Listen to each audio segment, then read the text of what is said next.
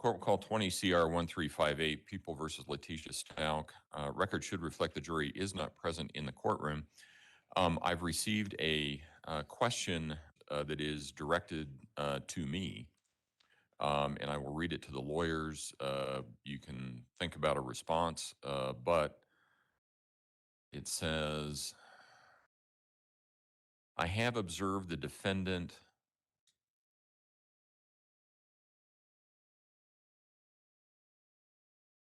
I think it's mouthing.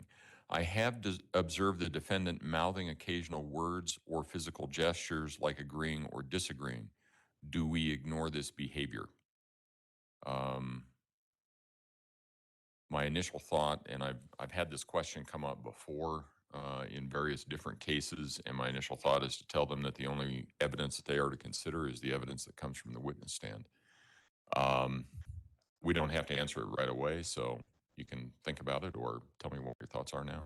Well, I do want to think about it more, but my initial impression is that I actually don't think that's 100% accurate. I think observations of what's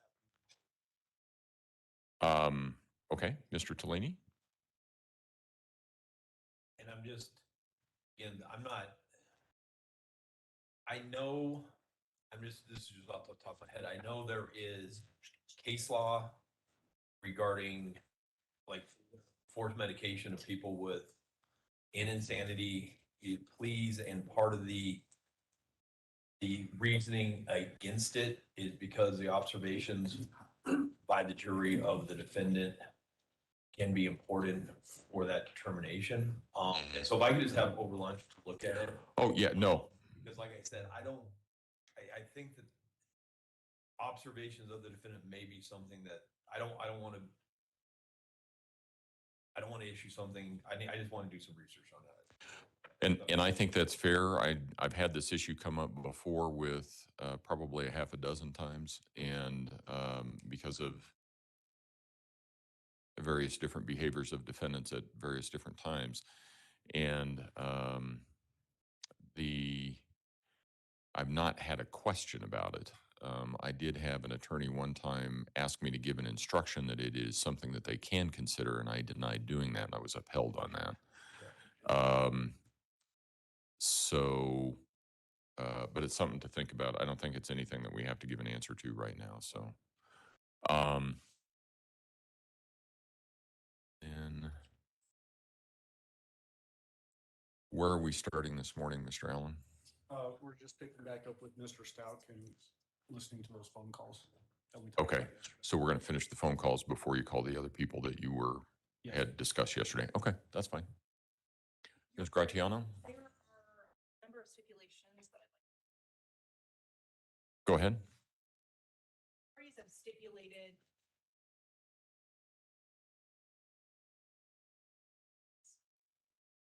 to include admission of evidence sent from Florida via fax to El Paso. Oh, all right. Okay. As well as GPS data from a budget van rental that is stipulated by the parties, including AT&T record custodian for all relevant AT&T.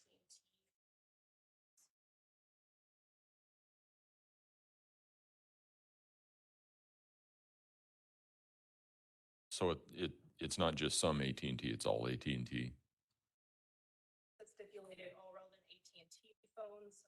Okay. Particular numbers. Okay. Additionally, Verizon records, custodian of all relevant Verizon phones. Parties have stipulated to those numbers and the records that are associated with them. All right.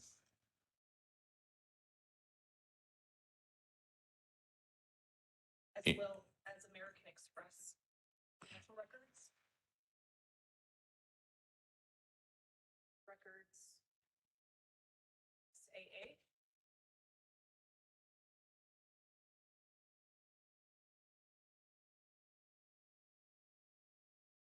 So the particular stipulations between parties. I will also put on the record, Your Honor, that the people did file notice of self-authenticating.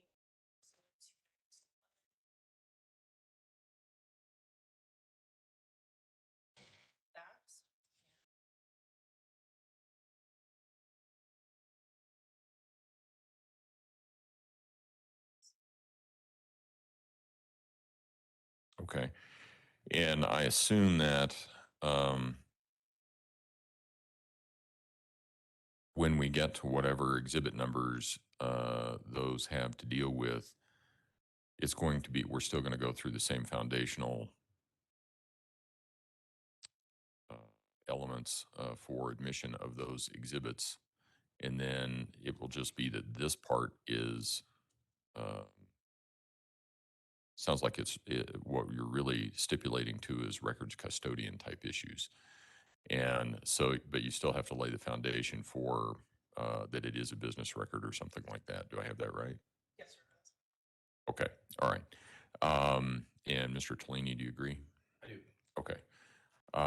So we'll take these up, I guess, as they, looks like it's primarily going to relate to phones and phone messages. So we'll take these up as we get to the exhibits and deal with it then, I suppose. Is there anything else that we need to address at this point in time? Prosecution? Yeah, Judge, thank you. You had asked us to give you heads up when we're going to get to some sensitive photos. Yeah. When we get to Detective Yoder and Macon Ponder, there will be some photos of the discovery of the suitcase in Florida, which will also include some photos of Gannon's remains, just so you're aware. So that's Detective Yoder and what was the other one? And then Macon Ponder. Macon Ponder? That's right.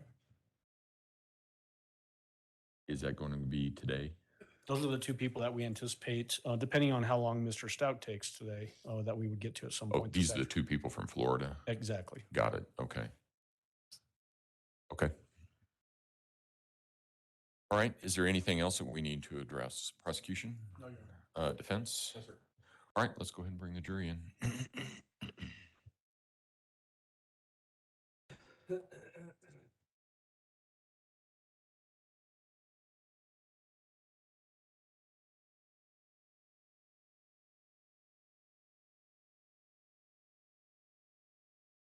Yeah, we're good. The lectern's on, but all the other ones are off.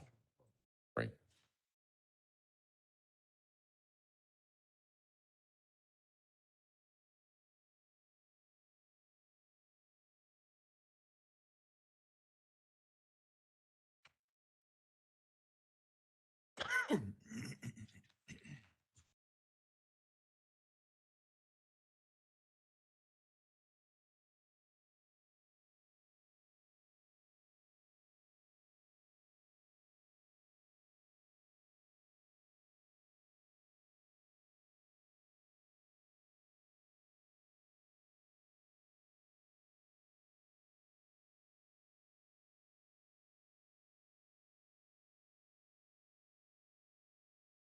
All rise for the jury, please.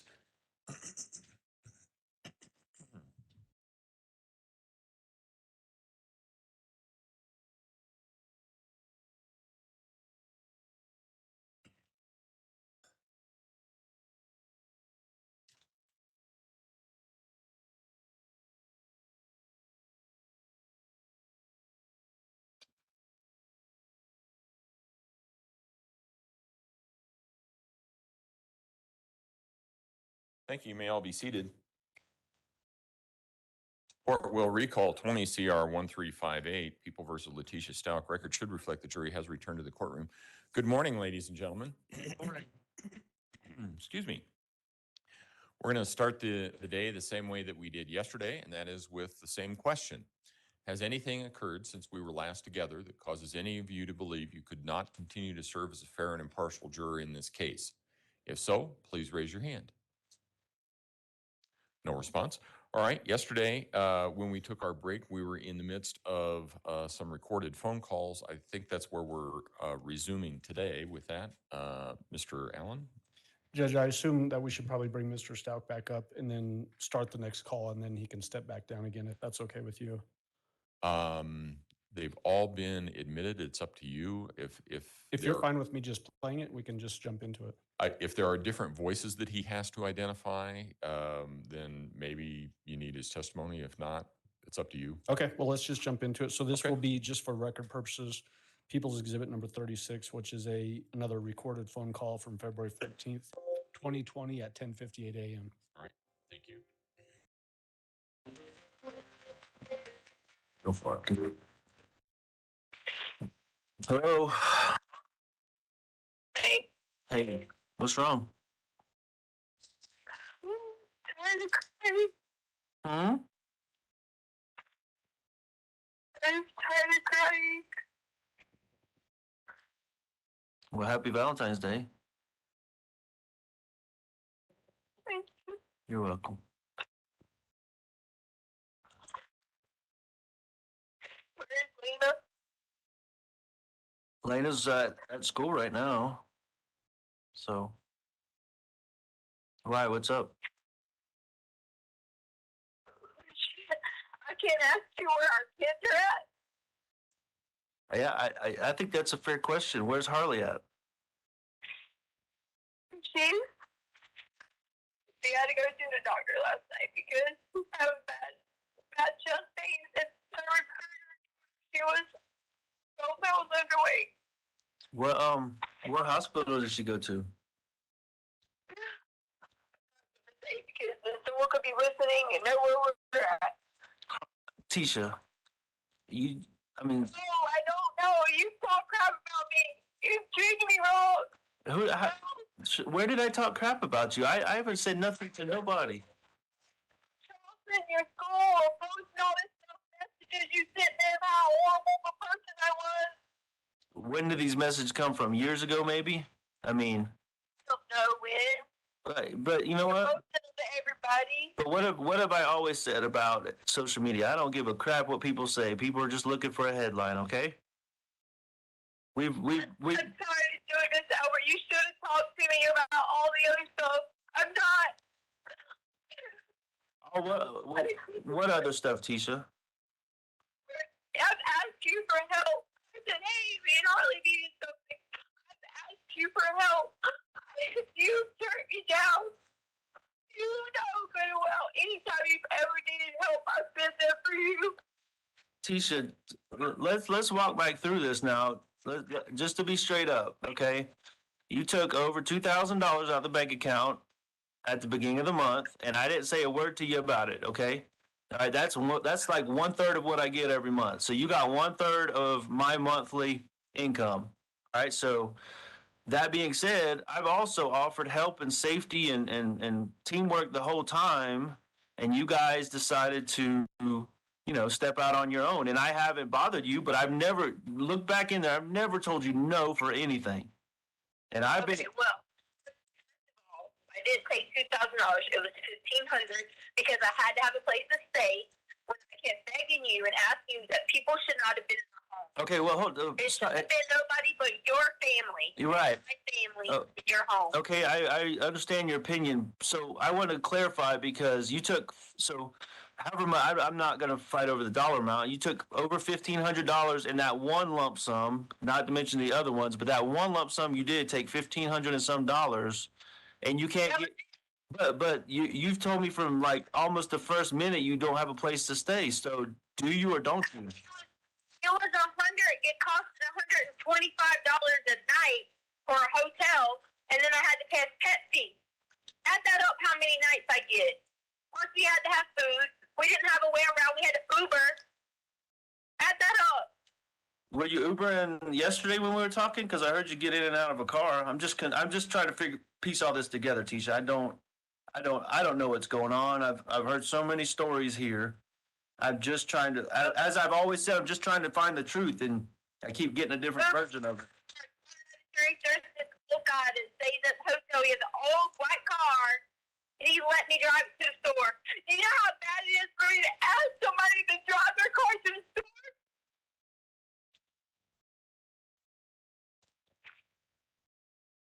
And in this effort to help you that I've been trying to do, you won't tell me where you're staying.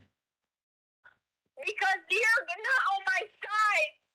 But you're not. You're on my side if you're talking crap about me. Tisha. If I call you and I try to talk to you, and you can't talk to me for being around other people, that's not my side. But you got to understand what I'm going through. I don't know what the hell's going on minute to minute. I don't know who's on whose side. All I'm focused on is Gannon. And I don't want obviously people, you see it on the social media, people are not happy with you. I don't know why. I don't know what reason they have or don't have, but I can't sit here and be talking to you, my wife, in front of all these other people, and then go through all the cussing and yelling and screaming and the drama. So I'm trying to respect you as well. And I need that in return. I need you to respect me too. And that, but no. I haven't talked crap about you. Okay, I've heard that you have not really said anything about me per se directly. Okay, but you did release some of those documents, or however they got out there. They're out there. Okay, but what I need you to do, you talk about respect. That's one of the most important things to me in my life is you respecting me, and you can respect me with the truth. And that's the bottom line. We have options to work through all this other stuff, all this other drama that's going on, but the truth is really at the options don't come into play until I get the truth. Okay, that's absolutely, and I know you're not going to like this, but that's a line in the sand that I'm not crossing. Okay, You already kicked me off my own car insurance and wouldn't even tell me. that's not true. My car, you That's not kicked true. me off there. That's not true, Tisha. You got an email. Well, You got email notification the same minute I did, so you got notified. Why Absolutely. did you not talk to me about this? Well, on February 8th, I didn't get any kind of confirmation that 2 of my vehicles were deleted, and there's no one else that has access but you. Okay, so you tell me what the truth is. No, they were all getting put in storage. So if it was done wrong, then that wasn't on purpose. Okay, fair enough. I'm not the insurance is not a point of argument to me. You have every right to call them back and put your just like I did. No, No. that's right. No. They said to me, you have to be listed as ex-spouse, so I had to be on a separate policy. Well, exactly. Okay, because that's where we're at right now. That's the line in the sand. Okay, the line in the sand is we have a gap between us right now. Okay, absolutely. And I'm not gonna sugarcoat it because I don't sugarcoat it with you. Okay, we have a gap between us. You can put a label on it however you want to, but that gap doesn't. There's no closing that gap. There's no initiating options or anything until we get to the truth. And I think I really feel deep down in my heart that we can work on this together. We do have options, but I think your list you sent to me is a great starting place. I think that is excellent that you're willing to at least talk about what options we have.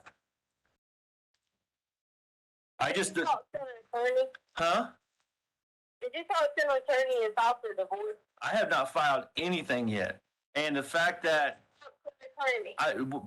I'll tell you the answer to that, okay? But the fact that you are reaching out to me like that, the way you did, say, like, did you go to this attorney and file this? That means you don't trust me. You don't have respect for me, and you got somebody watching me. Tell me the truth. Well, I did, and someone told me. Who told you? Do you not think it's all online in the social media that you told someone that and someone posted it? Who posted it? Because I haven't told anybody anything about that. Well, someone knows because it's online, just like it's online about some girl talking drunk about her best friend, and she's best friends with your sister, and that's what she said.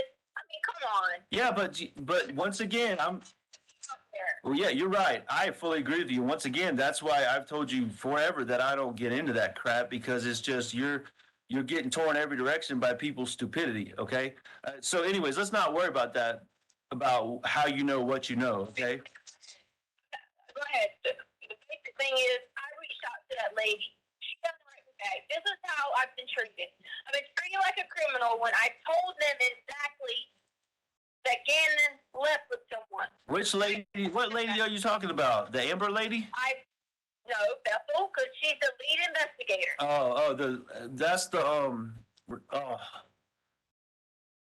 That's the blonde lady from Starbucks. Shit. The blonde lady from Starbucks. Yes. Okay. All right. The lead investigator. Okay. All right. I got you. Well, I mean, In contact with her. not since that first day. I'd be that first day when I told you I met with Mark for like, I don't know, 6-7 hours, and then she jumped in for like 20-30 minutes, or whatever that night, the day I got there, that Tuesday. Since then, and since we met her, and then she asked me a few questions, I really haven't had any interaction with her. So I've been dealing only with Mark. He's been my. Why did you why did you leave that day and not talk to me and go on my call? Leave what day? When you first talked to them that night and you were going to pick up people from the airport, why did you leave and not talk to me? I'll give you the straight up honest truth right now, because that at that point in the situation, and we're at the same point now, unfortunately, 3 weeks later, at that point, I was not getting the whole truth. Okay. And I'm not going to argue with you about that, because that's absolutely spot on. Okay. From me, you leave from me, everything's fine, and you just happen to get there and then you feel like you're not getting the truth. Oh, yeah, absolutely. Because there were some things that I was looking into on my own, which I've basically been doing for 3 weeks now, trying to sort through this on my own, that weren't making sense and weren't adding up. Okay. And just like where we're at now, yesterday, thank you for talking so long and walking me through your timeline. But even yesterday when we were talking, a lot of it wasn't adding up, and it still isn't. Like, there's 3 or 4 different versions of the Mexican guy now. He's Uncle Matt. First he was Mexican or whatever. I don't want to argue. I said he asked me, did he know Uncle Matt? Yeah. I said he wasn't Uncle Matt. All right. And I'm not arguing about that. I'm just telling you, these are red flags. You know how I am. When I see red flags, you got to convince me that the truth is what it is. Okay. So I'm sitting here last night on my bed freaking out, because I feel like some of that was the truth, but then some of it still was, a different version of the same story again. So what I really want to get to, Me, did I kill Gannon? That hurt. it hurt me to ask it, because you're my wife, and first thing I started with today was Happy Valentine's Day. That should tell you how I feel about you. Okay. But I need you to be here with me, support it. I am. I'm right. I'm right here. I'm right here. I'm begging you. If they give me immunity, I will help. Okay, but here. I can't get in trouble for it. Okay. Well, that's why I'm here. I'm trying to I'm not. You have the legal background. Okay, I don't have that knowledge. All I have is my recruiting time and the other stuff I've done. So you need to help me understand what you're trying to get. I don't understand what that means. Immunity, okay? Do you know what immunity is? Other than what I've seen on TV shows, I don't know. I need you to help me. That's what I'm trying to. Help me to get you to that point. Hello?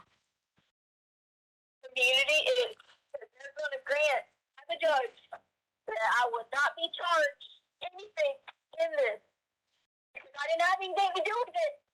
In return, that I will testify and I will give them the information of who has given, and I will testify against them. Okay. So you're saying, so I'm going to walk back through this so I understand clearly what you're saying. So there's no ambiguity or unknowns here. So you're saying you somehow know where Gannon is, or who has him, or how he got him, or something like that?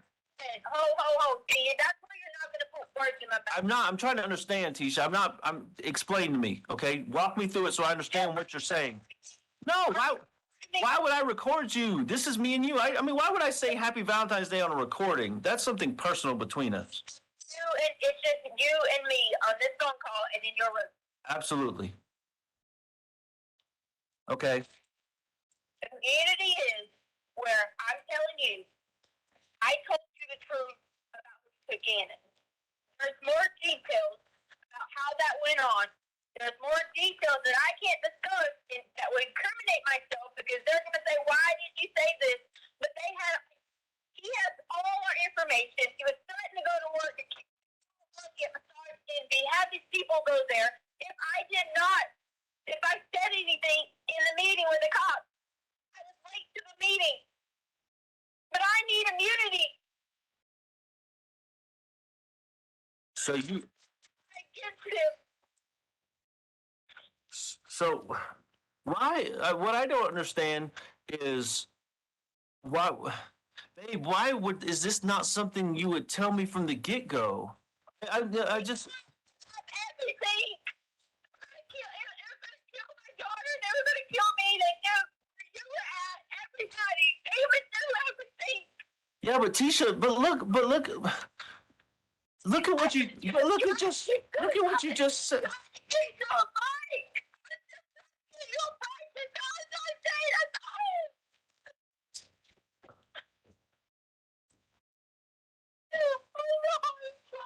But Tisha,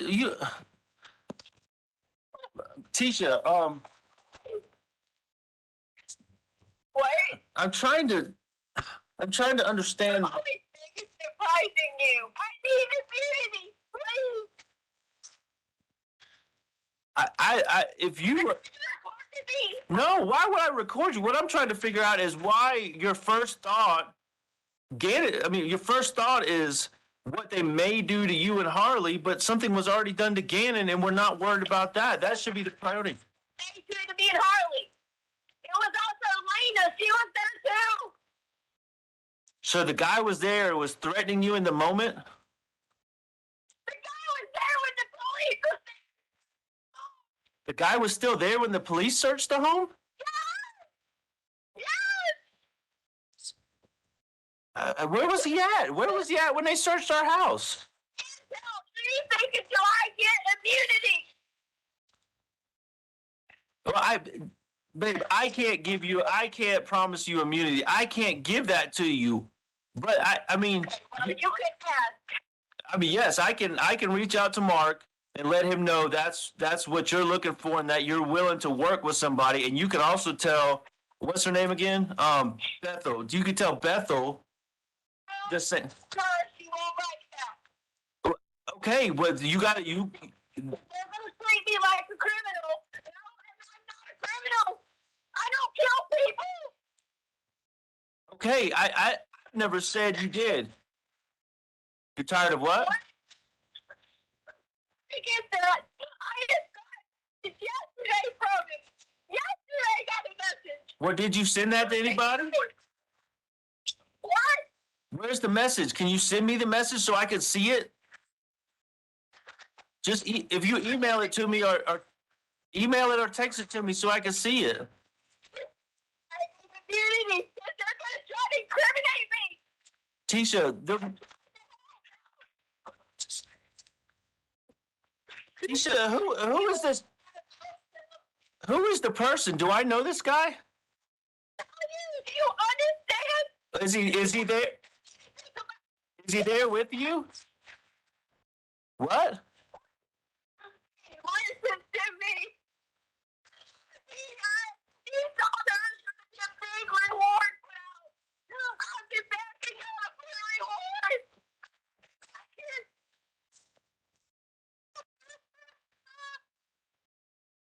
So I heard there's a reward coming out. That somebody said that the neighborhood's trying to do a reward. You are Mike.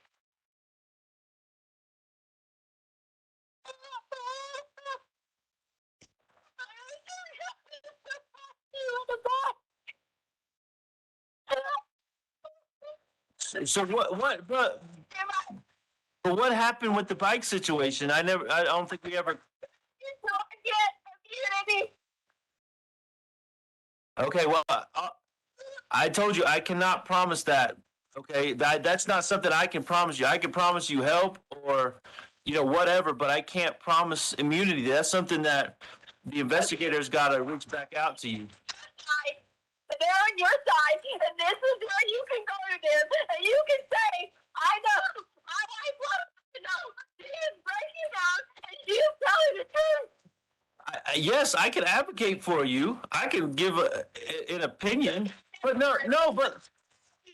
but listen, what I don't understand is you're treating me like the prosecutor here. Okay, you're treating me like I'm in court or the law, not like I'm our son's father. Okay, If but you get out there and you do it, I genuinely don't know. I can't even go anywhere because they think I'm going to tell. They release the reward. They're not going to do anything. They're not going to stop me. They're not going to stop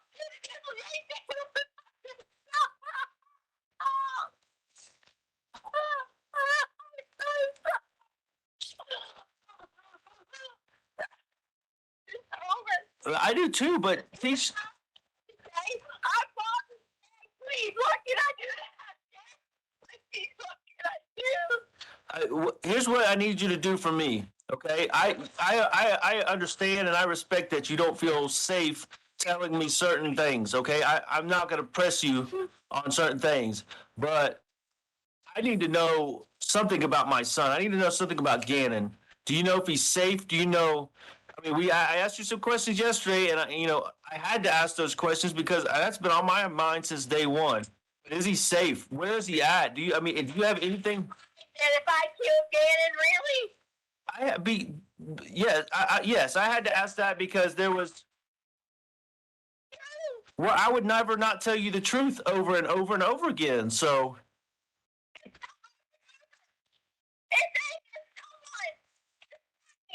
Your life, everybody else's life. You're terrified. You don't know what to do.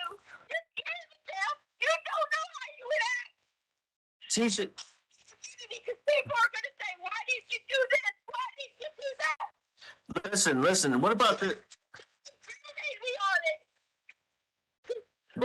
What about this? I'm trying to think of any way to cue the police to offer you immunity if they can. Okay, I'm trying to find a way to get them alerted to you might have some information. What if you told me just one key thing and I just called in on the tip line or something?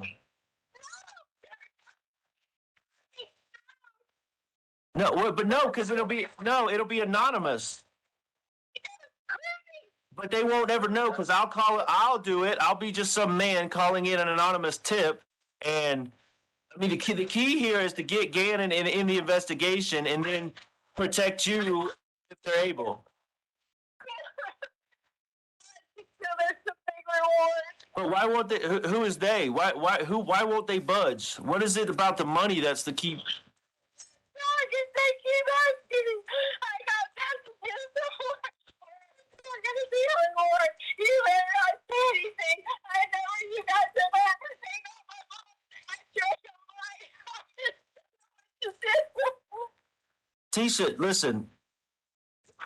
Despite how this is gone, you know for a fact you could always trust me, okay? I know you may be worried about your name getting out there from this information. I don't want anything to do with the media. I don't want anything to do with Facebook or social media or anything, okay? You know, because I've absolutely been off of that. That's why I'm saying I can give the anonymous tip if you just tell me something that'll help in the investigation, okay? That's the no. The police came. Okay. The police came. He was in the house. Where was he at in the house? I didn't know at the time. I thought they were going to find him because the guy was like, can we please search the house? And I said, sure. Okay. Terrified. Which is why I sent Lena and Harley to Dollar Store and all these places. Because I thought Gannon was hiding too. I thought he was hiding too. Okay, so you thought so the guy was in the house and you thought Gannon was hiding, so he hadn't taken Gannon yet at that point? No. Okay. All right. Well, that's huge. That's huge because now we can look at different camera time frames and all that, and we can look at different angles. Okay, that's huge that he was still in the house, and so that would have been police got there at what like? Like that. I'm I'm not making this up. not. No, I know. I'm trying to sort through this again. I'm trying to get you to this point to where Not anymore because they'll try to incriminate me for this. I need immunity. I think they give it to you because this is big that he was there and they missed it. Because then they're gonna want to cover their shit for not finding him. I can't hear you. What? I even put it in the car. I put it in that really store stuff. I tried. You did what? You did what?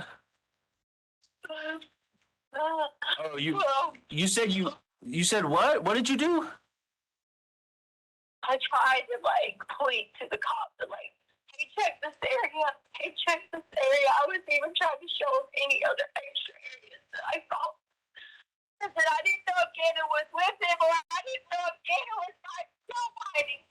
I didn't know at that point. Okay, but then you figured out. How'd you figure out he wasn't by himself? I'm not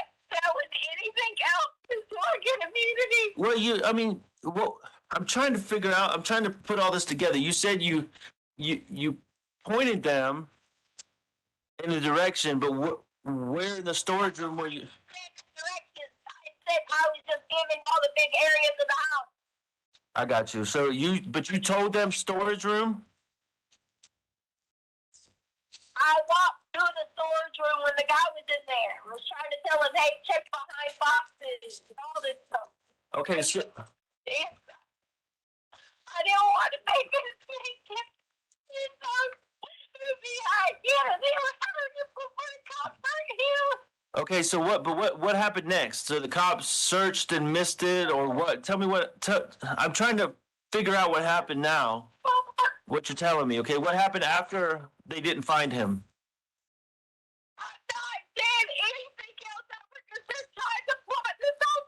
No, I'm trying to get some key breaking information that I can give an anonymous tip, like I told you.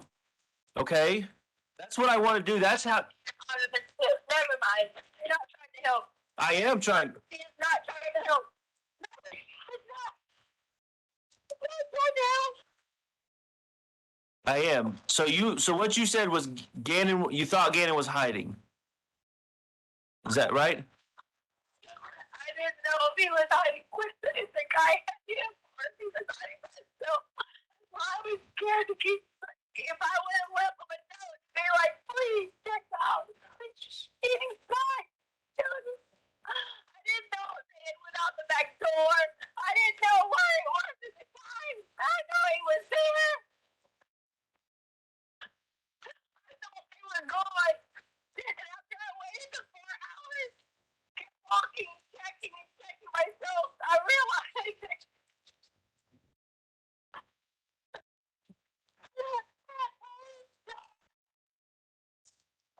I couldn't go back and get to the car because the car was in there.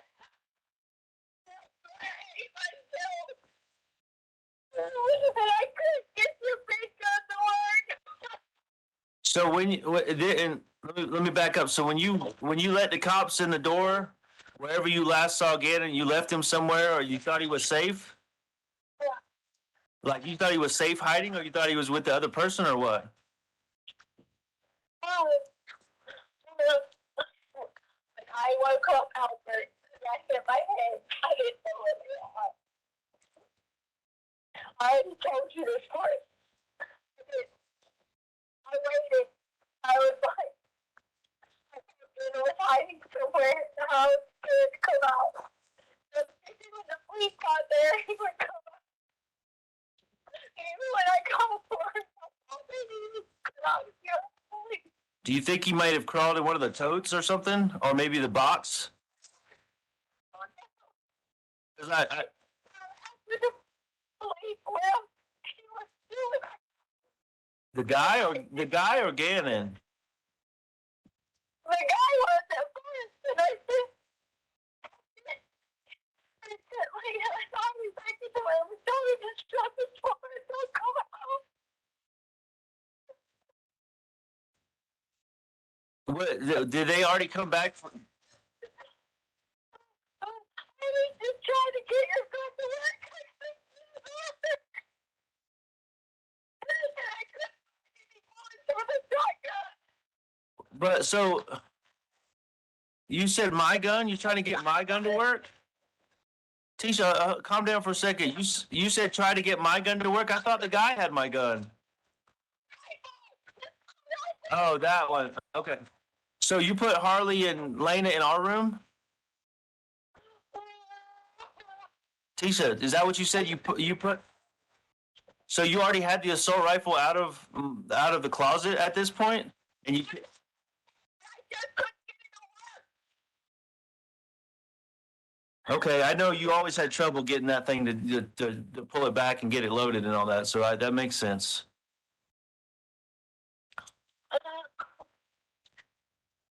So, I'm not going to be bothered. you're not going to what? How is this, what is key about this that I can call an anonymous tip that helps me find Gannon? You can call in and get the community. I can give you the guys the ID Tisha, you know I can't promise you anything. I'm not the police or the judge. I can't promise you immunity. I can put you in contact with them, and I've done that. Please call me back, please. Call me back. I will. I'll get as soon as we get done talking in a little while. I'll get on the phone with Mark and tell him to tell that lady to call you back and quit stalling or whatever she's doing. I don't know what the hell's going on, but Mark will get on it. He's always been. Call me back. I lied to him. He lied about his name. I got the piece of paper. And I told him I did. We were trying to get the bike. Right. Tisha, listen, I there's something that I can you can give me that can help fix this right now, okay? I don't know if you're willing to, I hope you are, but if you give me the name of the person, if I know this person, that I can fix it right now, okay? I guarantee you I can. Yeah, I'm not gonna I can't. Well, who is it so I can tell them who to be looking for to protect you? I can promise you that. Tisha, I can't promise you that. I know they will work with you, okay? I know they will. I just need the person's name so I can get Mark and tell them to go fully related to Chance or somebody. Is it Travis? Because I know you said he was abusive. They're gonna try to incriminate me. No, they're not. I don't know. I can't promise you anything. Listen, I will fight for you and fight with you if you're not involved in this and you give me this name. Is it Travis? Please. Listen, I'm gonna text Mark right now so you can hear me text Mark, okay? Because you can hear the little keystrokes. I'm gonna tell him as we're talking so we can get this ball rolling. To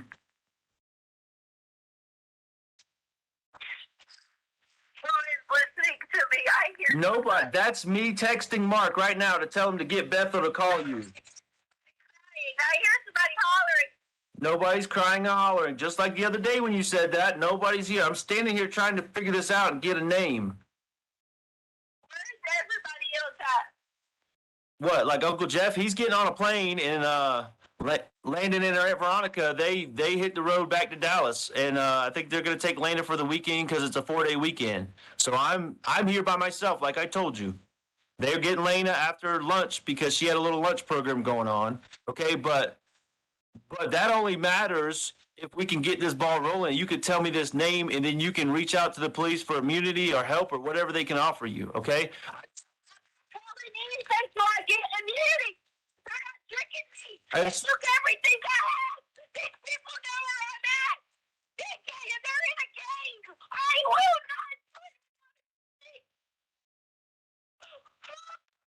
not. What kind of gang are they in? I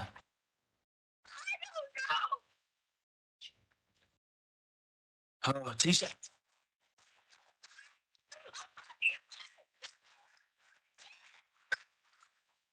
Well, what happened that ruined that? You know, that's another part I don't understand.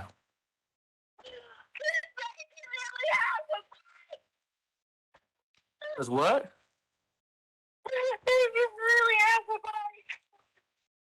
Tisha, so this guy, I know you're trying not to tell me his name, but after the police left, remind me, I don't remember. I know Harley and Lena went out to look. Did you go look for Gannon? You knew the guy was in there, or you didn't, or what did you do after the police left?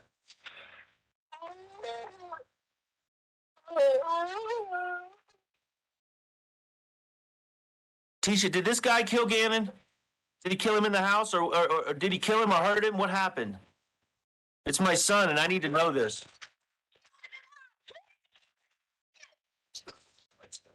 No, Tisha, not you. I'm not you. I trust you. I asked you that yesterday, and I trust what you're saying. I asked you, did this guy hurt Gannon, or did he kill Gannon in the house, or do you know if he killed Gannon or not? Unity. Tisha, I've explained to you, I can't give you immunity. I'm your husband. I'm not the police or the judge. I'll be back when you can figure out and I can grant me immunity because this truth ain't gonna stop. It's gonna keep going. And he's crazy. Tisha, there's only one way for this to stop, and that's for me to get the information to them, okay, through an anonymous tip, like I said. But I don't have any information to give them. Did this? I'm trying to tell you. Hey, this person, this person.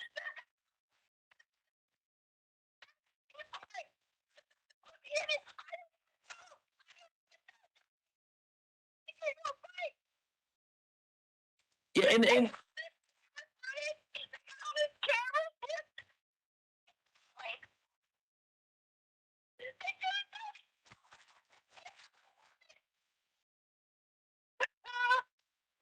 Tisha, I'm trying to fight for you here, okay? I made it clear I don't have the power to give you immunity. I have the power to help you. Call me back whenever you can. Tisha, they're not gonna listen to me, okay? They're absolutely gonna call me foolish.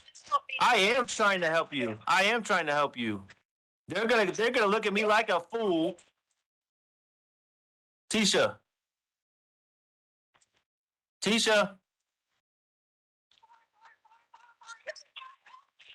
I can't hear you. You're not helping me, Albert. I'm trying to. Someone killed somebody. I don't know if anyone killed anyone. What then? What do you know? What's the guy's name? I gotta know the guy's name, Tisha. Okay, I mean, I'm trying to help you, but you're not freaking letting me help you, okay? All right, shut up. Well,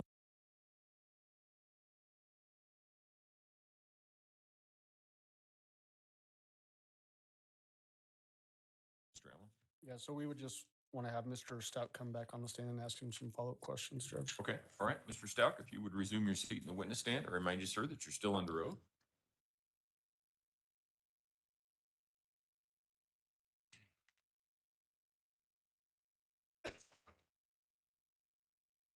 Good morning, Mr. Stout. How are you doing today? Morning. So at the very beginning of that call, you told the defendant Happy Valentine's Day. Did this call actually occur on Valentine's Day?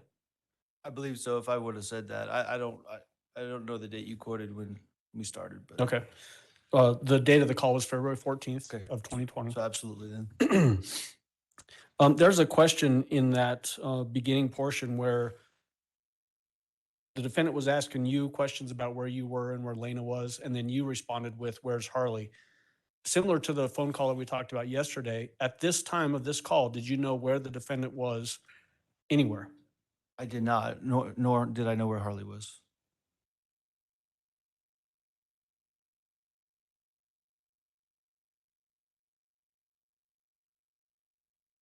When the defendant started making statements about the guy was in the house when the police came, in your mind, was she referencing when the police first responded to your house at 6627 Mandan Drive? That's what I assumed she was referring to, yes. Did you have any independent knowledge of them finding a man in the house when they responded on that day? I did not, no, sir. You, in that phone call, you also pressed multiple times for getting names or trying to figure out a way to identify a guy that she's talking about at the beginning. Did she ever give you a name or any identifying features of this person? Not in that phone call, no, sir. And then later on in the phone call, it changes into there's a gang that's involved. Did she give you any idea of this gang might be? I don't remember ever getting that information, no, sir. Ever? I don't believe so. Okay. In a big chunk of that phone call, obviously no way to know because you're not in the same room with the defendant, but did it sound like the defendant was crying to you? Based on previous experience with her, there was times when I assumed yes, she was crying, and there was times where I assumed it was fake crying as well. Or fake emotions in that phone call, yes. In that phone call? In that specific one, yes. So in your mind, you were thinking that some was potentially real and some was potentially fake? Yes, sir. In your mind, did you think that she was trying to manipulate you and the course of the investigation? Objection calls for speculation. Overruled. Yes, sir. One of the questions that you asked the defendant very specifically was whether she knows Gannon is safe. Do you remember that question? Yes, sir. Did you ever get an answer from her on that question? No, sir.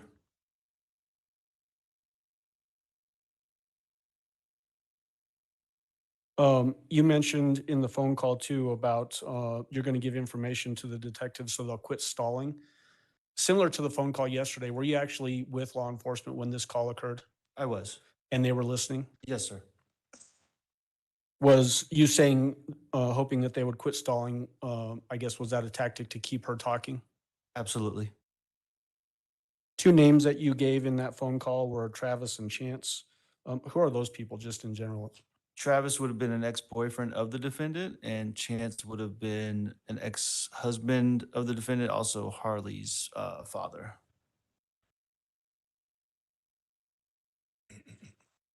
Did you ever have any indication that either one of those two names were involved in Gannon's disappearance? No, sir. Chance was deceased by that point, and no indication of Travis either at all. Okay. In relation to that, that gang reference, was there ever a gang that was after you and your family? Not to my knowledge.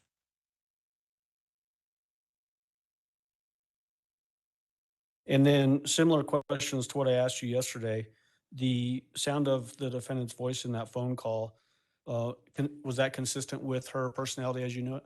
Absolutely. In this particular phone call, did she ever change personalities to a different personality? I was talking to the defendant the entire time. And so never changed voice inflections or No, anything sir. like that? Okay, thank you. So Judge, at this time, we would want to move into playing People's Exhibit 37, which is another recorded phone call on February 14, 2020 at 12:08 PM. This one's roughly 8.5 minutes long. All right, Mr. Stauch, you can go ahead and step down. Yes, sir.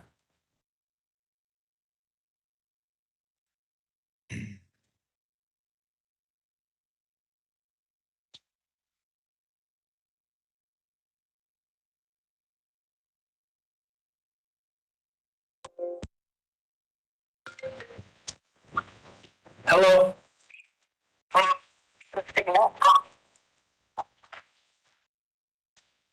Hello? Now what is I said? I can't hear you. Hello? I said it's the signal.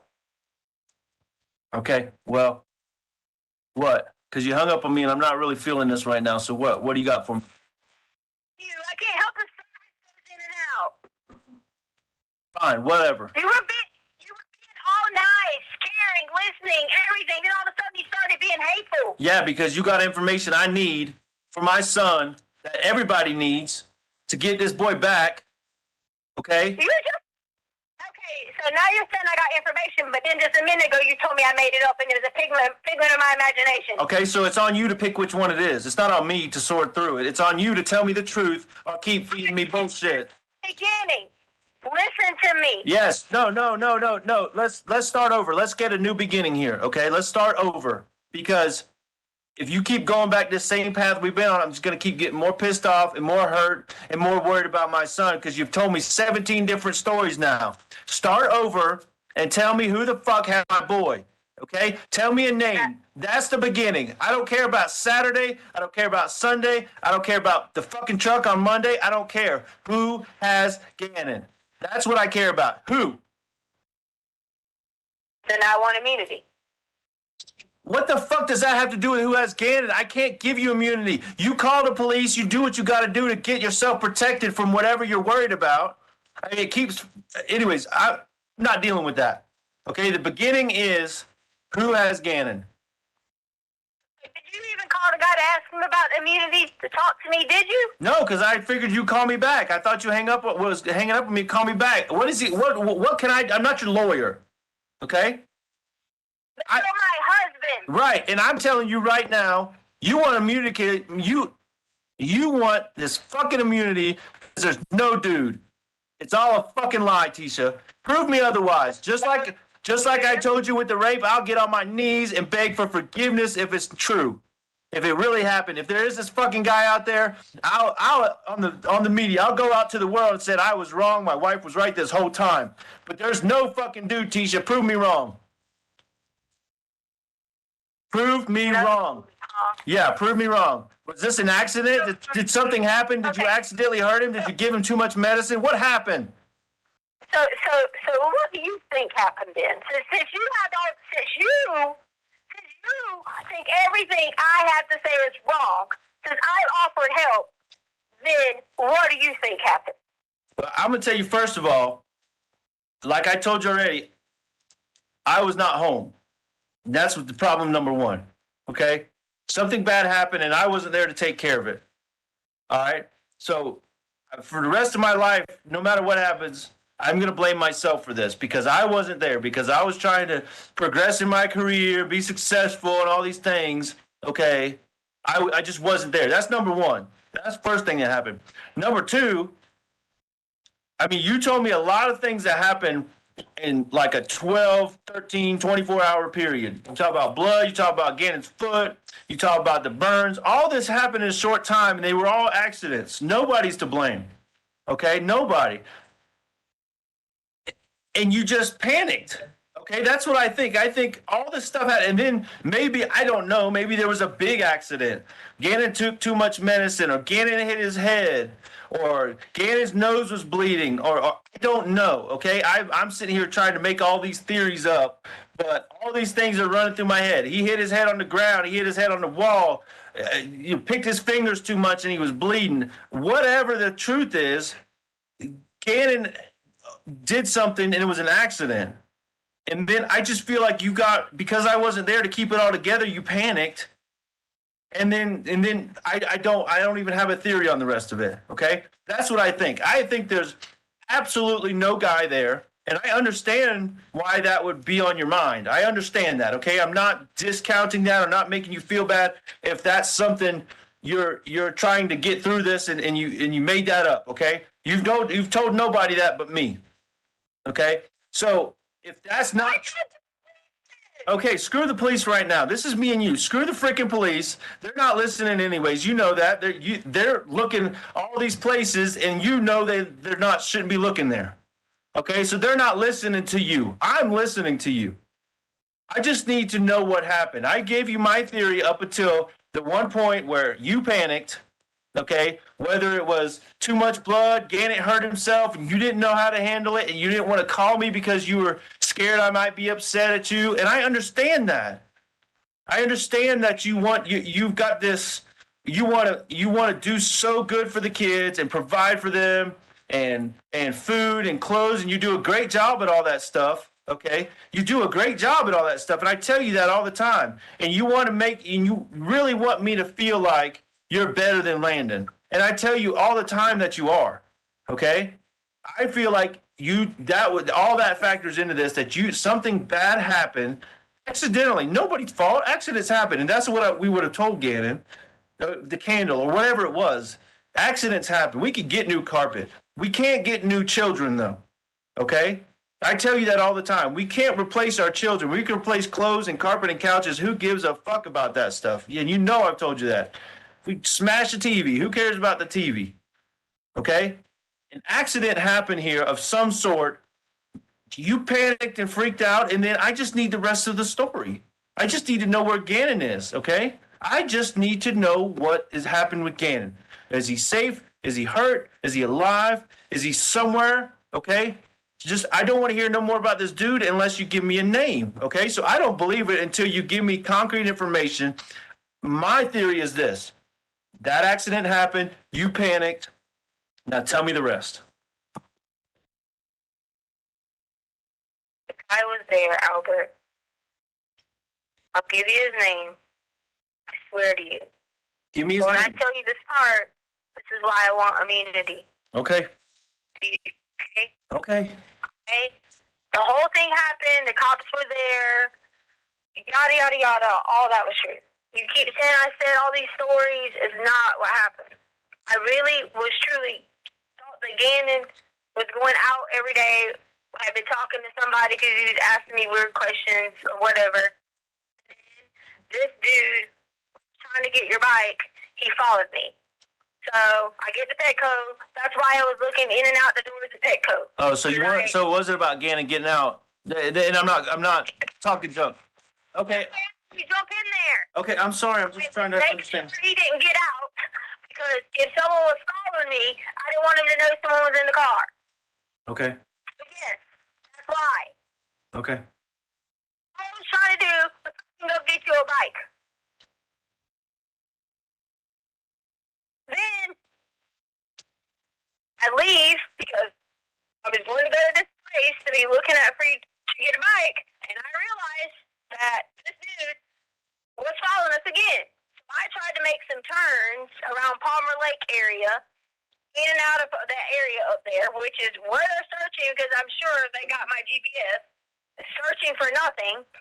And then, when I had to come up the little hump, where's this dude? Well, this dude is in your truck with us.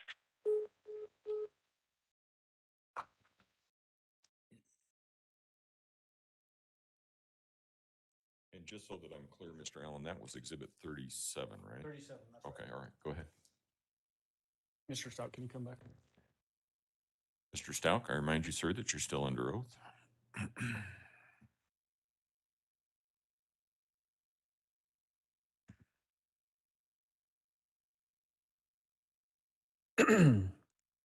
Mr. Stout, in that call, you said to the defendant, you want immunity because it's a lie, there's no dude. And then you said, prove me wrong. Did she ever prove you wrong? No, sir. You made mention of Gannon did something, an accident, and you panicked. What were you trying to do by saying those things to the defendant?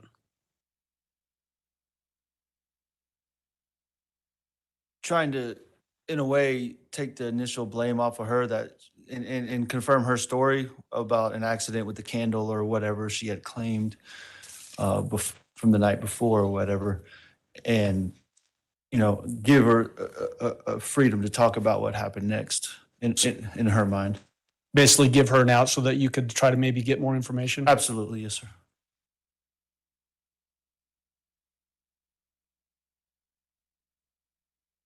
Towards the end of that phone call, the defendant made, again, mentions of some anonymous dude in the language that she used. Did she ever give you a name of who this dude was that she was referring to? Not in this phone call, no, sir. All right. Was that phone call consistent with her personality? Absolutely, yes, sir.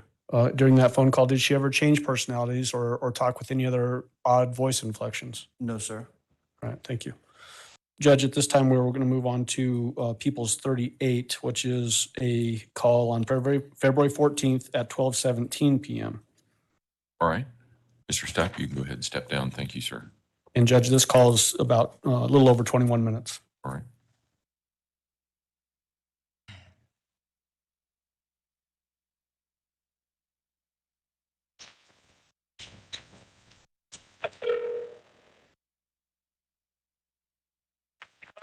What happened? I was talking away. Okay. Or did you guys hear? Something about you were at Petco and then you got in the truck and the guy was there or something? No. I asked them to go get the footage from outside of Petco. Okay. Not just the footage inside Petco. That's the footage we need outside of Petco. Because the guy followed us to Petco, and as I was pulling off to go to the Palmer Lake area, I was going to go look at the bike. Somebody was laying down in the road, acting like they were, I don't know, going to kill themselves or some crap. When I turned around and came back the other way, and this dude gets in the truck with us. I didn't have anything, knives, anything to fight anybody off or anything. I had to go like a normal time. Anna was crying in the back seat till he threw up. He threw up because he was so scared. He followed us all. He came with us all the way back to the house. Where's the footage showing people getting out of the car? Did you see that? Yeah, I saw it. Okay, who got out of the car? I mean, I saw you and then I saw the shadow that somebody was talking about. The side. The only footage I seen is the one that you said the guy got paid for. That's the only one I saw. Okay, so we get there, he's still in your car at this time. We all get out. The guy was with us the whole time. Okay. The whole entire time. I asked him, what did he want? He could take everything he wants. He could rob us. He could do whatever he fucking wanted. Have it all. There was a struggle. There was everything back and forth. Anna was asking, did I know his Uncle Matt? Because he was saying, whoever Uncle Matt was, you don't like Uncle Matt. Uncle Matt came in at. Oh, she had something to do with it. Because I was freaking out how he would know someone by this name. I told you this. Okay. The guy was there when the police came. I didn't know where Gannon was at. I didn't know if he was hid. I didn't know anything. I just thought I was terrified to say anything because he had the gun. And I was scared. What if he, Gannon, while I run up there and try to go get help? What if I leave to go get help and he's in here? There was nothing I could do to switch anything. My hands were tied that night. The girls were in the bedroom. My hands were tied to the little board that's on the back. My hands are tied there.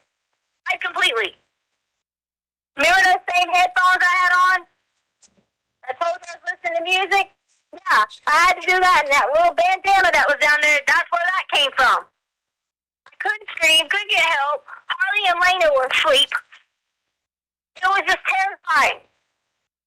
All I could hear was Gannon screaming. I didn't know what was going on. I didn't know anything. Okay, Tisha, can I ask you a question? Please? What? Why would you need immunity for that when the guy he's the perpetrator, not you? Why would you need immunity for this? Because I didn't tell him. Because you did, okay.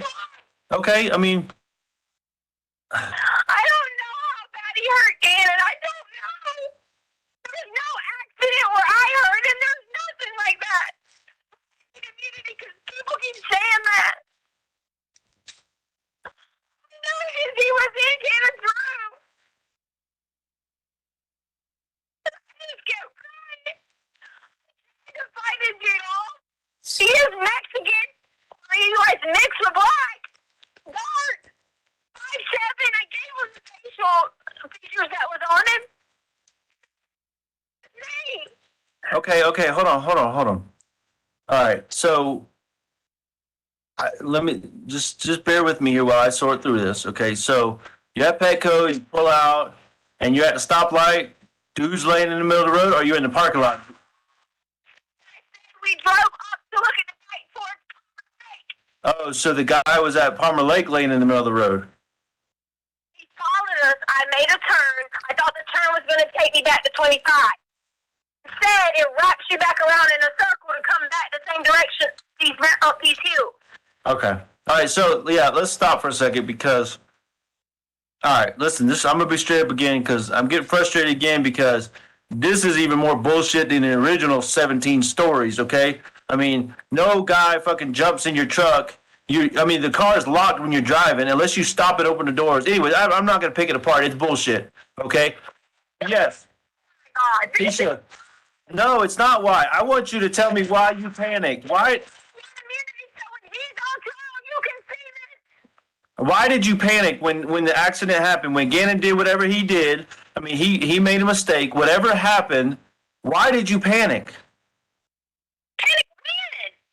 After Gannon was hurt, after he hurt himself, after he had an accident, after he banged his head or something, why did you panic?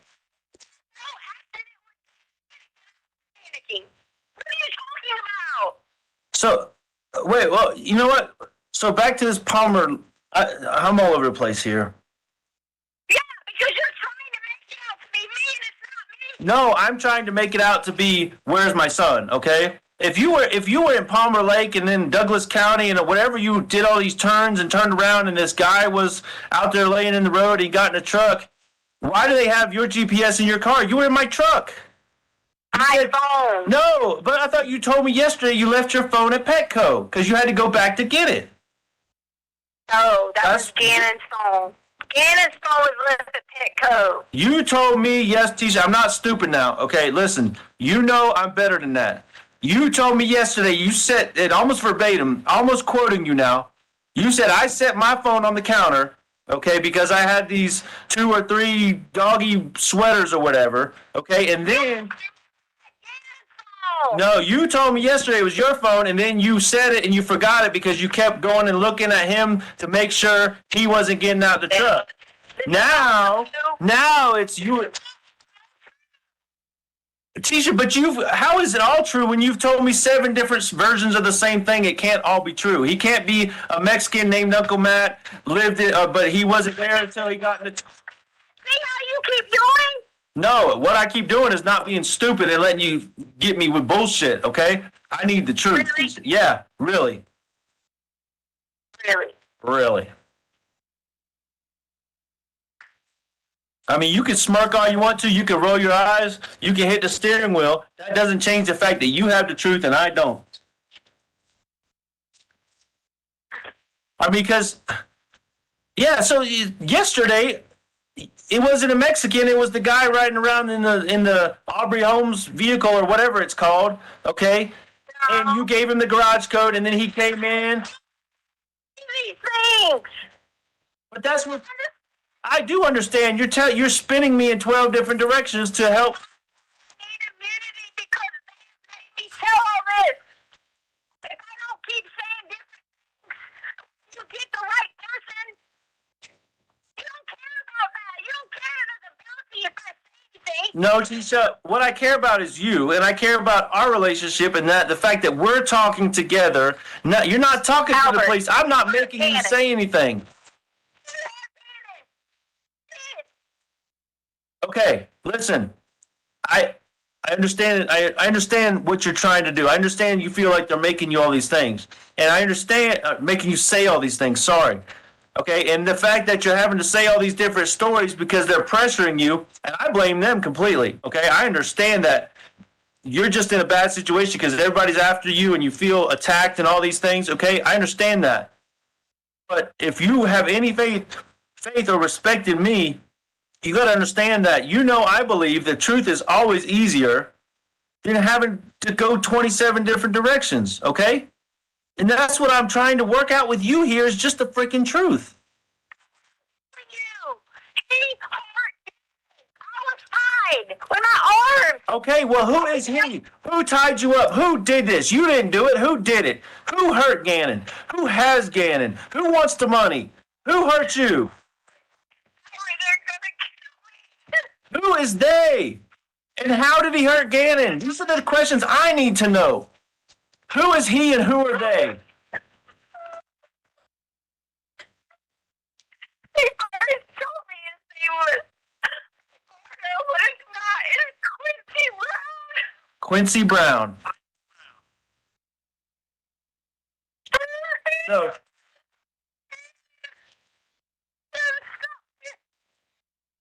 so Quincy Brown is the one who has him. What was he driving when he was following you?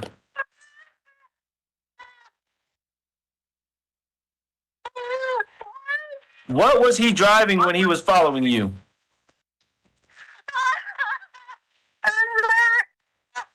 What?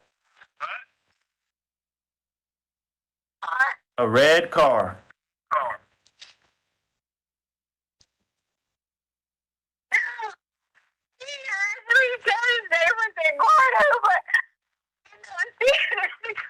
See, I think that's what I was saying. You're on it. The fact that you know his name, or he said Eduardo, but you found out his name was Quincy Brown, driving a red car.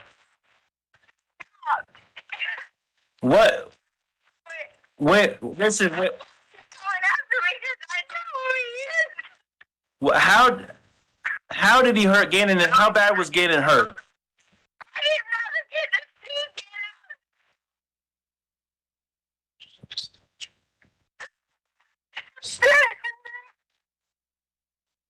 Say that again. You said. I can't hear you, Tisha. Try to calm down.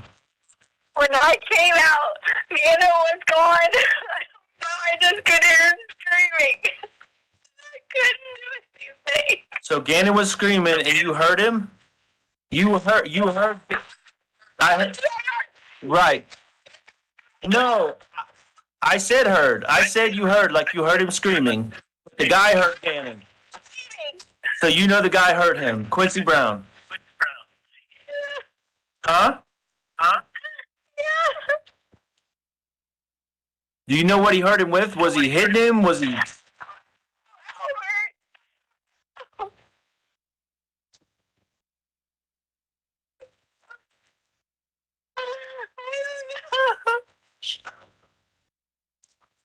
I came back in there. He started taking boxes out. Okay, so how do you know Quincy Brown? How do you know it was him? So He told me his name was Eduardo, but he came back in there taking boxes out. And I came Quincy Brown. I saw it. Oh, what boxes was he taking out? I thought he was going to rob our house and take things. So he had an ID on, and what did you see anything besides his name, like a company or something? Quincy Brown. It was his pocket. He had his big baggy pants on, and in his pocket, the paper fell out, and on top of the paper was his ID, and it had his picture, Quincy Brown. Okay, all right. But what kind of boxes? What boxes was he taking out? Was he out of the storage room? What? I mean, what? In the storage room. Oh, you were in the storage. Do what? You did. That's the first you told me that you were in the storage room. He tied me in the storage room, and I couldn't come out. I just did that. I'm sorry. You were crying and screaming. I couldn't understand that part. So now I know you were tied up. You couldn't do anything because you were screaming and you had the bandana in your mouth. You were tied up. Is this after the police left and after Gannon and him were in the storage room, or before that, or what? It was after the police left late that night. I couldn't hardly. Okay. I realized that he was still in the house. Really, laying in the room and told him to shut the door and don't come out. Okay. All right. So what boxes was he taking out of the storage room, or what? Okay, well, you brought that up, so that's huge. I mean, if he's taking boxes, what was in the boxes? I'm just trying to sort through all this, okay? Empty boxes, okay. So back up. Gannon and this Quincy Brown guy, they were in the storage room the whole time, and you were trying to point the police to the storage room? I never told you that. I said when the cops went to the storage room, I was trying to tell them, hey, there's a bunch of boxes piled up here. I even went to the little Christmas closet and was like, yeah, please look through there really good. But you did say that they were in there and that you tried to direct them somehow to the storage room. You did say that. Not what I said. That is not what I said. Okay, maybe I'm paraphrasing. Maybe I'm paraphrasing. Telling him where hiding places were in the storage room. Then where the fuck were they?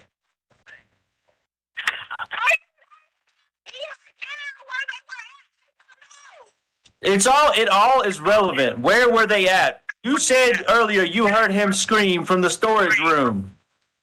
Okay? Where were they at? There was no screaming when the cops were there. What are you talking about? You know, honestly, I'm kind of getting fed up because you know what? Yesterday, in the 3 previous versions, okay, it all happened in Gannon's room. Now it all happened in the fucking storage room. Make your mind up. You banged your head on Gannon's table. You were raped in Gannon's room. Gannon was beat up. He was high-fiving the guy. He was jumping on him. He was loving him. Uncle Matt, he was a Mexican. It all happened in Gannon's room. Now it happened in the storage room. God damn it, Tisha, make some sense out of this. That is before the police got there, Albert. What time did all that happen? What time did that happen? You asked me about the police got there. Tisha, to me, this is all bullshit because none of it makes sense. None of the timeline adds up. Every time you tell it to me, there's more and different details.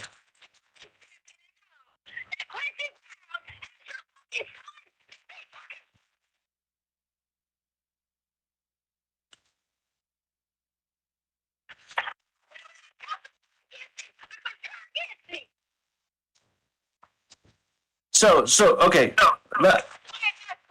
Yeah, fine. I have my life on the line. Go get your fucking immunity. I hope you get it, because I don't want nothing bad to happen to you. I don't want nothing bad to happen to nobody. I want my son back. I'm trying to help you get him back. So at what point did you call the police? The guy was with you. He was in the house. He was just letting you call the police? Because you said he was in the truck. Well, you, him, and Gannon were in the truck, come back from wherever the fuck you picked him up on the side of the road, and he just jumped in and said, "Here's a hamburger, take me home," or something, whatever. Okay? Yeah. I'm being a goddamn smartass because this is bullshit. Okay? So you're all in the house and you're just drinking sweet tea, and he's like, "I'm holding you at gunpoint, but go ahead and call the police, please." Right? That's your story. That's your story, Tisha. That's your story. Because initially he was already in the house when you got home with Gannon. That's what you told me initially. I am listening. Okay, so all right, so assume I believe you now. So Quincy Brown is the one holding Gannon for all the money, and you didn't tell me. So now, all this 3 weeks now, you've known who has my son. You've known he's out to get you or after you or whatever. And you think I'm going to be okay with me just finding this out after I've been crying my heart out for 3 weeks now? You think that's cool? Because you're worried about your immunity? Because I'm worried about my what? Immunity. That's all you said all day long after yesterday when you told me 7 different stories. Today it's immunity. And now I find about Quincy Brown in a red car with boxes, has my son, and he wants money, and you never told me about it. It's like we're playing fucking Clue here or something. Or Who's Who. And yes, I'm being a smartass because I'm tired of this shit.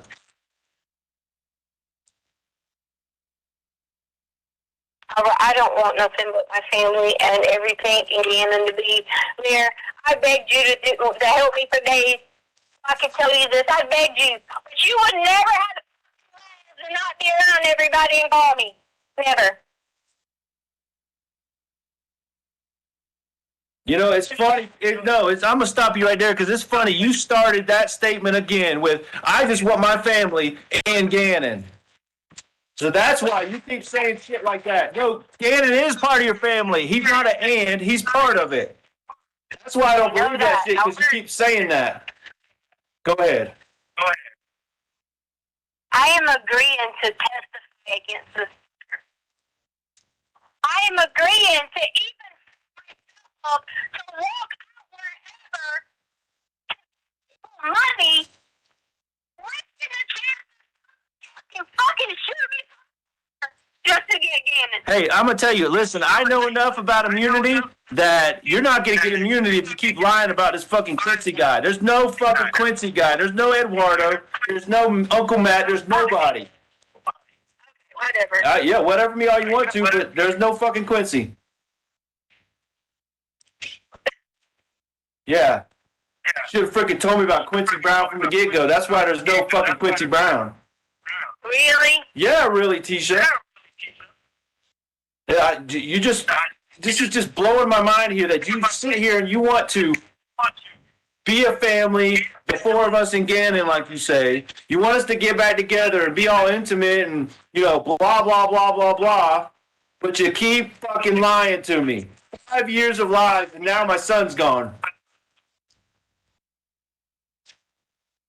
Where is Gannon, Tisha? Where the fuck is Gannon, Tisha? Quincy Brown. Where? Where's Quincy Brown? He's obviously, you know something about him. Is he in town? Are you in town? Is Gannon in town?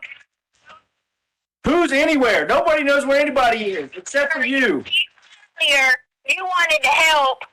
You wanted to listen so we could go have him arrested. But now you don't have any interest in this. I do. I'll let them know as soon as we get off the phone. Go look for a 5'7" Mexican guy named Uncle Matt that changed his name to Quincy Brown, that works for the home developer, that his ID fell out of his pocket, and he's out there with my son. I'll tell him all that. I found out who he is. But you said you knew him. They're after me. Oh my God. Where's Gannon, Tisha? Quincy Brown took Gannon. You almost said his name different. Okay, is it Quincy Brown or Brown is what I said. where is Gannon?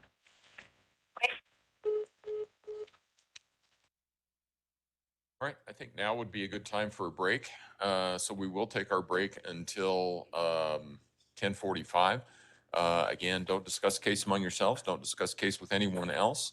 And we'll see you at 10:45. All rise for the jury, please.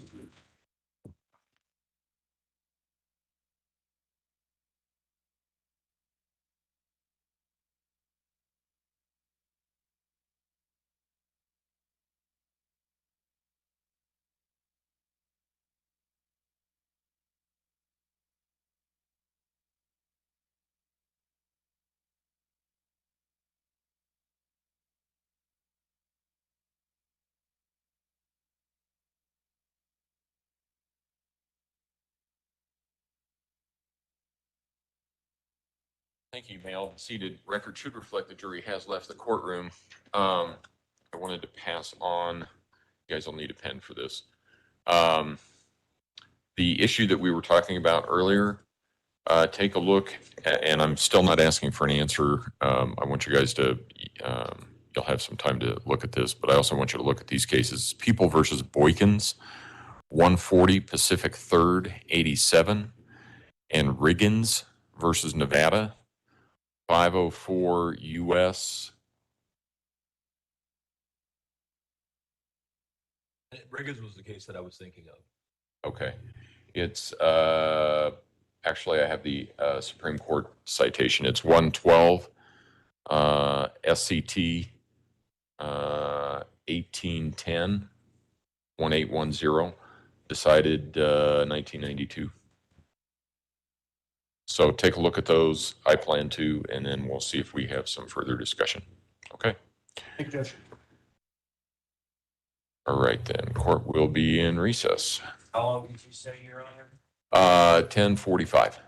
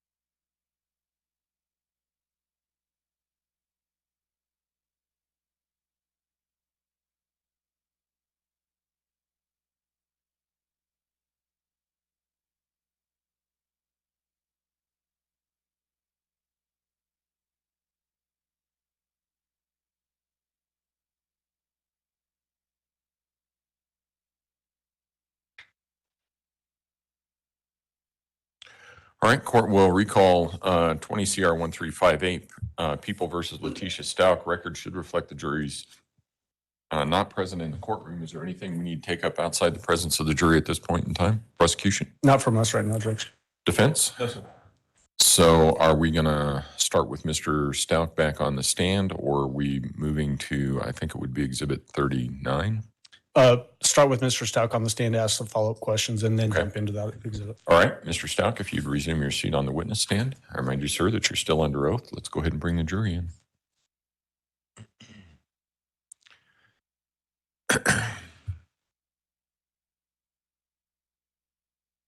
Oh, okay.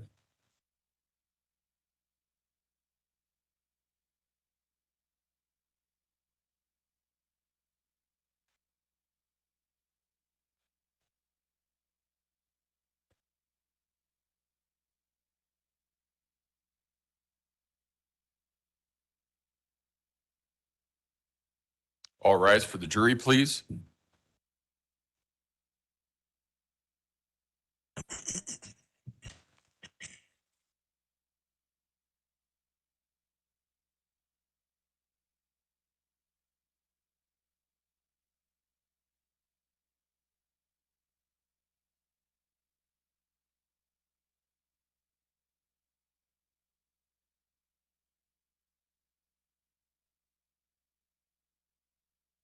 Thank you. May all be seated. Court will recall 20 CR 1358, People versus Letecia Stauch. Record should reflect the jury has returned to the courtroom.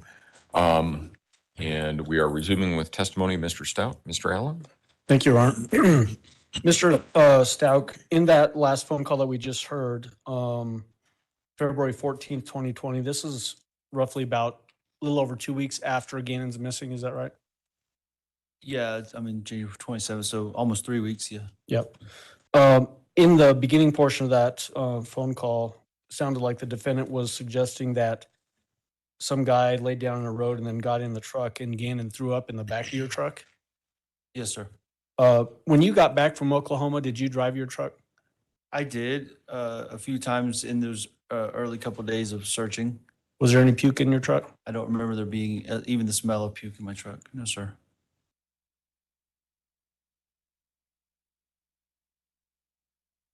In that phone call, you started to press her to get details about whoever this guy was, this dude that she keeps describing. And in the call, it's just she uses a Mexican or a black, dark, found out his name. You mentioned the name Aubrey Holmes. What was that all about? That would have been in the Lawrence Ranch neighborhood. I used to see a van, somewhat of the neighborhood headquarters or whatever. That's the home builder, maybe. I don't know specifically, but yeah, that was just a van or cars roaming around the neighborhood for supervision or whatever.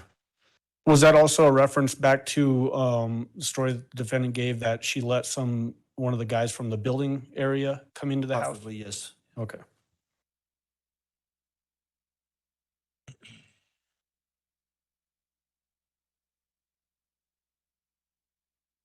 And then during this phone call, we hear the name Quincy Brown. Was that the first time you'd heard the name Quincy Brown? Yes, sir. Did you know any Quincy Brown? No, sir.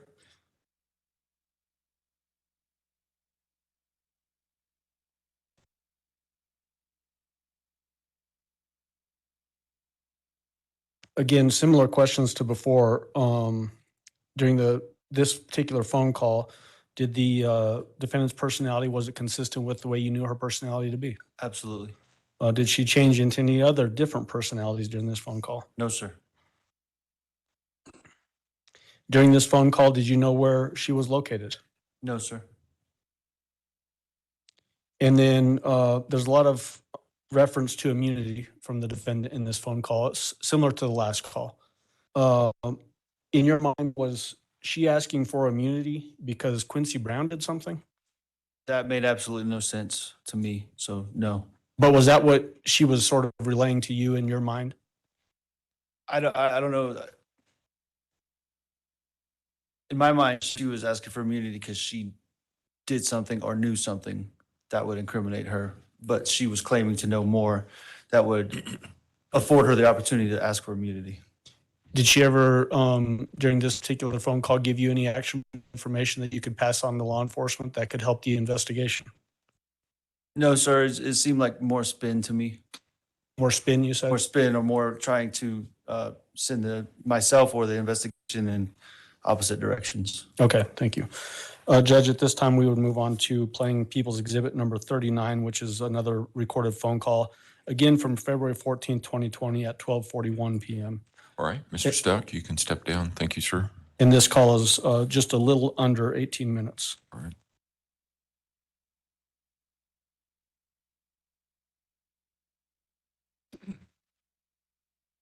That's right.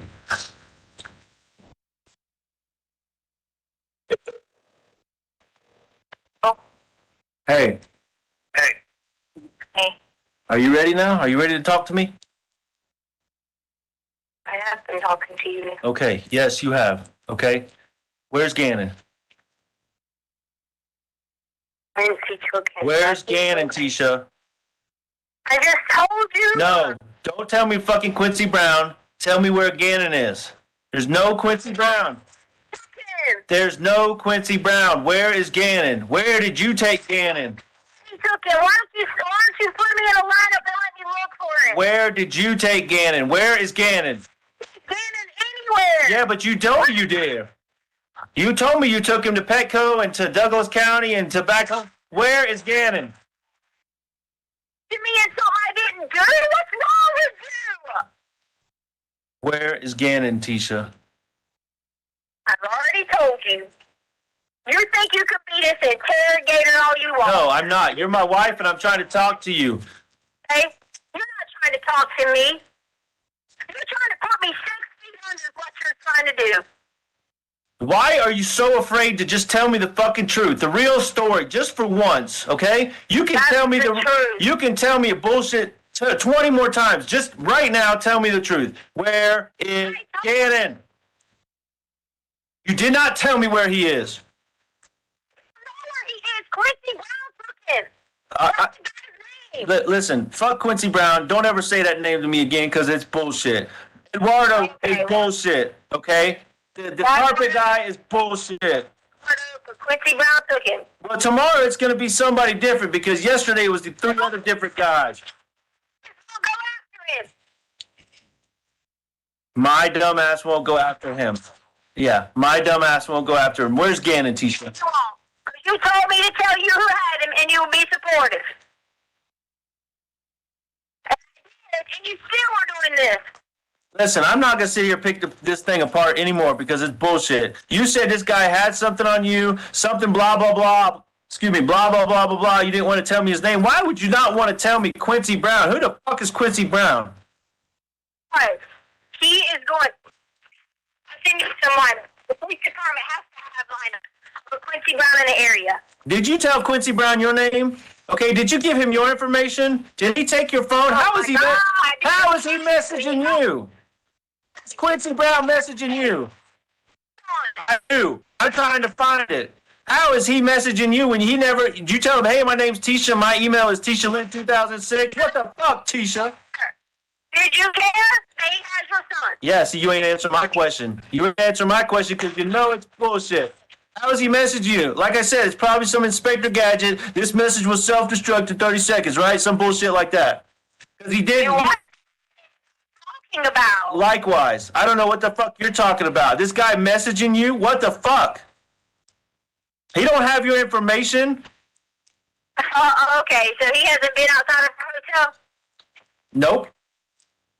Okay, then you're an idiot. Throw another one at me. What else hasn't he done? He ain't done shit. Because Quincy Brown don't fucking exist. Maybe they need to check you and Landon since your goddamn won't go look for it. Yeah, have them check me and Landon. They got all my shit. I turn all my shit in. My car, my phone, my email, my everything. They got all my shit. Well, they have all mine too. Okay? So I ain't worried about shit. Give me a place to look for Gannon. Tell me where he is. I don't know. I'll go fucking look for him. What does Quincy Brown even look like? Is he the 5'7" Mexican? I mean, come on, goddammit. Come on. How is he messaging you? You never answered that question either. I'm getting messages. Ooh, so mysterious. That's because someone sends you messages, Albert. Doesn't fucking mean it's social media or anything like that. I didn't say what it was. I asked you what it was. Certain ways. So. You even called it into the FBI. Oh, okay. Hey, there's this dude, blah, blah, blah, following us. Hey, there's another people following us. I've tried to help y'all. So listen. I didn't tell you from the beginning who Quincy Brown was. Yeah, right. Trap is that kind of shit. Yeah, because you knew I wouldn't believe you because it's bullshit. So you're telling me this motherfucker came in or got in the truck, come home, beat the shit out of you or whatever he did, beat the shit out of Gannon, took Gannon from the storage room or whatever the hell that's all about, and took him, and now he's got. I'll send you a picture. And now he's. Yeah, send it to me. Send that shit to me right now, okay? Send me fucking Quincy Brown, okay? Because you're telling me this dude is out there. He knows you know what he looks like, and he's following you, trying to do whatever he's gonna do. He's got everything he needs. You know, release a reward. But you said that he's following you. Yes, that's the reward. When are you gonna send me this damn picture? I just sent it. See? Dark skin, mixed, his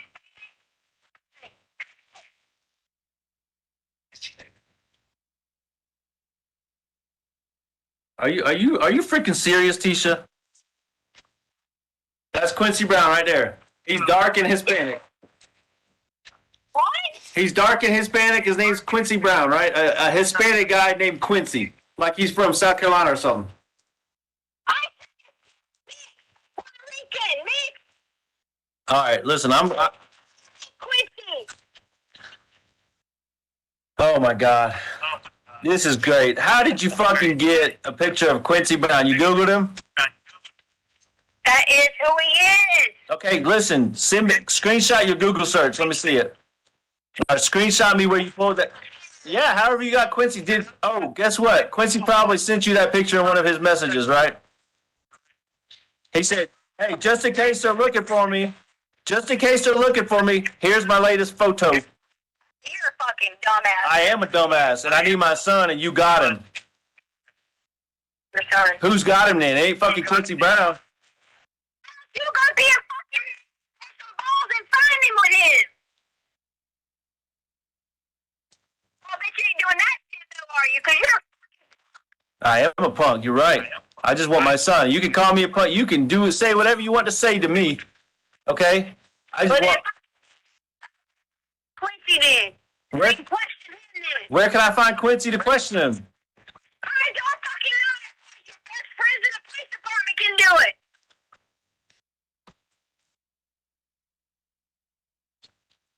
You're killing me, Tisha. I'm not killing you. Well, where's my son, Tisha? This is the same fucking bullshit conversation we had for days and weeks about that $8,000 you took from me. And I said, where's the money? Where's the money? And then 2 weeks later, oh, I took it. I'm so sorry. Blah, blah, blah. It's the same shit we're doing again. You dumbass. Yeah, I am a dumbass, but it's the same fucking conversation. Where's my son, Tisha? Quincy hasn't. Quincy, do you know him? Fucking go find him. Apparently you do, because he's got something against you. Okay? Yeah. You to talk to me to help me. Hey, guess what? I'm calling bullshit. I just Googled that shit, and that's a fucking mugshot like I find Mike Hyatt on. Mugshot. Way to go, Tisha. You found Quincy Brown on a mugshot. God damn it. This is just getting better and better and better. It's a mugshot because he's probably been in jail before, you dumbass. Yeah. So he just picked you out of the blue because you just happened to be in Douglas County up there, and he was laying in the street. And Quincy said, "Oh wow, that looks like an easy target. I'm gonna steal her son and rape her and go all the way to freaking wherever." And then how did he leave? Nobody saw him leave. What the fuck are you talking about? The cameras at night, you dumbass. Oh, that's right, because he was there till midnight while the neighborhood search party was going on. Come on, The Tisha. neighborhood search party was not even going on at that time. Okay, guess what? I know that's false. They searched all through the night, Tisha, while you were sitting your ass in the house. You were sitting in the house, sending Harley and Lane out to look for him. The search party of the fucking neighborhood was out, and Quincy Brown was out there, and nobody saw him. I tell you what you're going to need to do. You're going to need to figure out what you're going to do when they find Gannon. Because that's what you need to worry about. When they find Gannon. When they find Gannon, Really? no matter what's happened to the boy or where he's at, when they find him, you better get to step in because you got to worry about what's going to happen. Okay? Really? That's Yeah. a threat? Because, No, I'm telling you about the police. okay. If that's how you want to take it then, and you don't want any help, then Yeah, fine. because we're going to find him. And how the hell would you know they're barking up the wrong tree? You keep saying they're looking in the wrong place. You don't ask me. I'm the wrong tree. But that doesn't make any sense. They're looking where you supposedly told them Quincy Brown got in the truck at. What the fuck, Tisha? That's the exact tree they're looking at. I said me. I was talking about me. Yeah, but you keep I saying don't. no. That's not true. You said There. He hasn't. you told me yesterday they're looking at Palmer Lake and Douglas County and in all these fields and they're barking up the wrong tree. That's what you told me, not anybody else. You dumbass. He hasn't in Colorado Springs. Where at? How do you know where he's at if you don't know Quincy Brown? If you're not involved, if you don't know what's going on, Not involved. you just fucking told on yourself. You just told on yourself. You know where Gannon's at and you're fucking lying. I don't know where Gannon's at.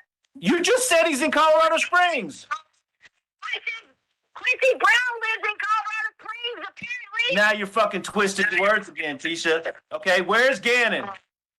I don't have Gannon. You can curse me out, call me whatever you want, fuck all the bitches you want, do whatever you want, because I don't care about you. Good. I don't want you to. You got my son, and you know where he's at, and I need to find my son. You obviously don't care about my son if you're going to do all the things you did in that fucking candle video. That was bullshit. That's the same shit you tried to do to me, and you did it to my son. That was horrible. You should go to jail just for that shit, Tisha. Yeah. Yeah, absolutely. That's fucking abuse, and you know it. Had that little boy. No, you had him crying when all he thought he had made was an accident, and you had him thinking he was gonna have to sell his Switch and his toys on the fucking video you put out there. I didn't see that. You put it out there. That's your fucking abuse. Didn't think he was going to sell his Switch? Yeah, that's crazy. or what? Well, that was where it was going. The couch, or we gotta sell this or that. I heard your words, and That's what's messed up. I was telling him I heard you make him cry too. Where's my son? crying. Where's my son? Where is he, Tisha? Why are you pausing? You don't care where he's at, so it don't matter. I do care. I told you where I think he's at. You told me he wasn't there. You said they're barking up the wrong tree, and then you said he is in Colorado Springs. You said that. Not me. Not the police. Not nobody else. You said it. That's why you said they're barking up the wrong tree, because you know where he's at. And you need to tell me. I wish I did. You're a fucking liar. Tell me where he's at. I wish I did, so that I bring him to you and say to you how you really were a supportive husband. You listen. This is the same shit that we've been going through for 5 years, and I've supported you That's all through you it. ever want to do is talk about me and Albert. No, I want my son. Fuck all that other shit. I want my son. Who cares about the past 5 years? You're right. Who gives a fuck? To you right now, and I had absolutely nothing to do with it. You'd still fucking try to blame it on me. But Tisha, that's just not an option. You've lied to me. Okay? Well, I'm not blaming you, but you've lied to me. That's unacceptable. Okay? The truth is, I need my son, and you have information. I'm sorry that I didn't want to get killed. Okay? I'm sorry. So you didn't want to get killed, so you let him take Gannon? Or why? I'm What? talking about by talking from the beginning. But you were talking from the beginning. You did an interview from day one. Okay? So no. I didn't want to get killed. I didn't want everyone I knew to get killed if I started talking and Because of some fucking random Quincy Brown, okay? Come on. Some Quincy Brown from mugshots is going to kill us all. Have you looked him up? Yeah, he's on fucking mugshots right there on Google. All you gotta do is Google or Siri, show me Quincy Brown, and there he is. Bam, right in front of you, okay? What the fuck, Tisha? Okay. Just like I found all that shit on Mike Hyatt. All I had to do was Google Mike Hyatt, and there it was, right in front of me. I didn't have to do no search. It was right there. Because I'm telling you, I'm not fucking stupid. That's what I'm telling you. You want to be don't go after all options, then you must be fucking stupid. Yeah, I'm stupid to let you send me in 27 different directions. You're right. That's stupid. You're absolutely right. I know that you know where Gannon is, and that's the direction I'm going, and I'm not changing. So you better buckle in. This is going to be a... You'll be waiting a long time because I don't have him. I didn't say you had him, Tisha. See, that's where you keep twisting your words. I didn't say you had him. I said, tell me where he is. Where is that? Oh, okay.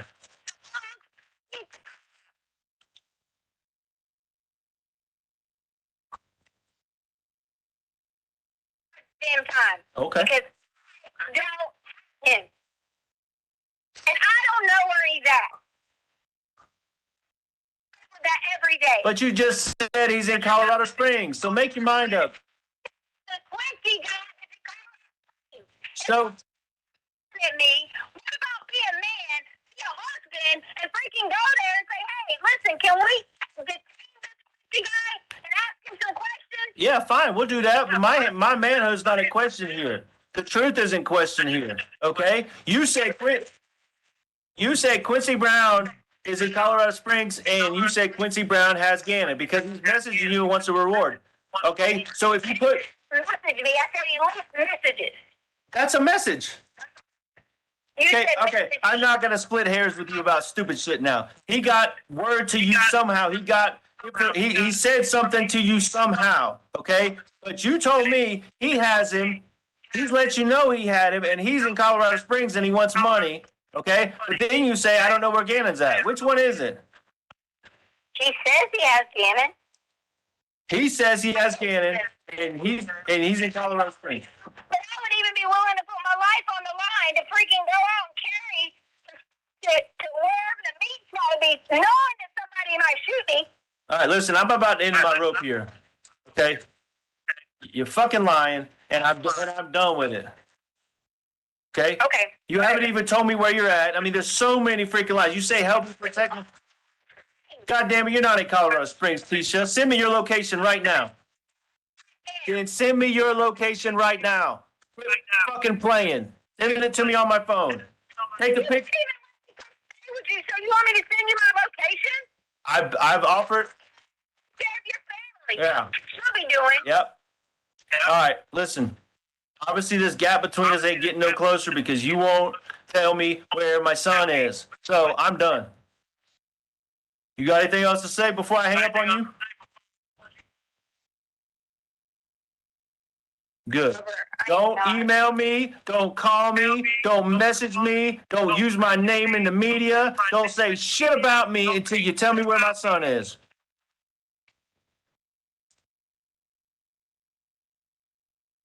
Mr. Allen? Mr. Stauch, if you'd resume your seat in the witness stand, remind you, sir, that you're still under oath.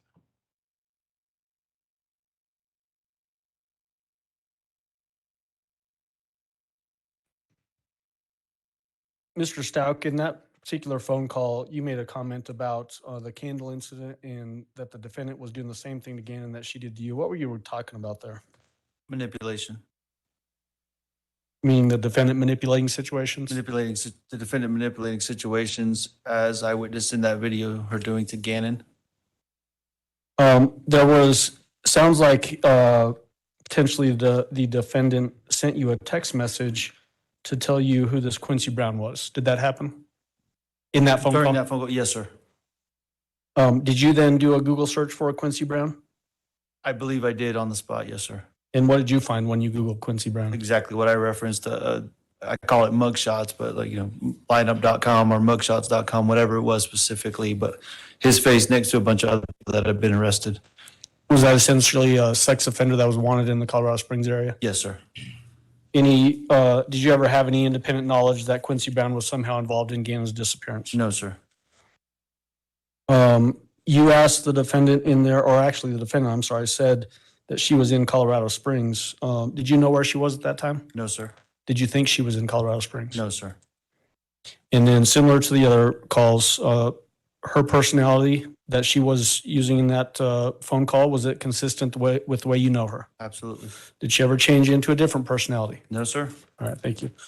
We'll move on to, Your Honor, People's Exhibit 40, which is another recorded phone call, February 14th, 2020, 1:21 PM. All right, Mr. Stauch, you can go ahead and step down. Thank you, sir. And this is just short of 16 minutes, Judge. Okay.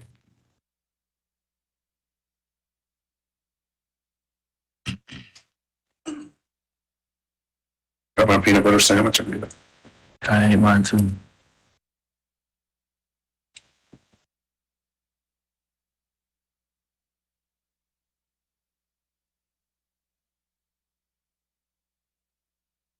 Hello? Are you still alone? What? Are you still alone? Yes. Okay, here, you asked for one more chance. Here it is. I'm gonna shut up. You just say what you gotta say. I ain't gonna say shit. It's your chance. What's that noise? That's my water bottle. Do you love me? Yes.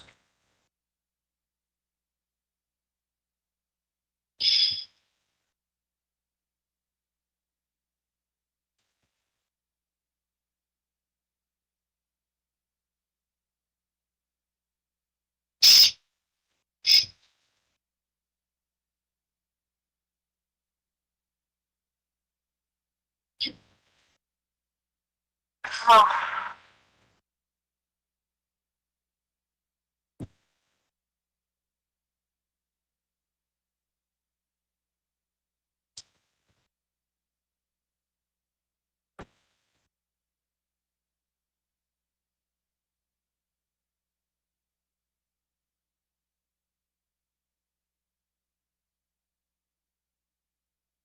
All right.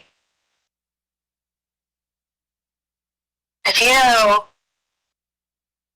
it's an accident, are you going to stand by me? Yes, absolutely, Tisha. I've told you that from day one. I'm sorry for all the stories. I just didn't know what to do.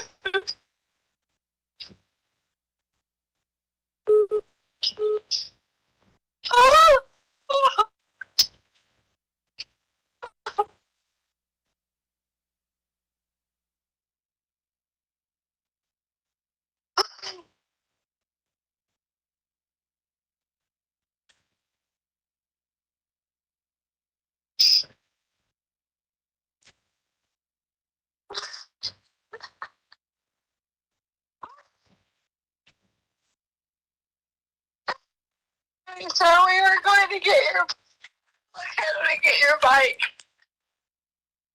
I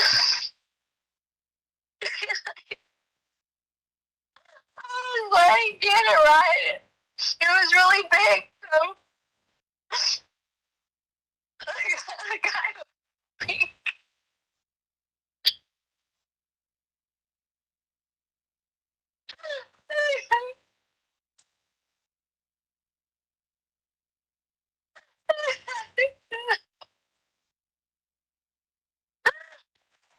You fell off of it.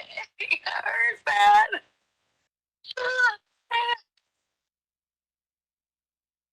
You there's a bunch of valley kills and stuff. What? I didn't hear you. What? I said when he fell, he got hurt because there was like concrete and hills and stuff. The guy was helping him ride the bike.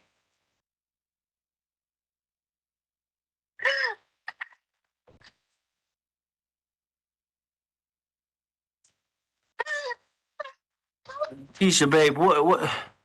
How bad did he get hurt? How bad it was, he was bleeding. Where was he bleeding from? His arms, his knees, his head. So his head was bleeding? And this, oh God. And he promised me he was going to go back to his house to get some bandages and call 911 because we had accidentally left a ball at Petco.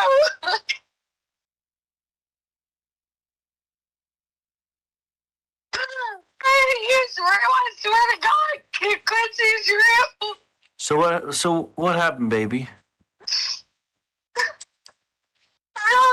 I didn't know they got hurt. I was supposed to call 911. I'm supposed to be taking him back and I called 911. So the guy took him to take him to 911? I swear to God, his name's Quincy Brown.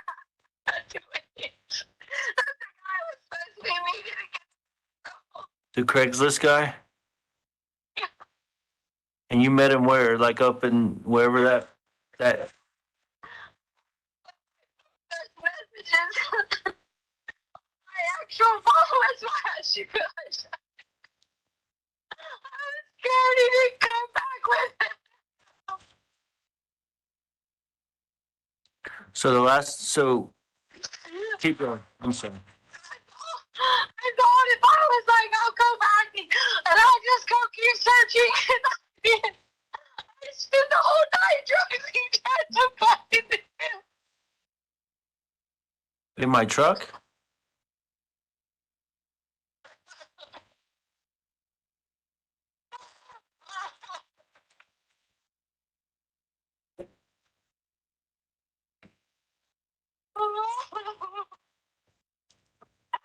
Sure, I'm sorry for these stories. I just didn't want to do this. I didn't want you to hate me.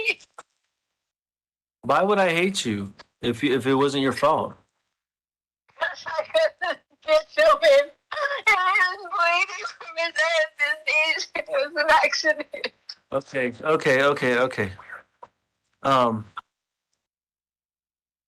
So start over. This is really hard to hear. Okay, but so you left Petco. You don't talk to me like that. Where you're going to go down this road and chastise me and tell I'm not. You're telling me the truth now. It's the truth. Call my job. It's the truth. Okay, and I believe you now because this. Thank you for telling me the truth. This means the world to me, and where was this at? Like, what exit? You mentioned the exit yesterday. What exit was this at? It was like 163. I don't know. It's on my phone. Okay, so if you can reach out to them and then give you your phone, then they could find it, right? Can you think of a landmark? Just like help me find him, babe. Just help me, because I can go search. I can go right now and search. The only reason I asked for immunity because I didn't feel it was an accident. And I wasn't trying to cover up anything. I was trying to figure out why he took him. If I said something like you saw it hurt us in the house or something, I know they would start looking for him.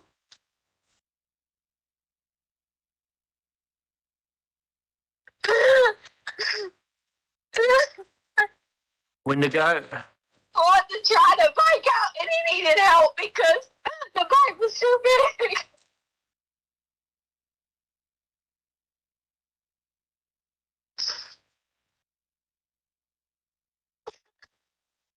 And you want to know why I've been gone? Why my car's been in that direction? I've been driving up and down there all the time until they took my car.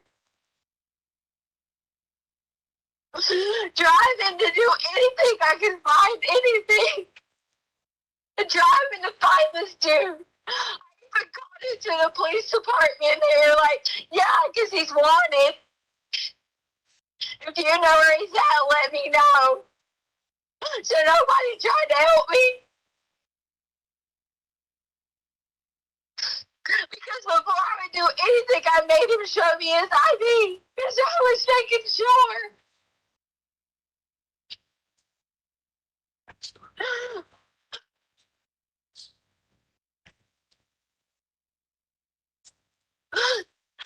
It's wanted to get through the bike today, that's all.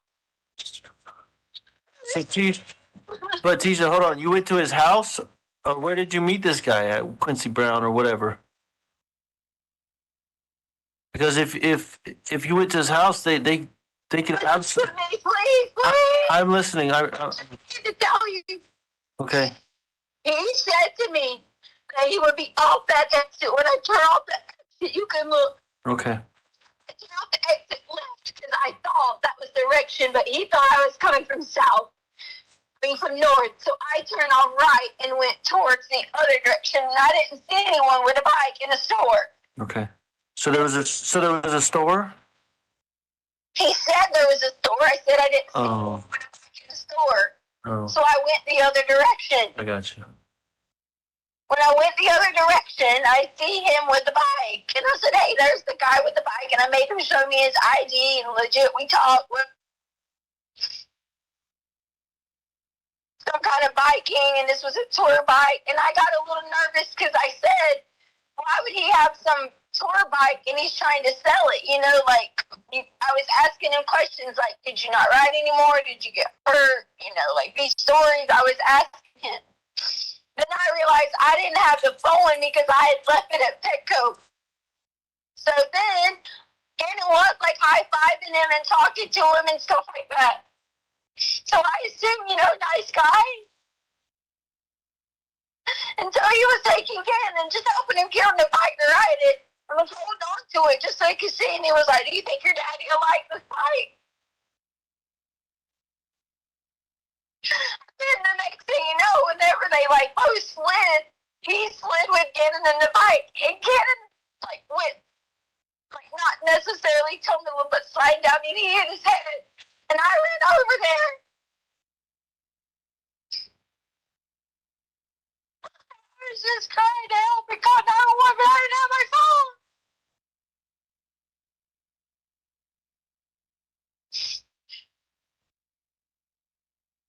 He was like, I live right up here.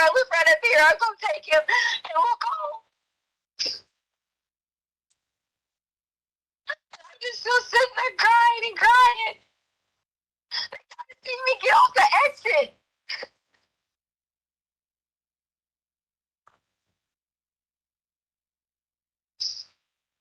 That's why I've been adamant about you finding this dude.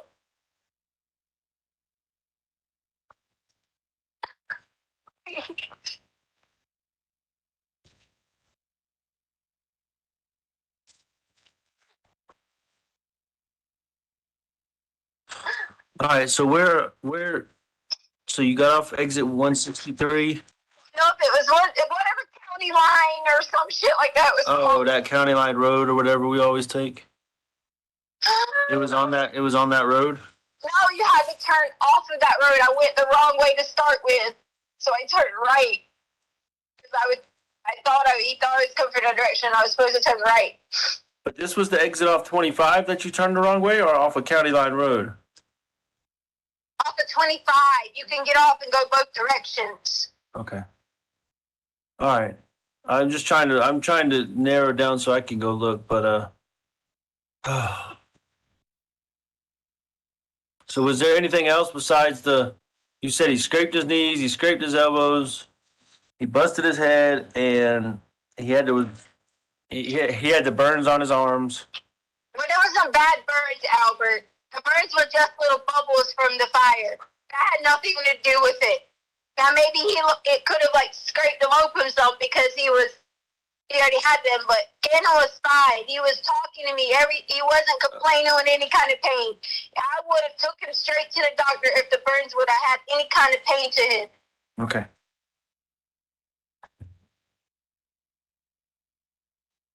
The only reason I didn't ask you for any kind of immunity because I committed some kind of crimes. I just know that it was an accident. And all I did was someone was trying to help me. And then I didn't know where he went from there. What? So, the one I'm worried the most about is the freaking head wound because what was it? How bad was he bleeding? It was pretty bad. It was pretty bad. Like, Yeah. like it was. Tell me bad. Is bad like blood's dripping down his face, or bad like he's laying there and there's a puddle, or what? Oh, like dripping down his face. Did you do anything to wrap around his head or anything? Yes, my clothes I had on had blood on them. The clothes you had on? Yeah. Okay. So Like, oh my God, we gotta call 911. was this on the road or was this at the station? Like where? Show you to explain where. I don't know my way around Colorado. Okay, I'm just trying to figure out if there's blood on the road. Maybe we could find blood on the road or something. That's all I was saying. Searching. Okay. Somewhere. I agree. I agree they should find it. So where on his head? Like was it the side or back of his head? What? I don't know. I was panicked. Okay, so you were panicking. So an accident happened and you panicked, right? I was panicking. Okay, I didn't have a phone. right. And this guy, did he have a phone? He said he would run back to his house. He had Gannon, said he'd run back to his house, wrap it up tight, and he would call 911. Okay. Gannon was talking.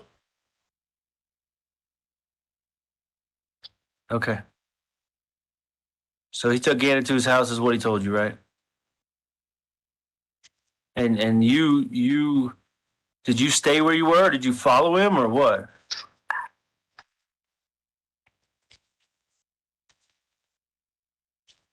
Babe.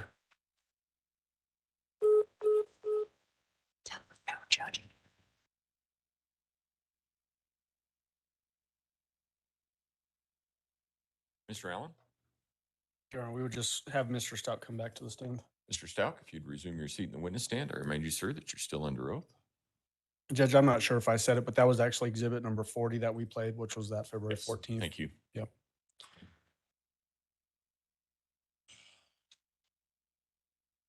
Mr. Stout, in this particular phone call, you hear the defendant sounding potentially like crying. Did that sound like legitimate crying to you? It did to me.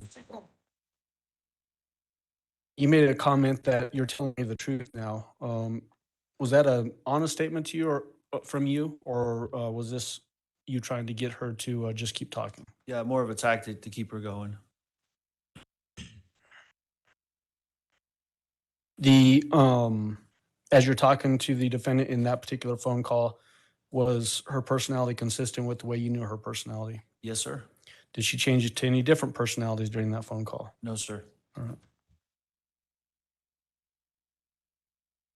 First time in this phone call that the defendant gives you any indication that Gannon suffered a head injury. Yes, this is the first indication of his head injury. Yes, sir. And then in conjunction with other injuries that she mentioned, in that was burns to his arms that bubbled, and then also bleeding from his butt very early on. Yes, sir. In that phone call, do you remember when the defendant describes having blood on her clothes and using her clothing to stop the bleeding on Gannon's head? Yes, sir. Did you ever see anything that corroborated that version of the story, such as any clothes with blood stains on them when you got home from Oklahoma? I did not. No, sir. Okay.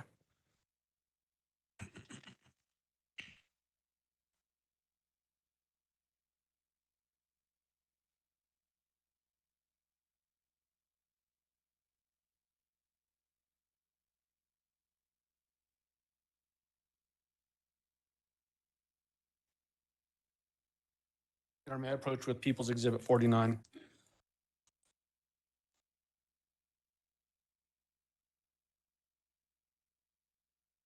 You may go ahead. Mr. Stout, I'm showing you People's Exhibits. Can you split through that and let me know?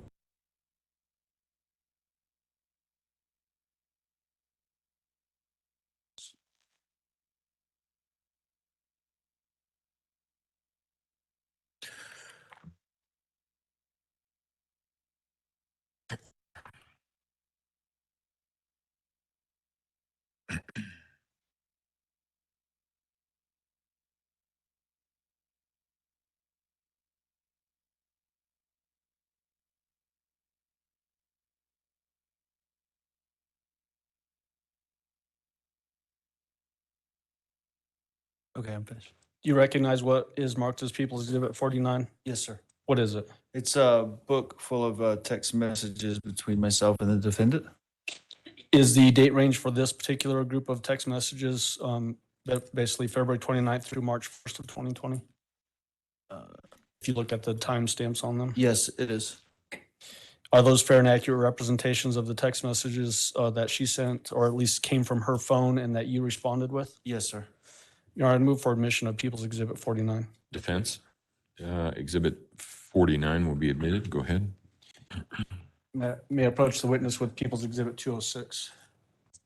Yes.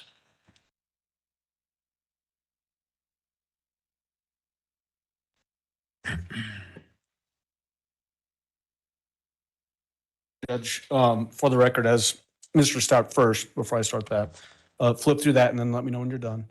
And Judge, what we're doing with this particular exhibit is just pre-qualification. His portion of these text messages. We'll actually admit this later through a different witness. Okay.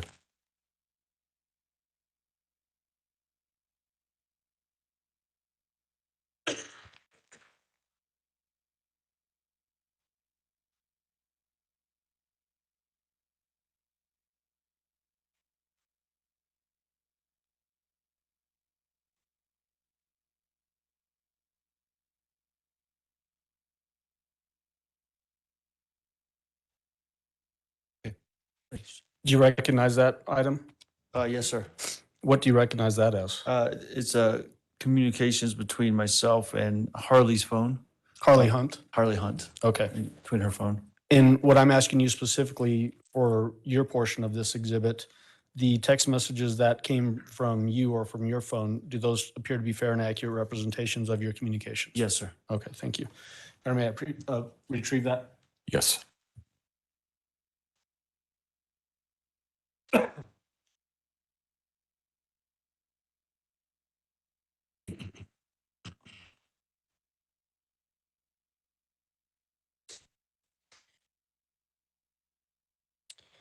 Mr. Stauch, how much time did you spend with this defendant? Just total time from the start of your relationship until all of this happened? Like we mentioned yesterday, we started dating in early 2014, so roughly 6 years. During that time, did you spend a lot of in-person time with her? Absolutely. Did that give you an opportunity to observe her mental condition? Yes, sir. Besides just, we all have different weird idiosyncrasies. Did you ever see anything that went beyond just our own individual personality traits No, in the sir. defendant? No, sir. Did you ever see an opportunity or have an opportunity to observe the defendant, whether she could understand the difference between right and wrong? Absolutely. Can you tell the jury about that?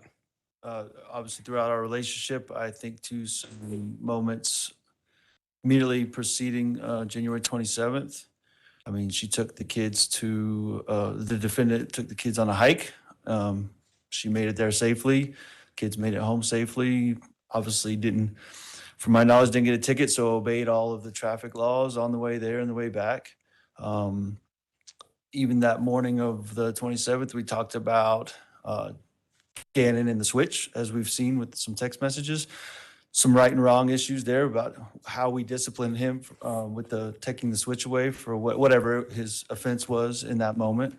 And I communicated with the defendant about that punishment specifically and how to manage that. After the events of the 27th, I just think too how much the defendant pressed me about what was right in our relationship, how I should take her side and what was right and wrong and how I was managing that whole piece of it.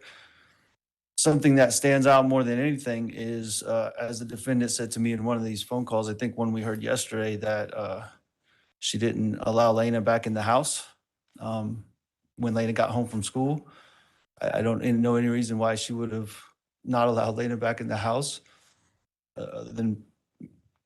I don't know. There was something going on that she didn't want Lena to see. If there was nothing going on in that house, why could Lena not have come in the house that day when she got home from school?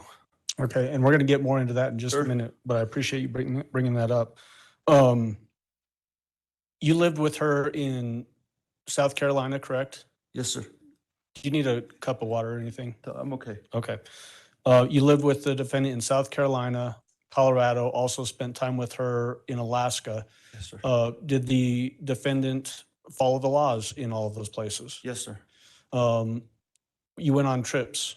You mentioned that yesterday. Yes, sir. Who would typically plan the trips? She would plan and organize just about every trip or vacation we went on, and she was very good at it, and was able to get us to, the port on time for cruises, to the terminal on time for plane trips, and organize rental cars. We always get it there and back on time. I mean, always, exactly what we needed to do. So time-wise. she was able to set up an itinerary and then follow the itinerary Yes, sir. with no troubles. Never. You mentioned, the discipline with the switch, Gannon's gaming system. Yes, sir. Was it very typical for her to be engaged with disciplining the kids, both Gannon, Lena, and even Harley if she needed it? Yes, sir. Can you give the jury some examples of that beyond just the switch? Well, that was just our typical source of punishment, was to take away iPad or Switch or our TV time if they didn't follow the rules or didn't do chores as was prescribed to them. She was also had a very, very meticulous about the kids' schedule. Hey, when you get home, this is the right thing to do. You come home, come in the house, have your snack, do your homework, and there was, not rewards necessarily, but repercussions if they didn't follow that prescribed schedule for them on a daily basis.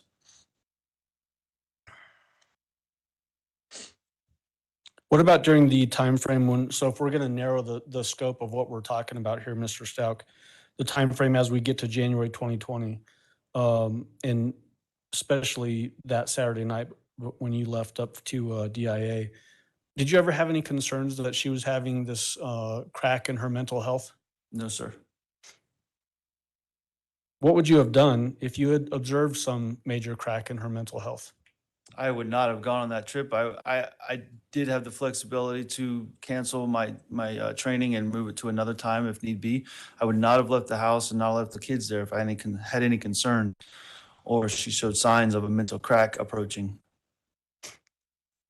And at any time during your relationship with the defendant, did you ever see her have some major crack in her mental health condition? No, sir.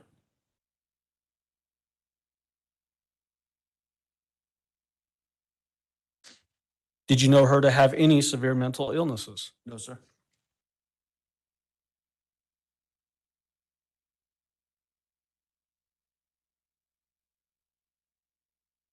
I want to ask you what you just got into a little bit ago, and that is in relation to January 27th.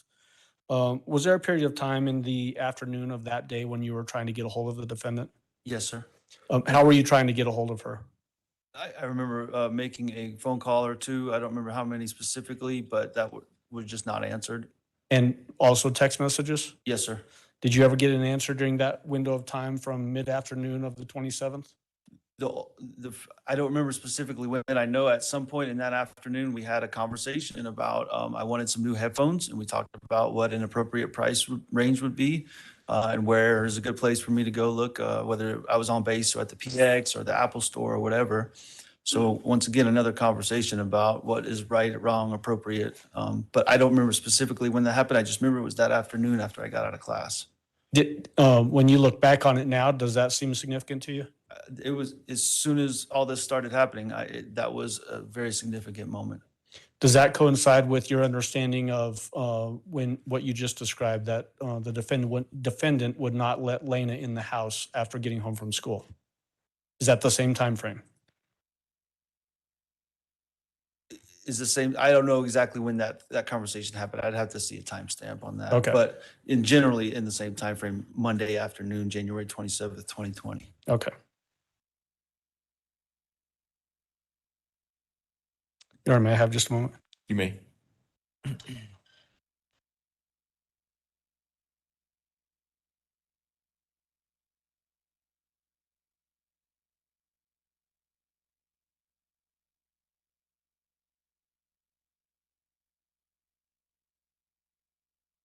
So, Mr. Stauch, the last thing I wanted to say for you was, what is your opinion as to the defendant's sanity at the time of this event and just generally speaking? I believe is and was 100% absolutely sane based on all the things I witnessed and I've laid out. I have no other indication for anything else. And when you say it that way, are you talking about in the totality of your relationship? From the time I met her till even today. Okay. And then very specifically to when you left on January 26th, January 25th, you left the house on that Saturday. What is your opinion as to her sanity on January 25th? 100% sane. What about January 26th Same thing, 100% sane. and January 27th when Gannon went missing? Sane. Okay, thank you. That's all I have, Your Honor. Cross-examination, Mr. Tellini? Sure.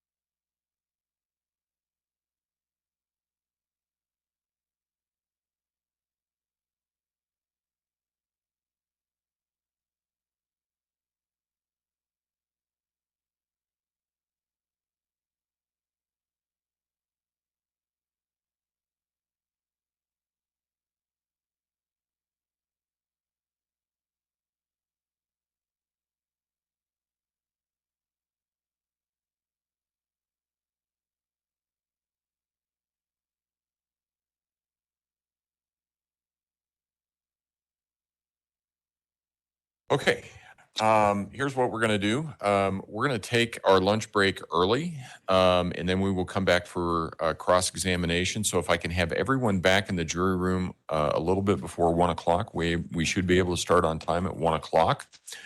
So again, do not discuss the case among yourselves. Don't discuss the case with anyone else. Don't do any research about any aspect of this case. And with that, we will see you at 1 o'clock. All rise for the jury, please.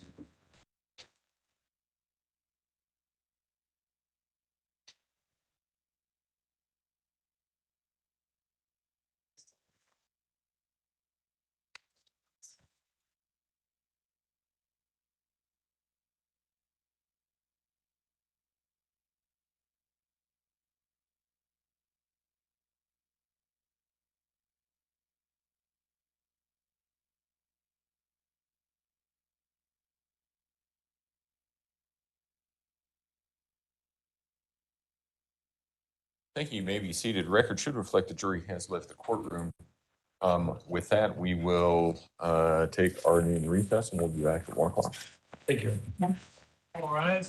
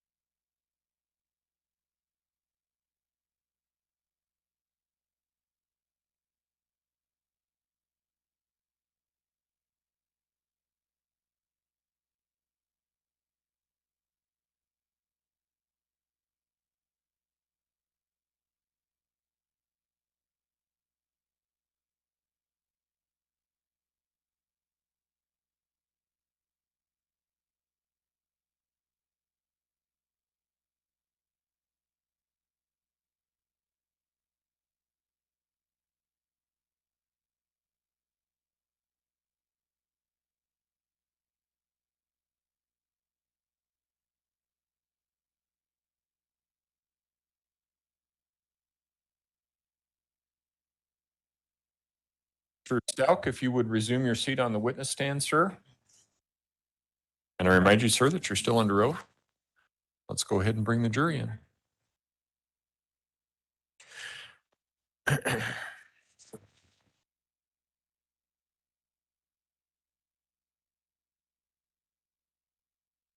We start that camera. Yeah, that one. The one that shows the courtroom. Yeah. We can start that one. That's you, right? Yeah.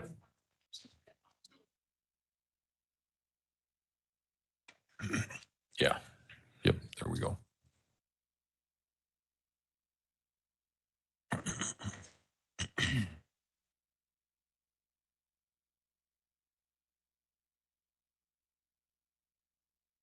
No, you've got it.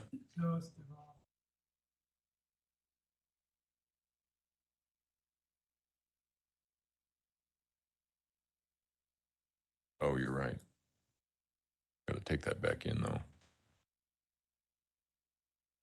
All rise for the jury, please. So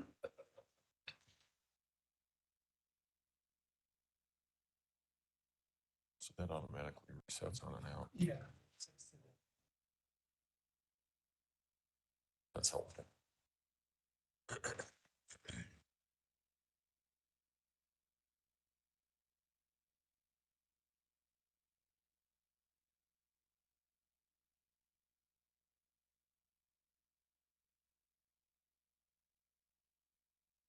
Thank you. May all be seated. Court will recall 20 CR 1358, People versus Letecia Stauch. Record should reflect the jury has returned to the courtroom. Good afternoon, ladies and gentlemen. When we took our break this morning, we had finished the direct examination of Mr. Stauch. At this point in time, the defense has an opportunity to cross-examine Mr. Stauch, and that's where we will begin. Mr. Tellini? Good afternoon, Mr. Stauch. Chili? I know this is emotional and difficult, so I'm going to try to keep my questions somewhat brief. If at any time you don't understand any of my questions, just ask me to repeat them. A lot of my questions will be kind of yes or no answers. And if there's anything that you think you need to elaborate on, once I'm done, Mr. Allen's going to be able to get up and ask you what's called redirect. And so be able to, anything that you think needs to be added on or clarified, Mr. Allen will have the opportunity to do that. Is that okay? Yes, sir. Okay. I want to kind of go back. I'm going to do this somewhat chronologically. I'm going to go back to 2014 when you first met Ms. Stauch. And at that point in time, you were going through a divorce, correct? Yes, sir. And that it had kind of been initiated but not finalized legally? I mean, in South Carolina, there's a 1-year waiting period. Yeah. In a no-fault type divorce situation, and we were in that period. So, Okay, yes, so sir. you guys, physically, you guys had been separated, but you're waiting for the legality of the divorce to conclude? Yeah, the final date of the divorce. Okay. Yes, sir. And were you in the military at that point in time? Yes, sir. Okay. And also one of the things that you did for enjoyment and recreation is you played softball. Yes, sir. How many teams did you play on? Oh, I couldn't even give you a number. We played year-round. Okay. Myself and Landon and the defendant, co-ed, men's, women's league, whatever. We played year-round pretty much. And that's when you first met Ms. Stauch? Yes, on that fall 2013 team is the first time I ever remember having interactions with her. And she was a pretty good softball player? Yes, sir. And in fact, later on, when you guys moved here, she ended up actually helping coach out the Whitefield softball team. Yes, sir. Okay. And then in the spring, summer 2014, the relationship progressed to a romantic relationship. Yes, sir. And at that point in time, you were kind of more or less living by yourself. Well, as I explained yesterday, I still owned my house. I Yeah. call it the marital residence with Landon, and which sold in the August timeframe. Okay. So I was we had an every other week custody arrangement with Miss Hyatt or with Landon at that point. So I was in my house 1 week at a time. And then after you moved from your house, then Landon kind of was a primary caretaker, custodian of Gannon and Lena, correct? She had the majority of the parenting time in the custody arrangement. Yes, sir. Okay. And then they would come with you guys for, a weekend here, a weekend. Was it every weekend or every other weekend or? I got them, if I remember correctly, I got them every Wednesday night and then every other weekend. would be Okay. my parenting time. And I usually picked them up from school, dropped them off back at school the next day or whatever. Sure. And you guys were all living, this is all in Myrtle Beach, correct? In that general area, Landon was a little bit outside of Myrtle Beach, but yeah, we were all in that general area. Okay. And I think you described, yesterday especially, at the beginning, the relationship was fun, fresh, and it was a good time. And it was, that'd be correct? Yes, sir. And it seemed it had progressed pretty quickly. Yes, sir. And then, so you start dating kind of in 2014, and then by 2015, you guys had moved in together. Yeah, we got married in January 2015. Okay. So move pretty quickly. And then at some point in time, you ended up filing for you to be the primary custodian parent of Gannon and Lena. Yes, sir. And you did that because you had some safety concerns. Just some reservations about different things Landon was doing, and so I took it to the courts. Yes, sir. I mean, you had some concerns that there was criminal activity going on in our house. Yes, sir. I mean, you had some concerns about drug use going on in the house. Yes. As it relates to the relationship. And I'll bring it I there. think I see where it's going, overruled. And you had some concerns about, is it Mike Hyatt or Hoyt? Hyatt. And that was the person who you're just referencing in those phone calls, correct? Yes, sir. That you looked up and you'd seen his mugshots and so forth. Yes, sir. And that's who Landon was living with at that point in time. Who was living with? With Landon, that's who Landon was living with. Landon. As far as I know, yes, sir. Okay.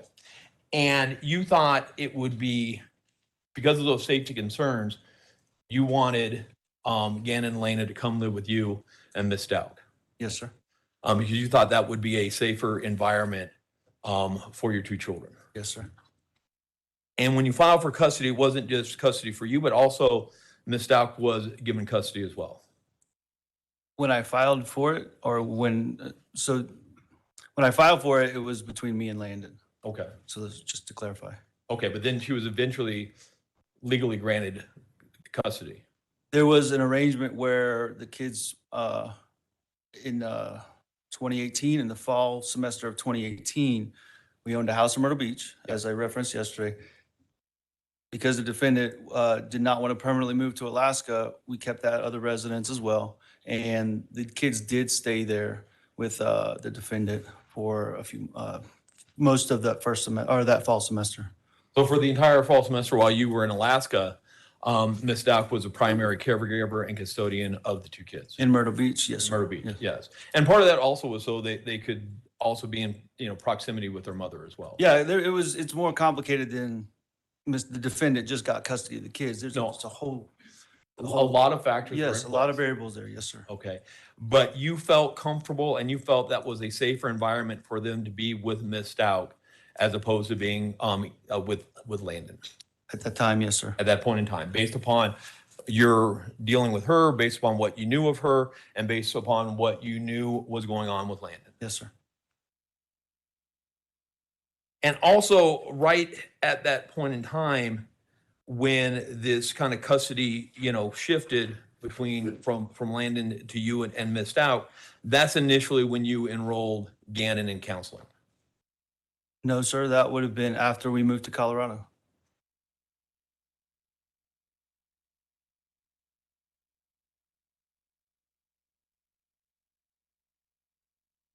As I testified yesterday, January of 2019 is when that began. Or, well, I didn't get here until February. So in the late winter, early spring portion of 2019. So you're talking 3 to 6 months later.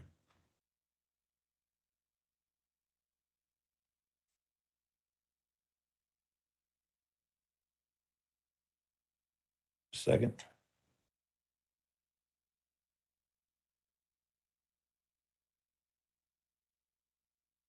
Do you remember kind of that back in January of 2020, January 28th or 29th, you sat down, you had an interview with Detective Mark Riley? Yes. Do you remember telling Detective Riley, as soon as me and my ex split up, got divorced, and I got custody, I started taking them to counseling? I don't remember saying that. If you have Are you, a I'm transcript looking or something I can look at. 4702? You're aware that I mean, you've had a lot of interactions with Mr. Allen, correct? Yes. And you're aware that a lot of the interviews that the El Paso County Sheriffs, as well as many of these phone calls that they made transcripts of, Yes, sir. when Absolutely. looking at that transcript, refresh your recollection. Absolutely. I may approach? You may.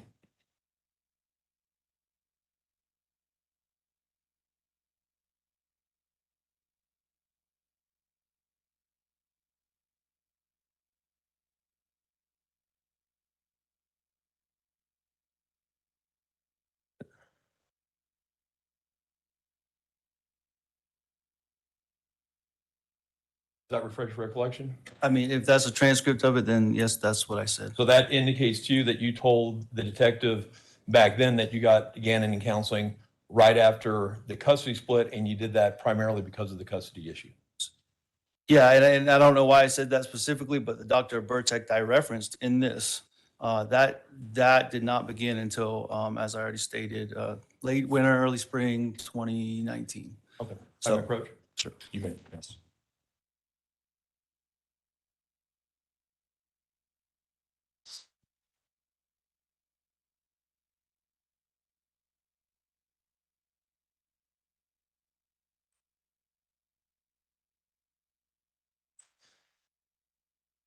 And I think it's fair to say that it was initially the plan that Ms. Stauch was going to come and bring all the kids to Alaska and you guys were going to live in Alaska. That was the initial plan. When you went to Alaska, Once I got stationed there, that they were all going to come I up. think it's safe to assume that, yes. Okay, and she'd come up to visit you, a couple times up there? Yeah, for short periods of time, she did. And it's fair to say she didn't like Alaska. She did not like Alaska. And part of that, I mean, she's from South Carolina, correct? Yes. And she, No, she's from North Carolina. I mean, so you're right. She's from Lumberton, North Carolina, but she lived a lot in South Carolina. Yes, She liked the beach. She liked the sun. She liked the weather. yes. She liked activities. Alaska was a little barren, a little depressing at night. You're asking me to testify about how she felt about everything. I'm going to stay away from that, Mr. All Delaney. right, that's fine. That's fair. Yep. Very fair. Regardless, she never ended up going to Alaska. Permanently, no. She did come to visit, as we've already Okay. testified to. And how long were you in Alaska again? Just shy of 2 years. And did Gannon and Lena ever move to Alaska? So initially, I got custody in March of 2018. Okay. They immediately came with me to Alaska. Finished out the school year. I don't specifically remember what we did over the summer. Okay. And this is 2018. In the beginning in the fall is when the custody arrangement with the children, with the defendant in the Myrtle Beach household. Okay. That's when that began in that fall school year, 2018. So the fall school year of 2018, she was the person primarily responsible Yes, sir. for both Lena and Gannon. In the Myrtle Beach household, yes, sir. Okay. And you felt safe with that? Yes, sir.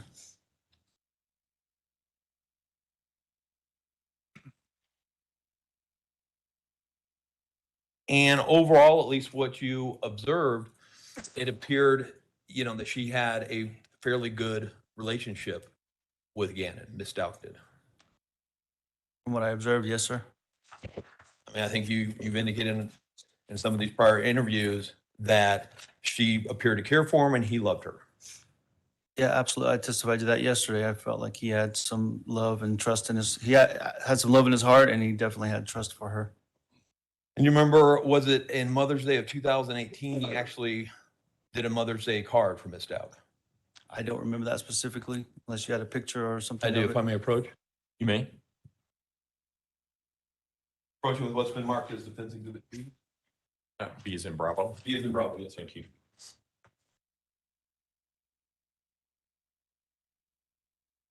Does that look familiar to you?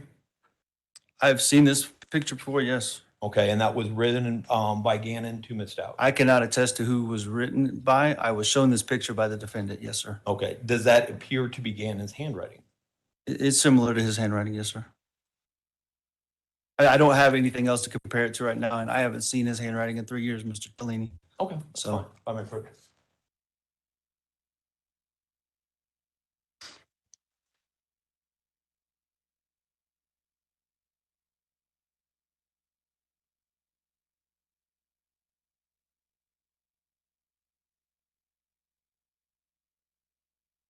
go, then move forward a little bit to the January of 2017.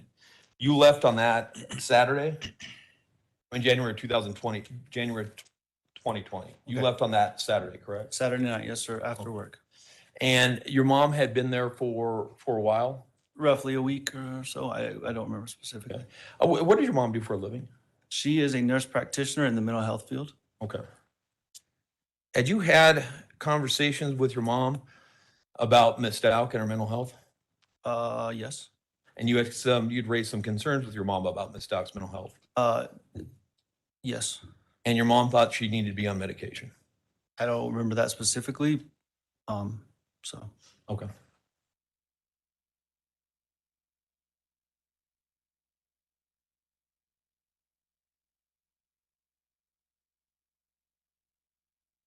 You had some you left Saturday, slept most of it. You got in early Sunday morning into Oklahoma? yes. No, it was Sunday afternoon by the time I got there. Okay. Because remember when I got off the plane, the defendant shared the news about Kobe Bryant passing Oh, away. that's right. So it was in the afternoon some point. She's a big Kobe Bryant fan. I don't remember. I mean, I think so. I don't remember that sticking out. More Derek Jeter was her, and the Yankees was the defendant's super fan. But so you had fairly decent communication with her for most of Sunday? I believe so, yeah. Nothing seemed out of the ordinary? Nothing out of the ordinary Sunday. She let you know that she took Gannon and Lena on a hike in Garden of the Gods? I believe so. I believe we talked about that. Yes, sir. And she actually posted a photo of that on Instagram? I don't know where she posted that photo, Mr. Delaney. You remember talking again with Detective Riley? At this point? Yeah, sorry. She posted, after this, you talked to Detective Riley. I didn't even know Detective Riley existed until I got back home and Gannon was already allegedly missing. So sometimes, like, if you're saying you don't remember stuff, then I'm going to re-reference your interview with Detective Riley and then showed you a transcript where you talked about whatever I'm talking about to Detective Riley. Okay, so Just for procedure. So you know what, when I'm jumping back to that's why I'm doing that. If that I makes understand. sense. I just don't understand your question. Okay. We were on Sunday talking about Kobe Bryant, and then you jumped to, do you remember talking to Detective Riley again? So could you clarify, please? Absolutely. And thank you, because when I said if I ask a bad question, thank you for letting me clarify. You had told Detective Riley that she had posted that photo on her Instagram. Okay. Okay. If I said that and you have a transcript of it, then I'm not up here to deny it. Would you- No, sir. Would you recognize that photo? If you showed it to me, more than likely. Portion was marked as Offense Exhibit A. Go ahead. Yes, sir. I recognize that photo. Okay. And that was a photo that she posted that Sunday on her Instagram of her hike. If you're telling me that, then yes. I mean, I don't see anything on here indicating Instagram and the date timestamp, but I have no reason to deny that, so. Your Honor, move for admission of Defense Exhibit A. Mr. Allen? I guess I have no objection if it's just to show.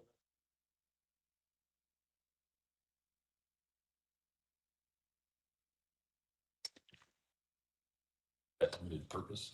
That is the admitted purpose. Okay, I'll allow it for that limited purpose. She also indicated that he was, Would you like this back, Mr. Twain?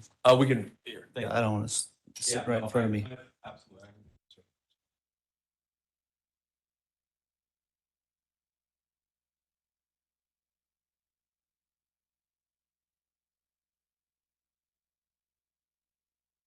She indicated to you that he was having some stomach problems, Yes, sir.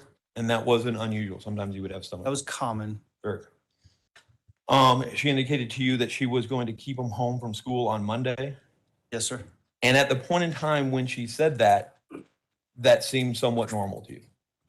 Keeping him home from school didn't seem normal, but the fact that he had a stomach issue and if it was to the point of, embarrassment or whatever, then that was absolutely acceptable.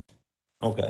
And part of it, he would worry about incontinence at school, like he was worried about having an accident at school. That was a worry that he had. At that point, I don't believe that was a worry of his. He typically was able to manage it well and then deal with it at home. I mean, he was 11 years old at that point, so. And you commented to Detective Riley. Then Monday she kept him home because it didn't, we got to give him some medicine to help clean him out till he gets past that point. And that was a common practice. Okay. Yes, So he would get blocked up and you give him Miralax to get everything out and then he would be okay. yes, sir. Okay.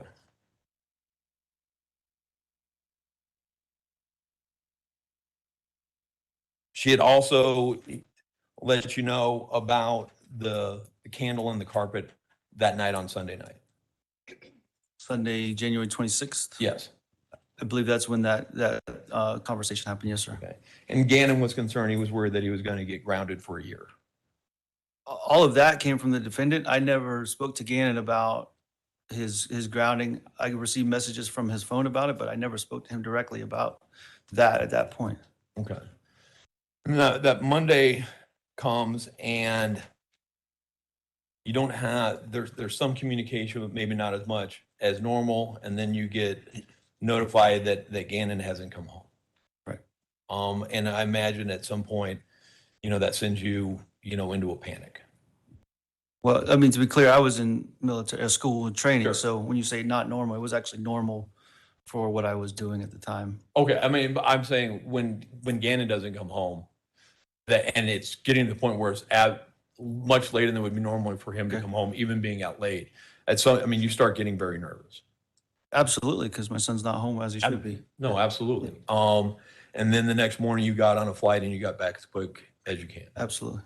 And when you get back, initially, there's some things that seem weird about some things that don't add up about what Ms. Stauch is telling you. But initially you think that you guys are all on the same page trying to find Gannon. What things are you referencing? The rental car. Her getting a rental car? Yeah. Yeah, that seemed odd. That seems odd, but nothing that you're not suspecting her of anything at that point in time. It just seems weird that she's picking you up at a rental car. Yeah, her picking me up in a rental car was absolutely weird. Yes, sir. And you have some interviews, again, with some different law enforcement and so forth. What specific interviews are you referencing? You had a couple different ones. I think the first one, I believe it was at Starbucks, but it was with Detective Bethel. There was a few, Detective Riley, Detective Bethel, and I think one other representative was there at Starbucks with myself and the defendant. Yes, sir. And you're trying to figure out anything, where Gannon can be, if somebody would have taken him, anything like that, and you're talking to him. I'm doing whatever I can for my son at that point, all during that time frame. Yes, sir. Absolutely. And at some point in time, you even had thought maybe like it could be Layden or it could be Mike involved. I don't remember ever having the thought that Landon was involved in any way. She, regardless of opinions about her, she loved her children. And Mike Hyatt, I have no comment on that. I don't think I ever suspected that either.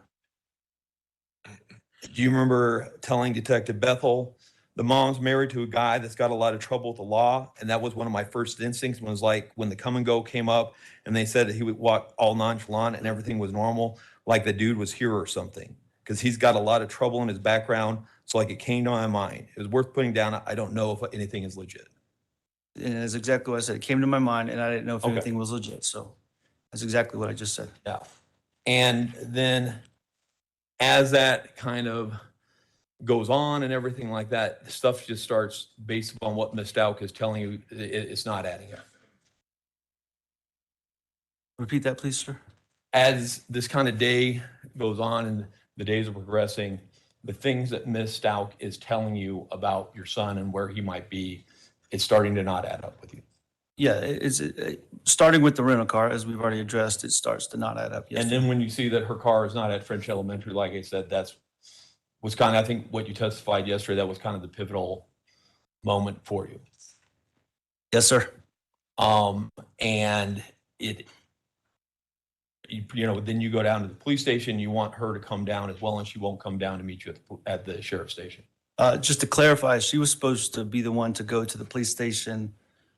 The defendant was. Yeah. the first time I went down there, I went in her stead because they asked to bring something to get Gannon's DNA or whatever. And I said, he's my son. I'm going to take it down there and I'm going to, Okay. lead the charge, if you will, whatever. And then, so I went down there and that's when the first interview took place, Okay. just to clarify. And then after that, though, you come back again, and it's my understanding you were trying to get her to come down, even on that second interview, come down to the police station to be re-interviewed, or the sheriff's station. When you say re-interviewed, you mean me or the Her. defendant? I don't know when she was interviewed the first time or at all. I just know I went twice. The first time, as I indicated, when she was supposed to go, the defendant was supposed to go. The Yeah. second time, that evening was after I had discovered the defendant's car was not where she claimed it to have been.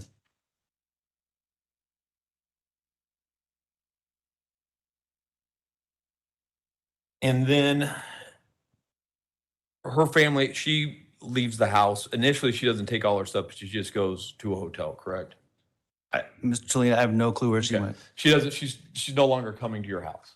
After that would have been, let me see if I can get these dates right. The 27th was Monday. I think this would have been Wednesday, the 29th. After she left, I don't remember her coming back until she came to get her stuff. Okay. And how many days after that did she come to get her stuff? I don't remember a specific date. Okay. But I mean, it's in that first week, though. I don't remember a specific date, Mr. Chalini. If Okay. you have it, then I don't know. No, that's fine. And she had family members that were helping her move out. We did have a few, yes. Okay. And then you don't ever, until, I think what you said, after that point, you don't see her from then, until court. I don't believe I saw her again after she left, after she got her stuff, that within that first week, whatever the date was, until she showed up for the first court hearing after she was arrested, the defendant, that is. Now, between then and then I think the first pre-recorded phone call we heard was on February 13th. Had you been in communication with her? To some degree, yes. Was it primary text messages, phone calls? I think it was just a mix of emails, text, phone calls. I don't remember specifically. I know there was a wide range of methods. And at least, I mean, would it be fair to say by the time that you're doing these phone calls with her, I mean, you're convinced at that point in time she's the person responsible for your son being missing? At minimum, a person of interest, if you will, but yeah, I had a high suspicion she was responsible. I mean, and part of that is because, I mean, one, what she was telling you things that weren't true about leaving the car there. So that was the first thing that really shifted, correct? When you say because, I'd rather tell you the because, but yes, that was one of the first things was that really put her as a person of interest in my mind, and I've said that repeatedly. Absolutely. And then she goes from saying that Gannon never came home to like a couple days later saying Eduardo was down there and raped me and took Gannon at gunpoint.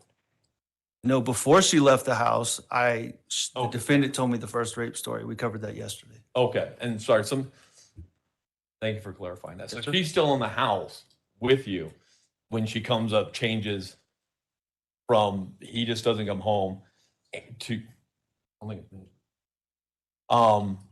to this Eduardo rape story. Yeah, I don't remember when the specific name Eduardo was given by the defendant, but the first rape story would have been Wednesday morning in the bed, in a master bedroom, as I testified to yesterday. And then you're aware that she goes down to the sheriff's statement and does an interview about the rape story. I believe that was later that morning or early afternoon. I don't know specifically when she got there. Okay, I mean, and at that point, I mean, it's fair to say now, I mean, whatever suspicions, I mean, your suspicions become more heightened at that point about her involvement. When it goes from he doesn't come home to this seemingly ridiculous story. Yeah, and I've been pretty clear from the point of not finding her car where the defendant said it was. From that point forward, everything just compounded, and my suspicions just got worse and worse against the defendant. Absolutely. And what you know of her, I think you've said this to a couple people. I mean, she's an intelligent person. Do you have record of me saying that to someone? I do.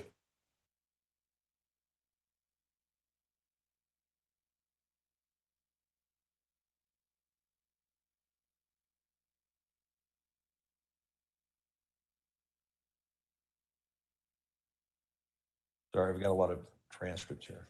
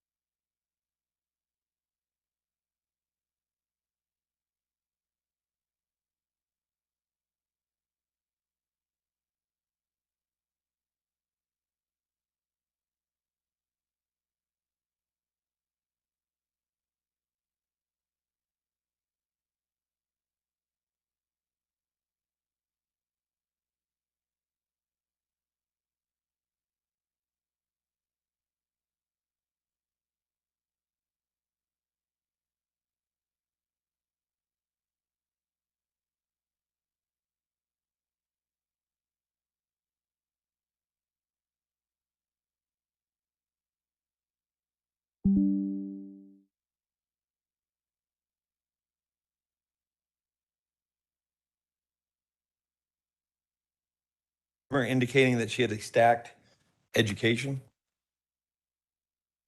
Once again, do you have that Okay. somewhere?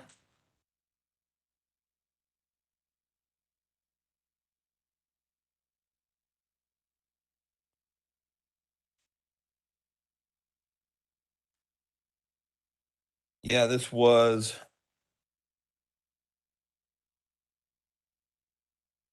an interview with Detective Bethel.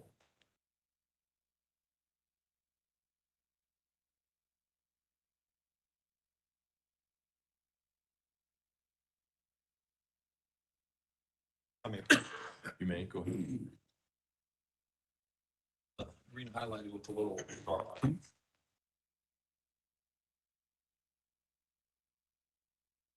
So that was the second one. Do you have? that I'll just go with that one. But you Okay. indicated that she had a stacked education. Yeah, Okay. May I approach? obviously I did. You may go ahead.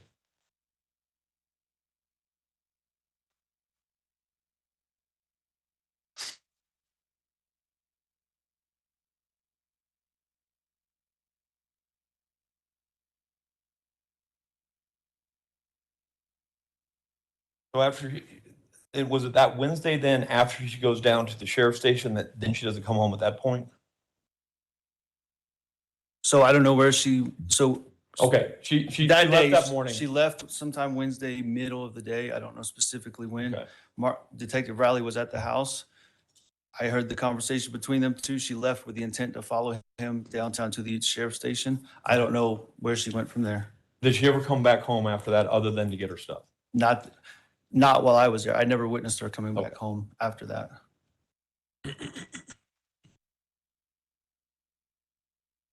And then in February, that's when, February 13th, was that the first pretext phone call? I believe so. And where were these phone calls occurring at? At the FBI office downtown. Okay. And was this something, had you communicated with her that you wanted to talk to her on that date, or how did they know like she was going to be calling at this point in time? Who is they? The FBI. The FBI.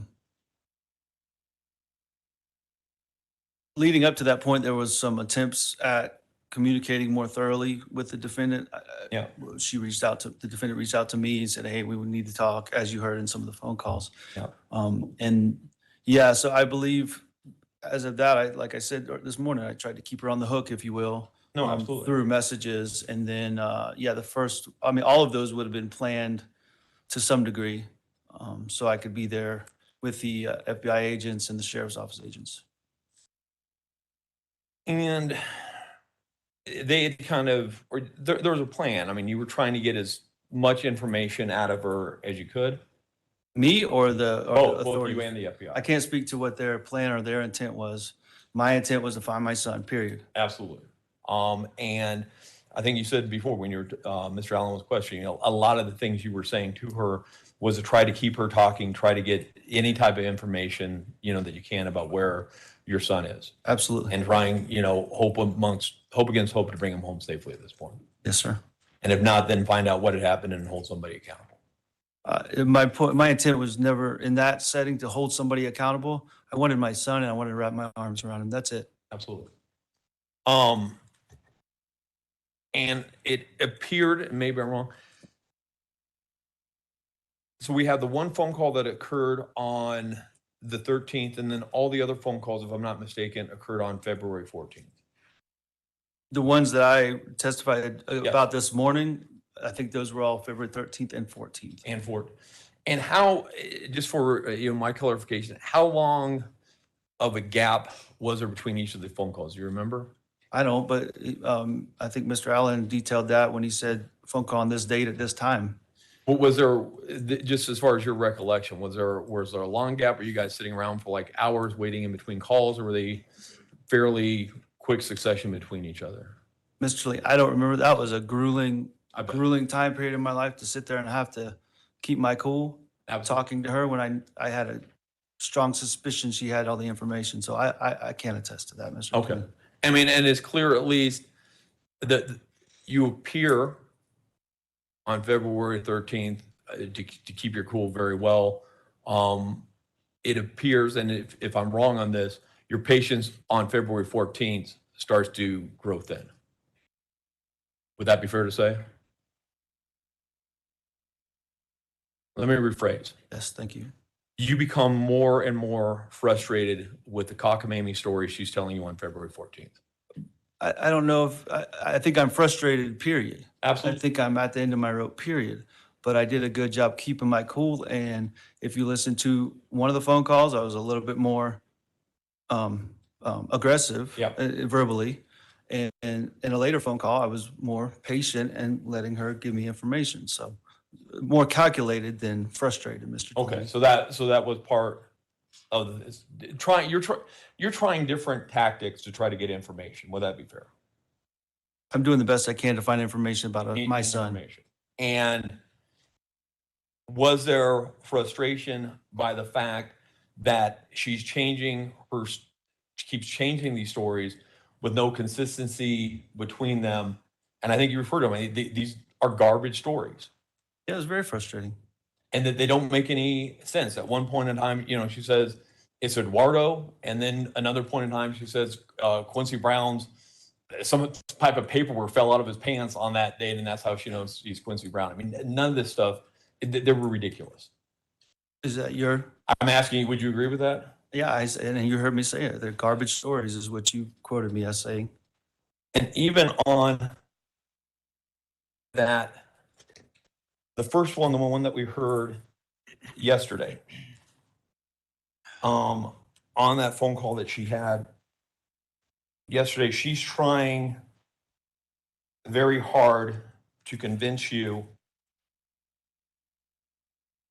that she didn't have anything to do when somebody had kidnapped Gannon and had taken him somewhere, and she's trying to help. It appears that is her goal, is what she's telling you. Mr. Lane, I'm not going to speak to her goals or her intent, what was going through her mind at that point. She wasn't at that point in time trying to indicate anything mental health or anything like that. That was phone call.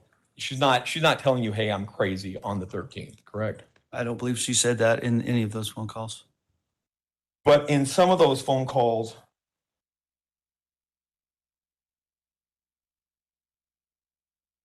she does make some statements. And I'm going on to the February 13th phone call. She indicates at one point in time when she's talking to you, I have completely parts of the information and not part of the information. Are you quoting that? Could you say that again? She told you that she has part of the information, but she doesn't have part of the information. Okay. She talks to you about that night after night, I dreamed of different things that have added detail to this. Okay. She tells you that at some point she blacked out. Are you quoting Yes. from? Okay, then I have no reason to deny her saying that, yes.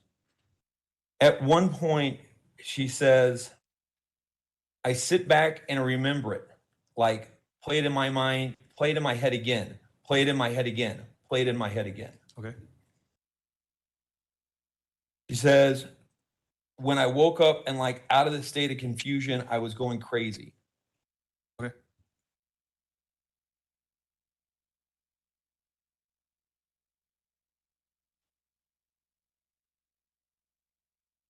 She tells you all of it was a blur in and out. Try to figure it out. I got up at one point and hoped it was a dream. Okay. And then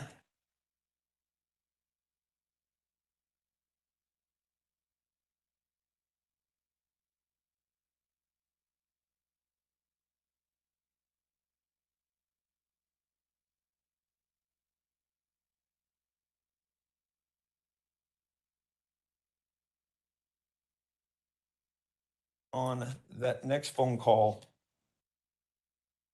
that occurred on the 14th, she's talking to you and she indicates you're going back and forth. I think it was the second to last phone call that you had with you guys are going kind of back and forth. And at one point, you're trying to figure out where Gannon is. She says, Tesha doesn't know where Gannon is. I don't remember her saying that, but Okay. if you want to show me that, you don't have to, but I don't remember her saying that. Okay. It's on the recording. They have it. Okay.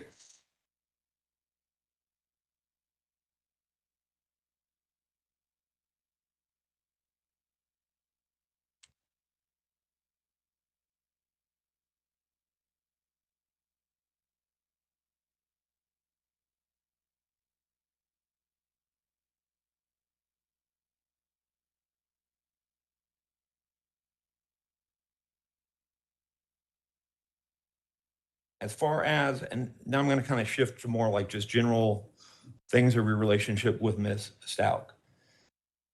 You've indicated that at some point, and sometimes with her, it's like you're living on a roller coaster. She up and down. Did I say that to someone? Yeah, again, this is Detective Bethel. Sometimes you just got to kind of stay with her and don't ride the roller coaster. Or if you disagree with her, it becomes like a roller coaster. Sure. You talked about her with the kids, and you've indicated that,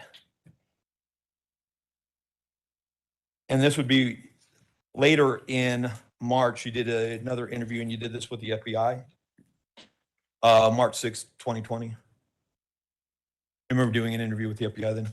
I did multiple interviews, so I might Yeah. need to see that one, Mr. Tellini. Okay. You indicated to them that sometimes it was a little strange. Sometimes she could be really great with the kids, doing everything with them, and then you'd have weeks where she would act like she didn't want anything to do with them. You mind if I take a look at that? Yeah, I absolutely. don't remember that doing an interview that time frame. I may approach. You may.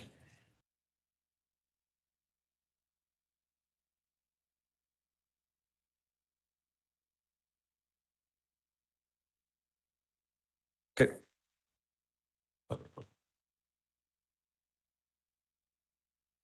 Hold on, this says February 9th. It says interview of Albert Stauch, February 9th. You indicated March 9th. That's because the first page has the 3. Okay. So you're correct. So February 9th, so that's my fault. Thank you. I think that was, I'm going to blame that on the FBI because on the first page of that interview, they have 3-9. But you're correct. So on Can we February, clarify what the date actually is of the it interview? is, you were correct. It's February February. 9th. You did that interview with the FBI. Yes, Thank sir. you. But that point in time, you told them that at some point she would be really great with the kids, and then other times she wouldn't want it. She wouldn't. Yes, sir, absolutely.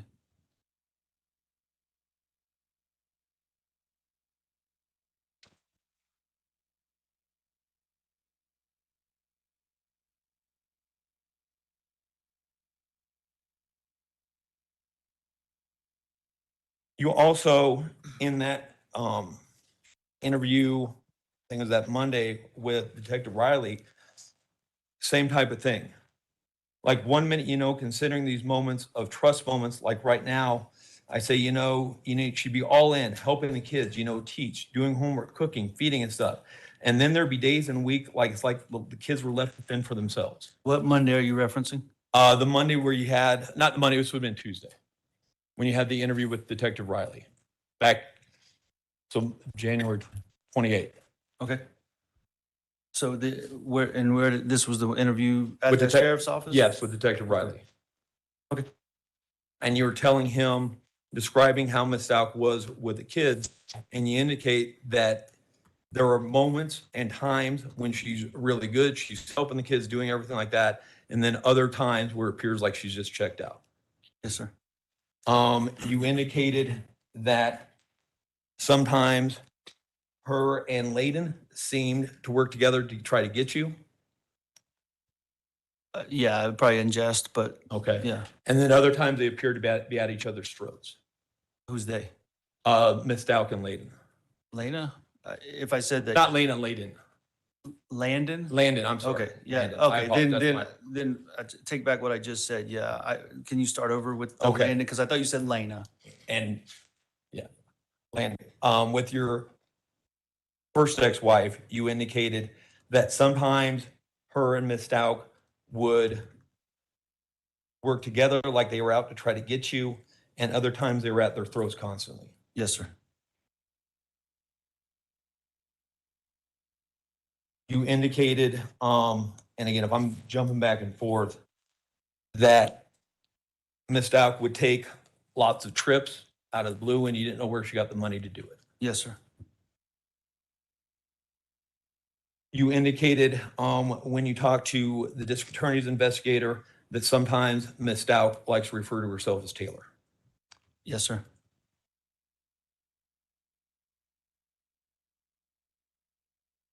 She had, let me jump back a little bit and we're almost done, sir.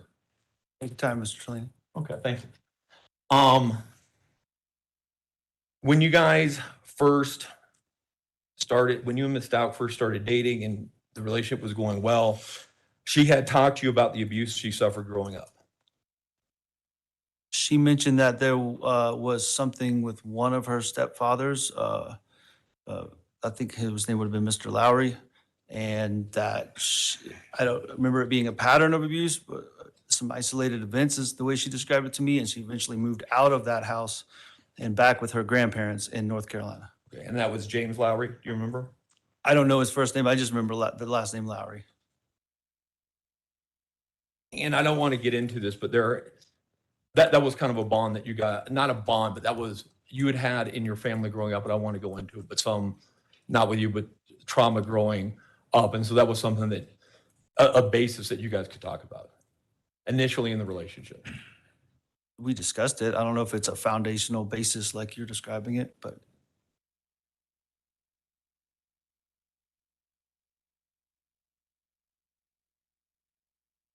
She had issues maintaining steady employment. I think that's a misrepresentation of what happened, but Well, I mean, I think you indicated that she had like 8 jobs in 3 years. right. She intentionally left those jobs. It wasn't, she had trouble keeping employment. She intentionally left those jobs. Okay, but she had a lot of different jobs in a short period of time. Yes, sir.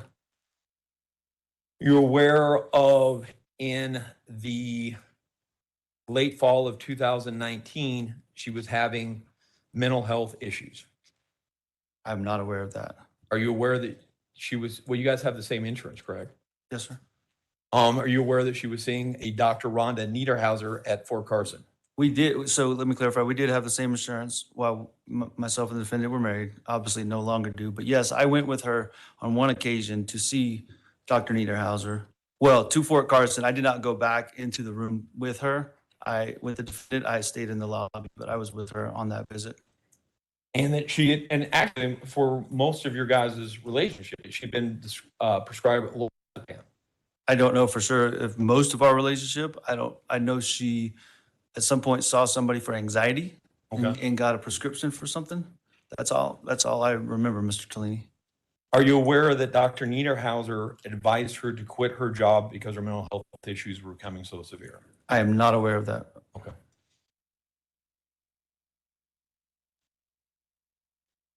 But you are, to your knowledge, if you know, how often was she seeing Dr. Niederhauser? Same answer I already gave. I know that she went once, and that was the one time that I went with her. That's all I can attest to, Mr. Tellini.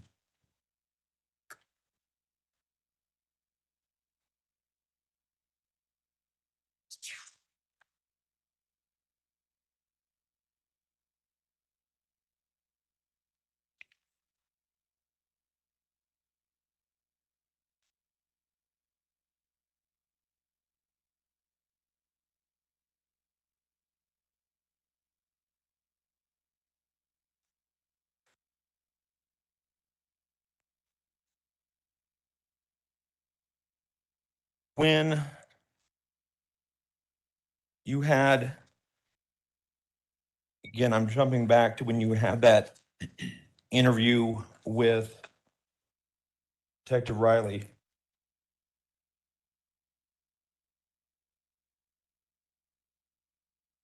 At that point in time, were you having concerns about Ms. Stauch and her involvement? When you had the interview with Detective Riley And her involvement in what, Mr. Tellini? and the disappearance of your son? Yeah, we've already, let's ask your question again, please, so I can. When you interviewed with Detective Riley that first time, were you having concerns about her involvement? So just to be clear, the first time by myself or, First time by yourself. yeah, I did have some concerns. And you've indicated that you don't think that she had any mental health issues? No, at all? sir. No, I did indicate that I don't think she had any Okay. mental health issues. Do you remember at that point in time, telling Detective Riley, I hope that it doesn't come to that, but if you put her daughter on the hot seat, she'll say, I love my mom. You know, I wouldn't do anything without my mom, but she's freaking nuts, crazy. So that was drawn, I remember saying that or something to that point. Okay. Yeah, So you told the detective that she's crazy. Mr. Tellini, would you quote what you just quoted to me? Or you told the detective that Harley would say that her mom is freaking nuts, crazy. That's what I said. Okay. No further questions. Redirect, Mr. Allen.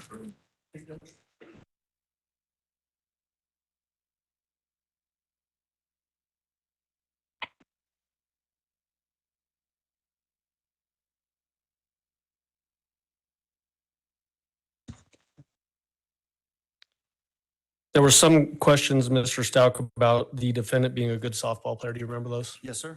Does softball have rules? Absolutely. Did the defendant know how to follow those rules? Absolutely. Did she know how to play the game? Very well.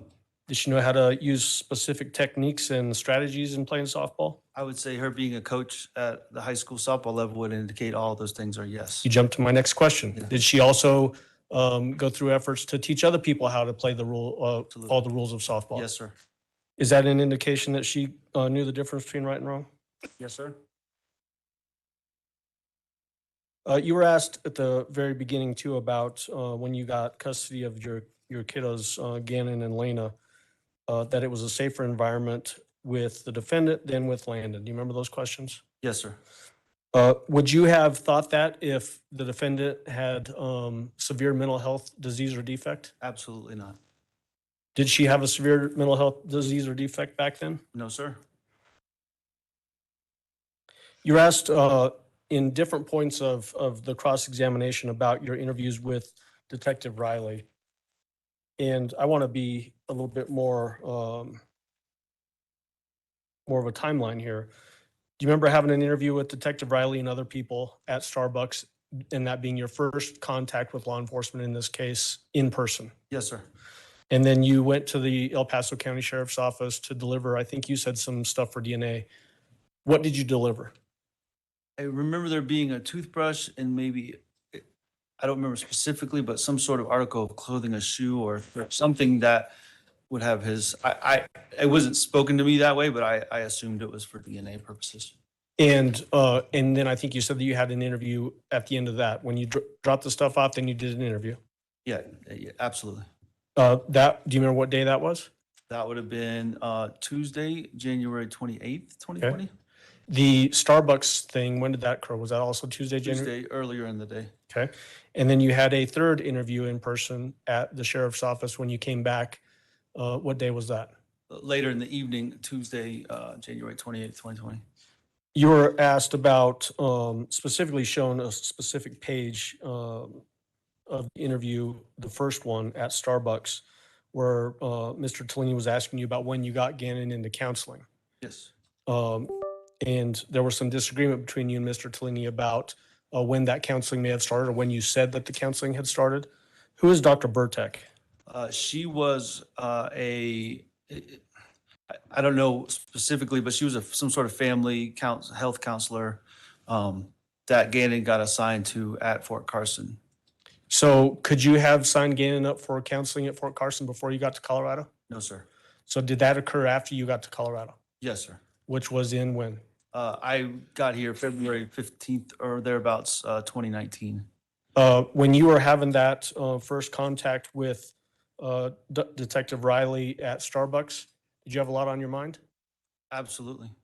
The information that you had on your mind as it relates to Gannon being missing, where were you getting that information from that initial period of time? Everything was coming from the defendant. At that time, did you have any reason to necessarily disbelieve her that Gannon had left and not come home? No, sir, not at that time. And did that change over time? Yes, sir. Did that change over time because of the defendant's specific actions? Yes, sir.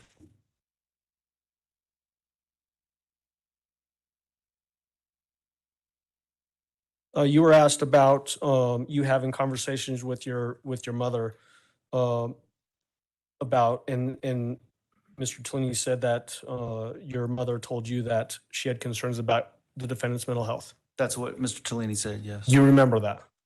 I don't remember her diagnosing the defendant based on hearsay. I remember having conversations about, the defendant's anxiety and how that affects our relationship, yes.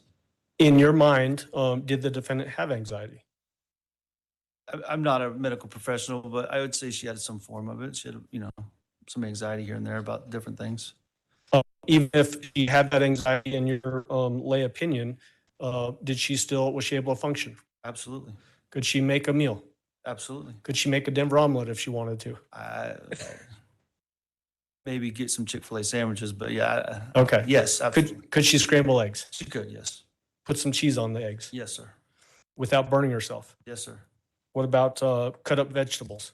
Yes, sir. Could she do that without cutting herself? Yes, sir. Did she ever run out in the street yelling, screaming naked? Not that I remember, no, sir.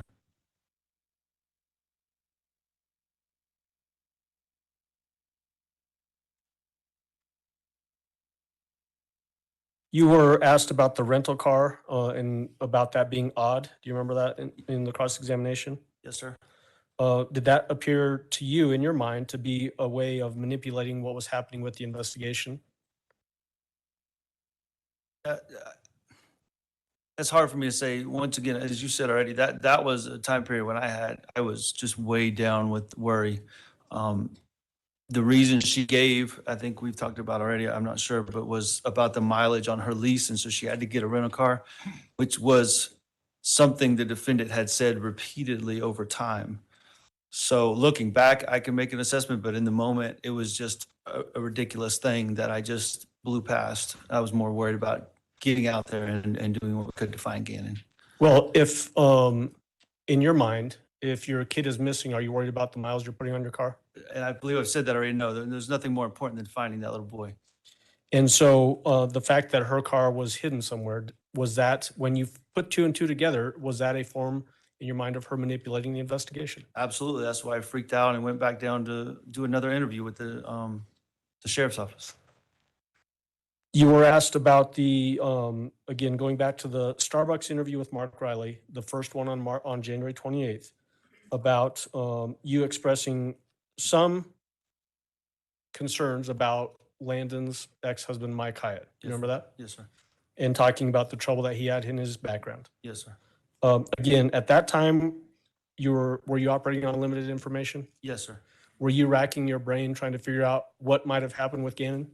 Yes, sir. I was just going through every possible, any variable, anything possible that would have led us closer to him.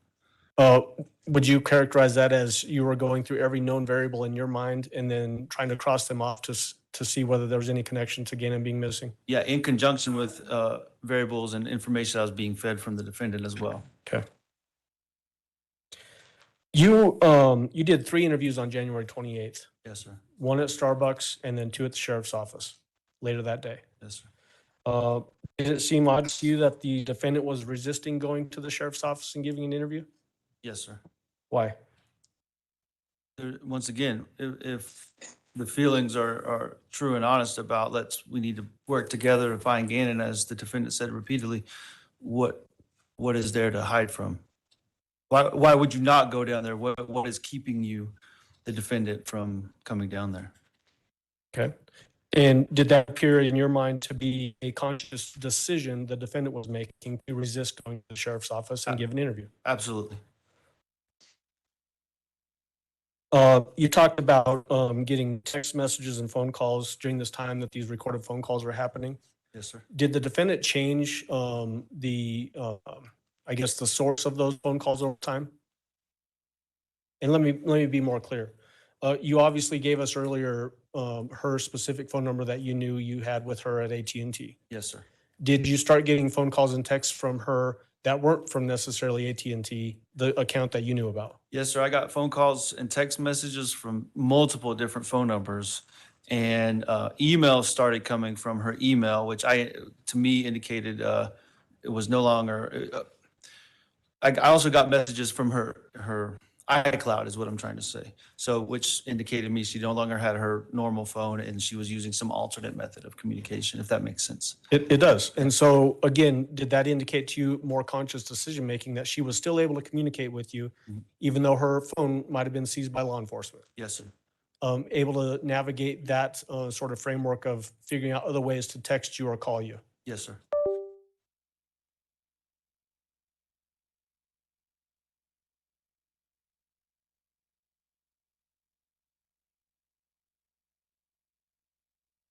You were asked about these phone calls that we've heard in the stories that the defendant was giving you, and the way Mr. Tellini characterized them was that there was no consistency in the stories. Do you remember that? Yes, sir.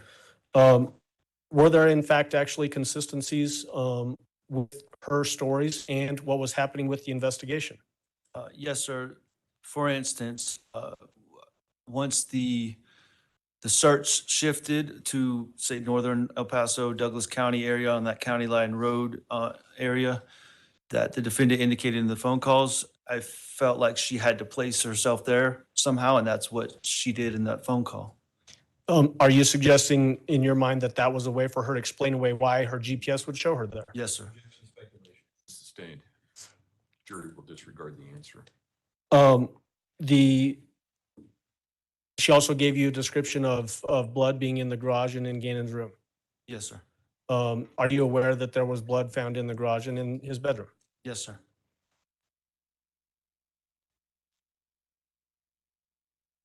And then, as it relates to that El Paso County, Douglas County lines up north, were you aware that there was a board with Gannon's blood and DNA found on it up in that area? I was made aware of that. Yes, sir.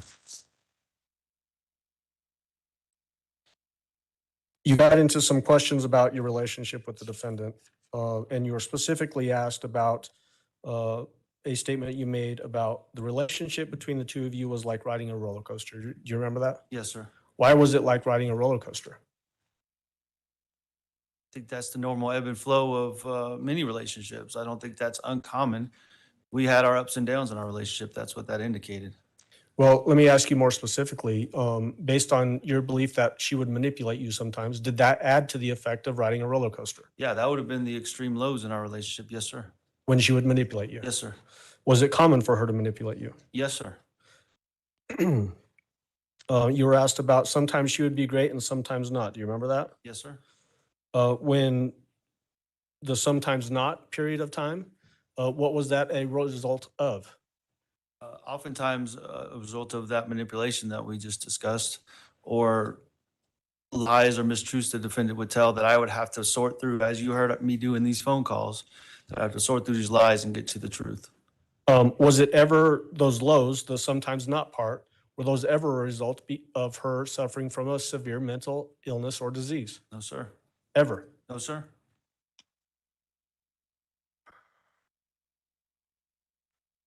You were asked about the defendant referring to herself as Taylor. Do you remember that? Yes, sir.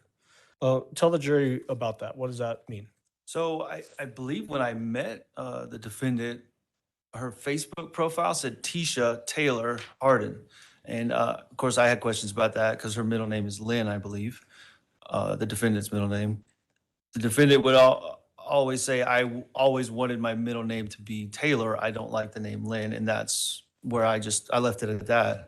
So anytime Taylor ever came up, I just, in my mind, referred back to that's what she preferred her name to be. Well, did she ever use the name Taylor and start acting crazy? No, sir. Did she ever use the name Taylor and start talking in other languages? No, sir. Did she ever use the name Taylor and start having other personalities? No, sir. Was Taylor ever associated with her having a severe mental illness or disease or defect? No, sir. You were asked about the defendant having difficulty maintaining steady employment. Do you remember that? Yes, sir. You answered that the defendant intentionally left those jobs. Yes, sir. So expand on that for the jury. What do you mean by that? So, for instance, when we, I think in the tail end of our dating relationship, in the first part of our married relationship, she was working at Myrtle Beach Middle or Elementary School and quit, resigned from that position, causing her to have to seek new employment.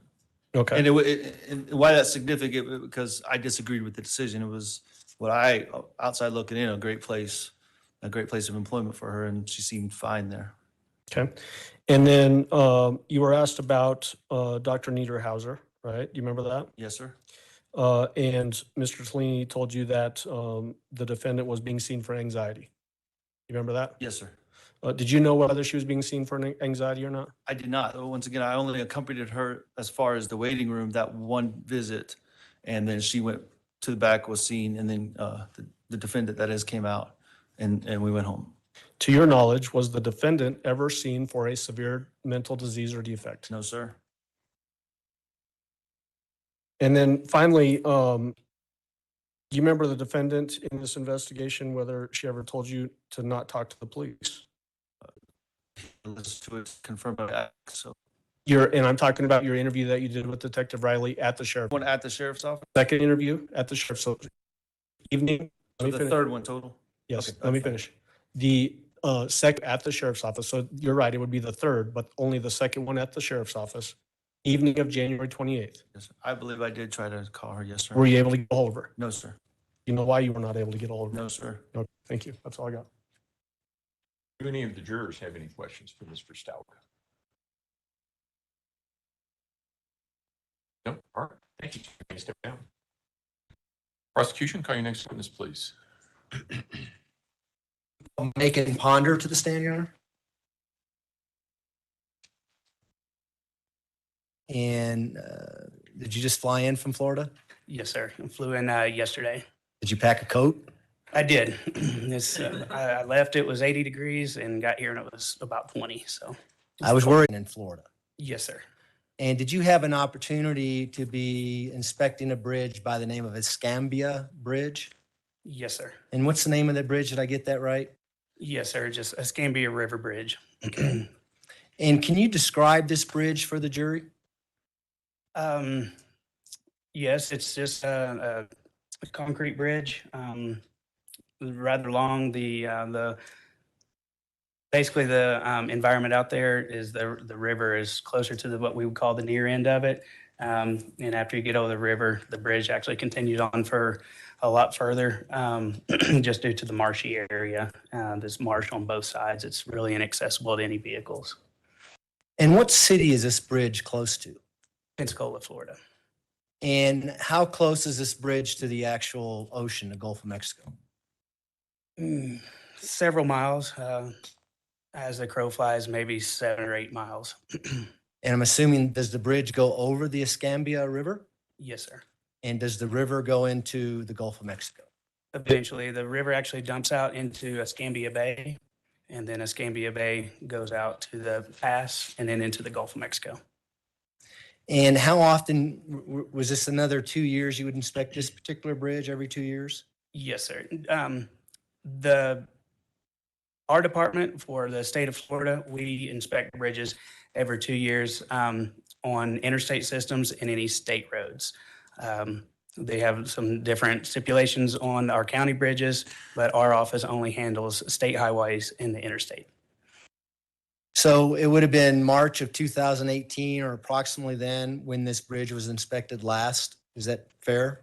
It would have been inspected 2 years prior in the month of March. Okay. It doesn't have to be on the exact day. And approximately how long is this entire bridge that you're inspecting?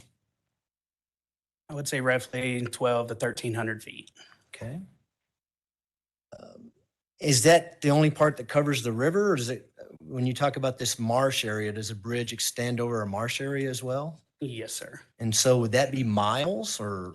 No, that whole area is fairly marshy. There's a set of bridges all the way down through that on that span of US 90. That just happens to be the first bridge on that, starting in that span on that stretch of highway.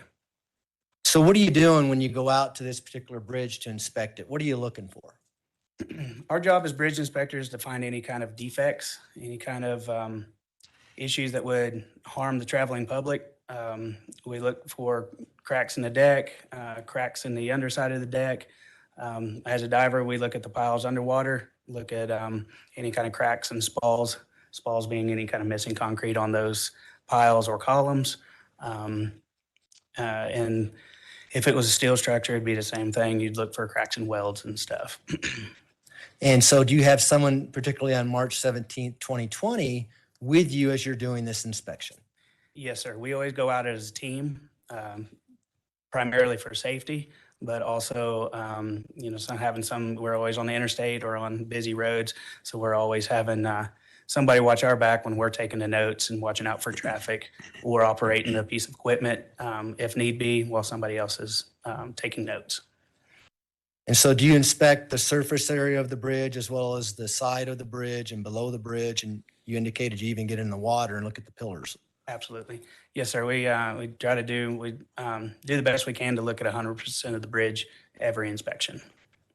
So could you please tell the jury about March 17, 2020? Did you locate something? Did you locate a suitcase underneath the bridge? Yes, sir. During that inspection, the particular bridge that we were inspecting requires an underbridge inspection machine. The particular machine allows us to gain access to the underside of the bridge due to the height and over water.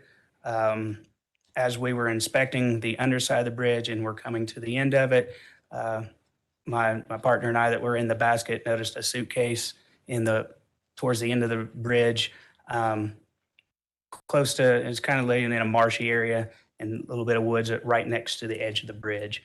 And we just noticed it down there. It was a point of interest when we got down there. We didn't look at it then. We just made a note to come back to it later on. And who was your partner? What was his name? Matthew Goins.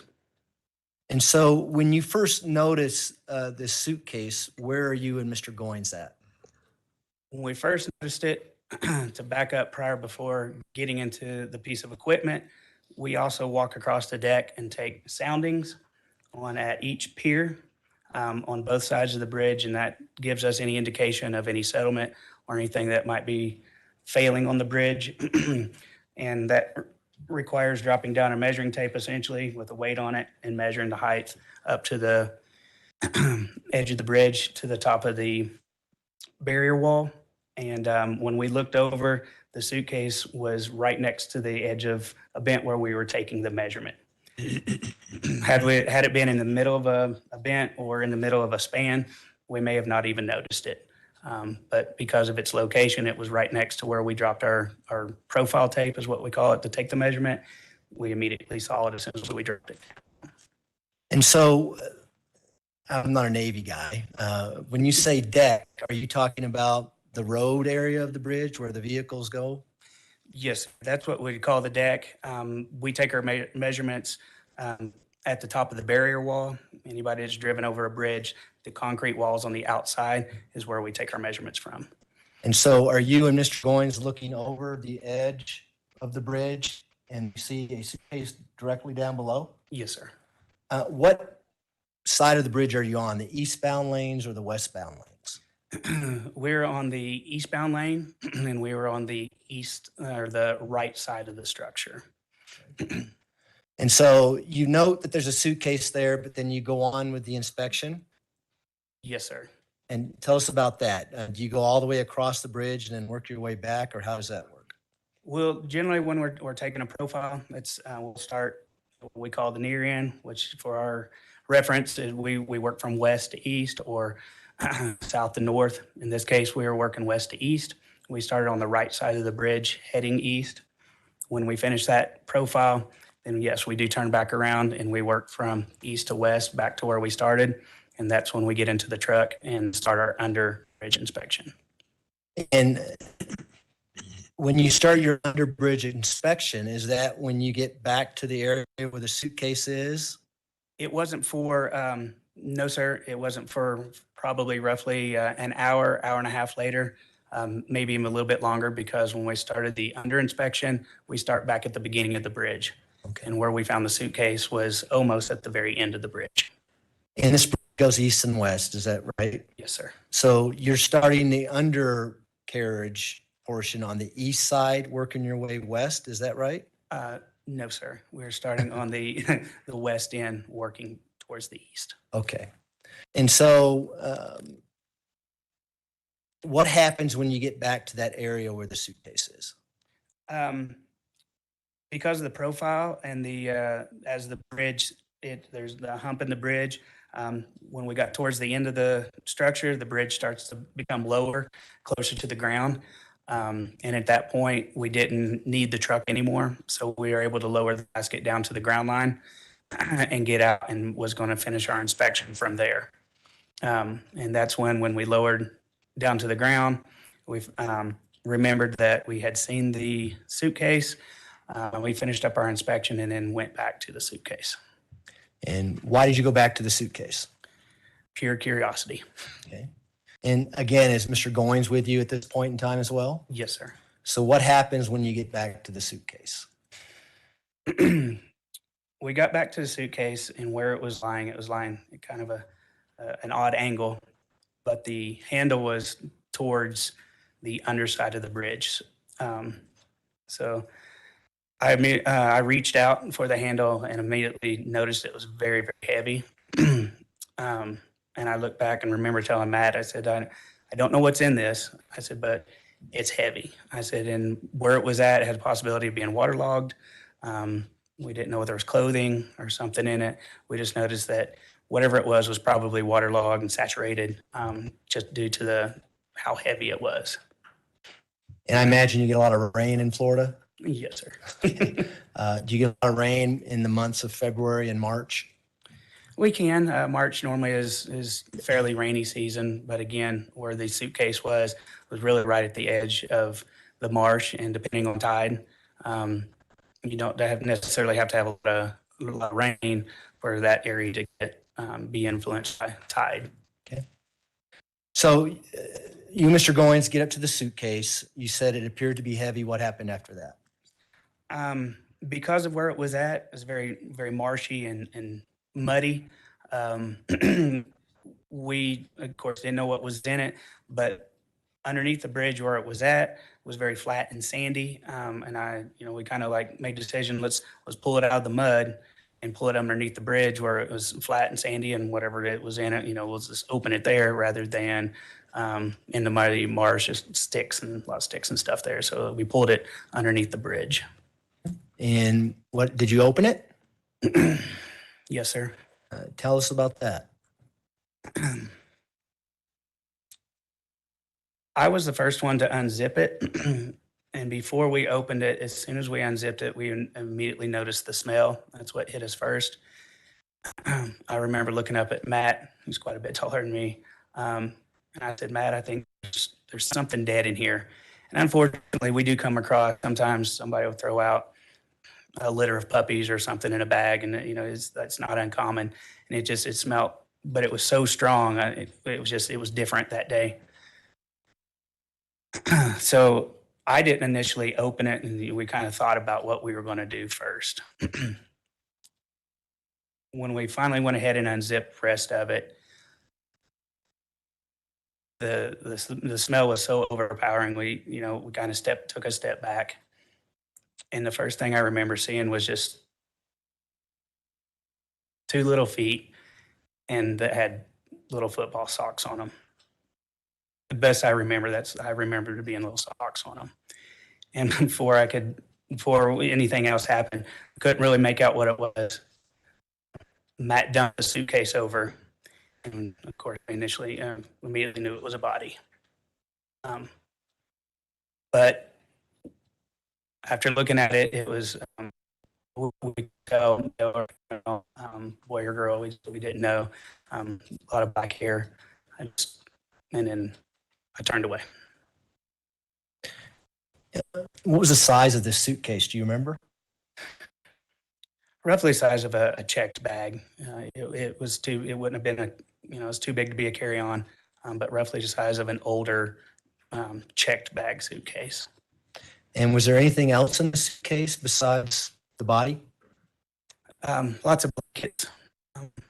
There may have been a pillow or something. I just remember a lot of bedding in there and blankets. Kind of the body was in a fetal position and partially wrapped up, so we couldn't tell a whole lot until we dumped it out. And again, I turned my head, What did you do after that?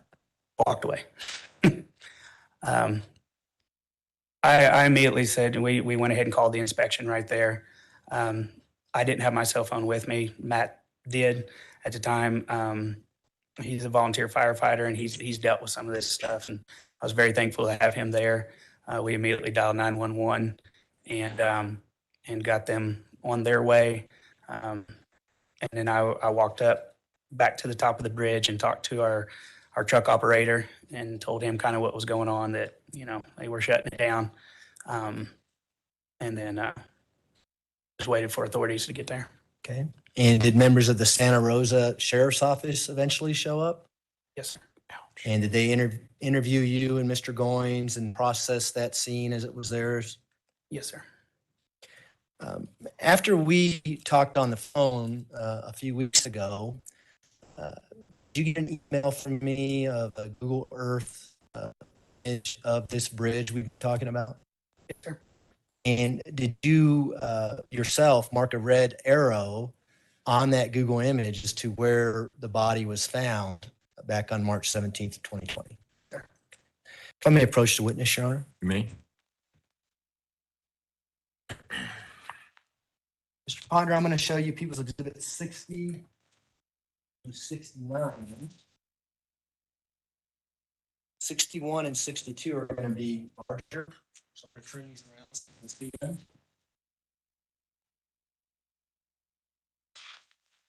Mr. Ponder, Yes, if you sir. were looking for a drink of water, there's a water pitcher right there and some cups if you would like some.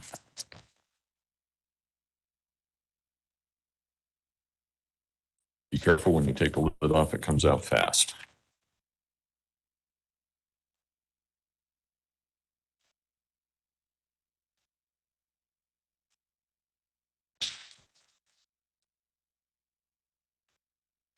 You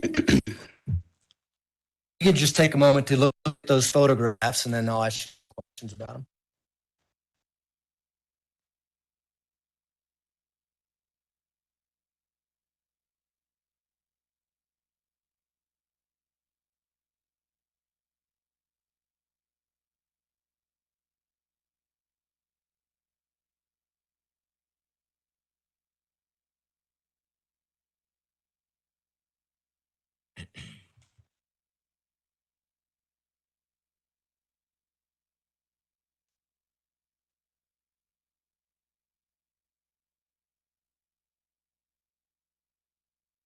Okay, have you a chance to do that? Yes, sir. Do you recognize those photographs? Absolutely. I want to start with People's Exhibit 60. Is People's Exhibit 60 one of the Google Earth images I sent to you? Yes, sir. And does that accurately depict the Scambia Bridge, River Bridge, as you knew it back on March 17th, 2020? Yes, sir. Do all the photographs that I've given you, including the two ones that are on boards here to your left, accurately depict that bridge as it looked like on March 17th, 2020? Yes, sir. At this time, I'd move to admit People's Exhibit 60 through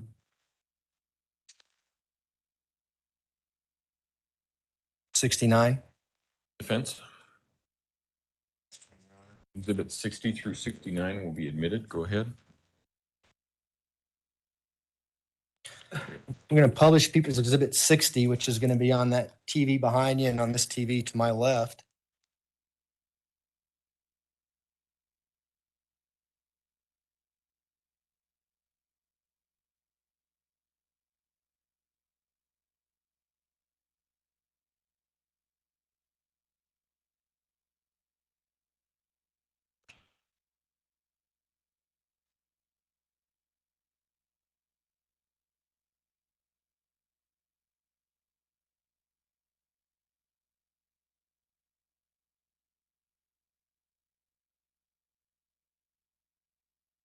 we're doing that, I'm going to do a little.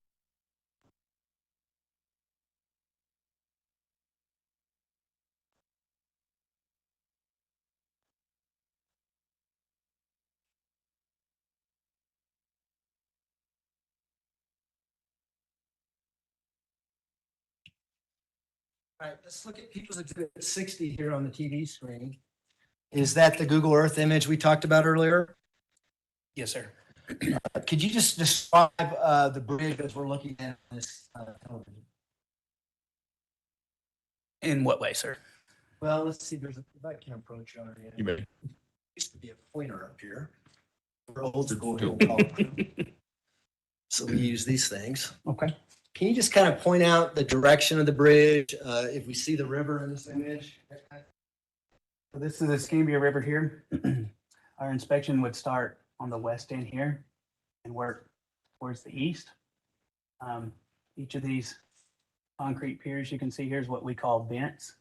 And that's where earlier, as I explained, taking the measurements from. So that's each of those that we stopped at is where we take our measurements from, working from the near end or the west, working towards the east end. Also, as I was saying that from the river forward, this area all here is marsh.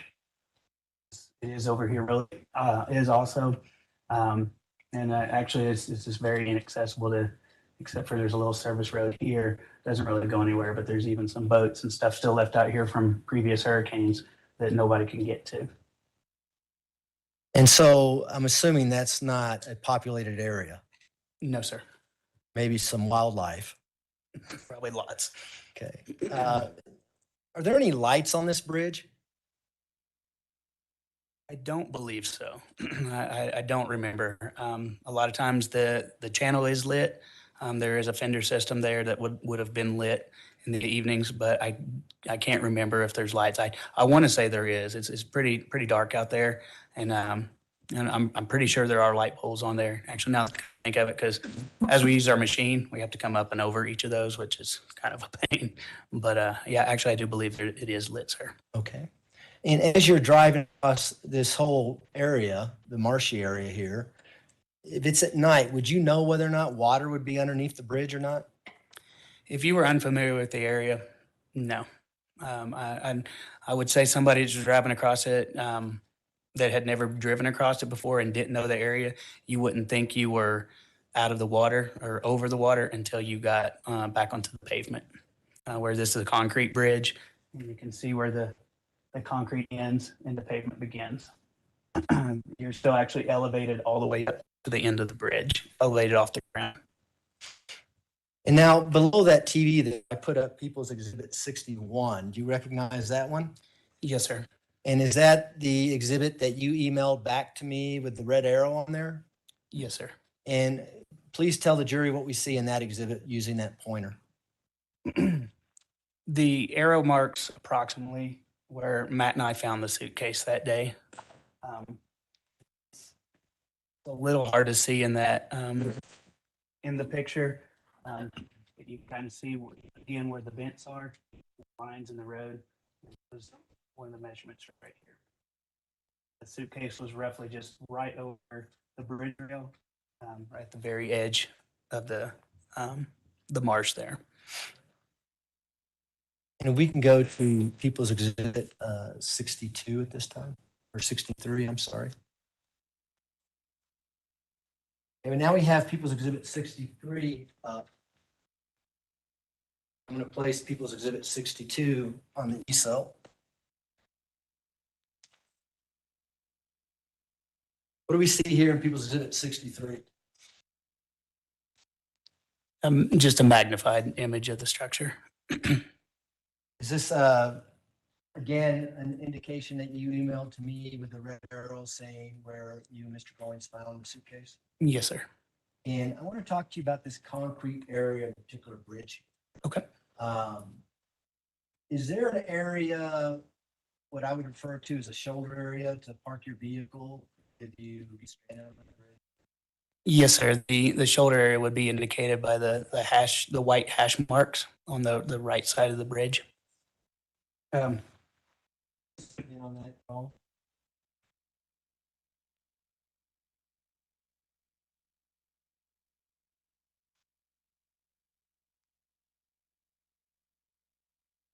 If not, here, this is there There we we go. go.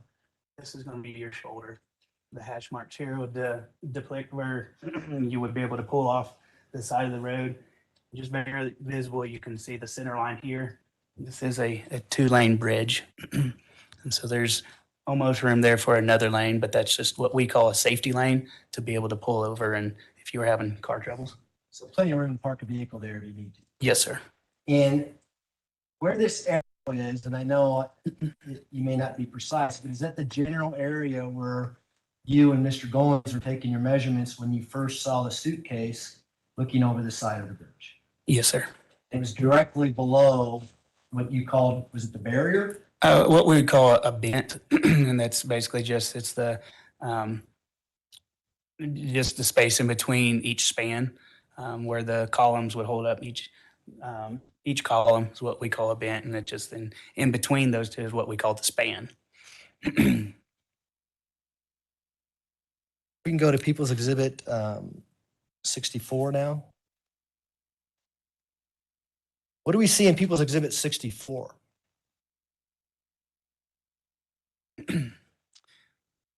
That a picture appears to be looking on that is taken on the westbound bridge, and that is in the safety lane of the westbound, which would also be though on the far end of that structure. And that picture is looking west. Looking west there.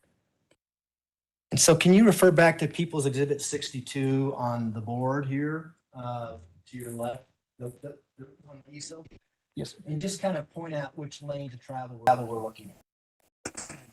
That picture's approximately probably a little higher. Right. This direction. Each of these are what we call the bents. So could you have access to get underneath the eastbound lanes by pulling over in this general area, walking under? You would have access, but it'd be very difficult to access that area. There's also what we call slope protection or rock rubble. And a lot of times those rocks move easily, they slip, they shift. You could walk down there, but you'd have to be very careful. So looking at this People's Exhibit 64, can you see the general area where the suitcase may have been from this photograph?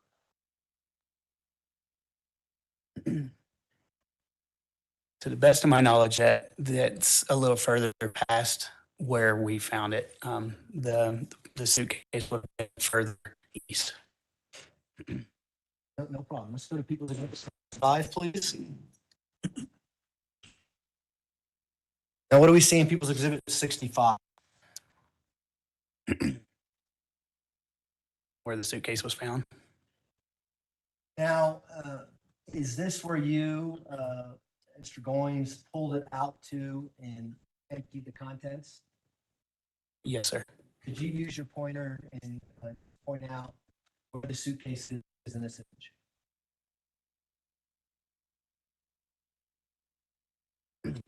So would this photograph be taken from eastbound lanes, the westbound lanes, looking back towards? Yes, sir. We can go to People's Exhibit 66 now. Was opened.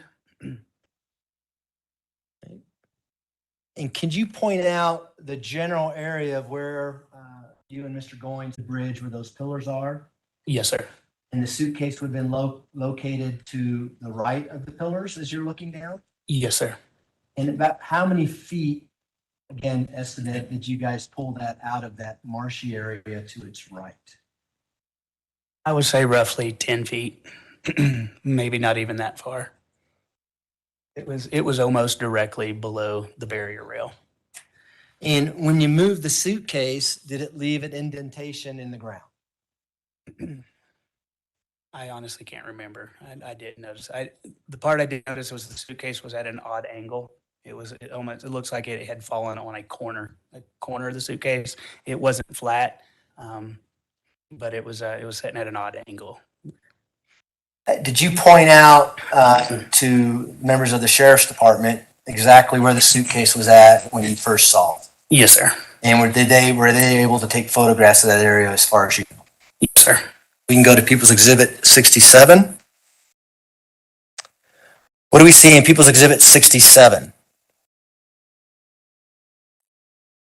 See the bedding and the open suitcase. Could you point out the bedding?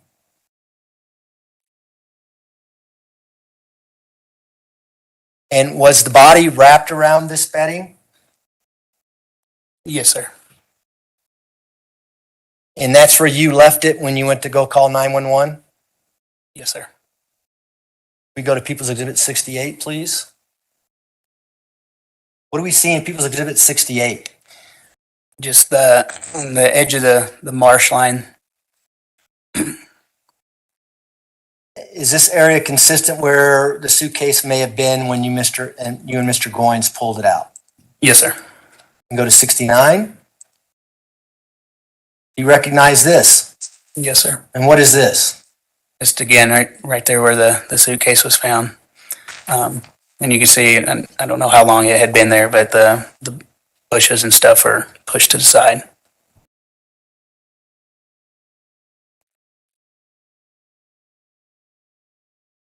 Just have a second, Your Honor. You may.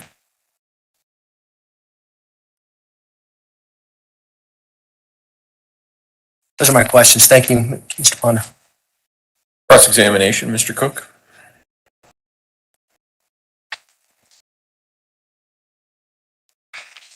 Good afternoon, sir. How are you? Good, sir. My name is Will Cook, and I represent the defendant in this case. I'm going to ask you some follow-up questions. When you were doing the bridge inspection, did you have any kind of machine, like a cherry picker? Or I don't know what you would call it, a cherry picker that would kind of reach under the bridge so you could do a visual examination of the underside of the bridge? Yes, sir. Were y'all using that device yet when you discovered the body, or were you doing the soundings and then going to come back and do work with equipment and We were performing the soundings first, the profile, Okay. and then come back with the what we call a snooper or an underbridge inspection machine. Okay. And the soundings, you're just going along, walking along the edge of the bridge and dropping a line and seeing what the length of it is? Yes, sir. Okay. And you would take that sounding measurement at each pier Yes, sir. of the bridge?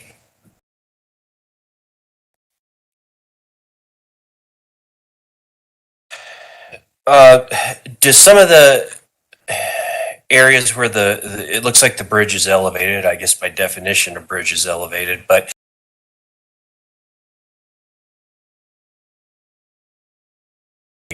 instead of land or ground, it'll be flood water underneath the bridge? Yes, sir. Okay. Does that happen every year, or is that like 100-year flood? Or just It depends on the weather? depends on the weather, how much rain we've had. That area also, pictures are gone, but there's several boats in the area. That area has a tendency to flood obviously during hurricanes.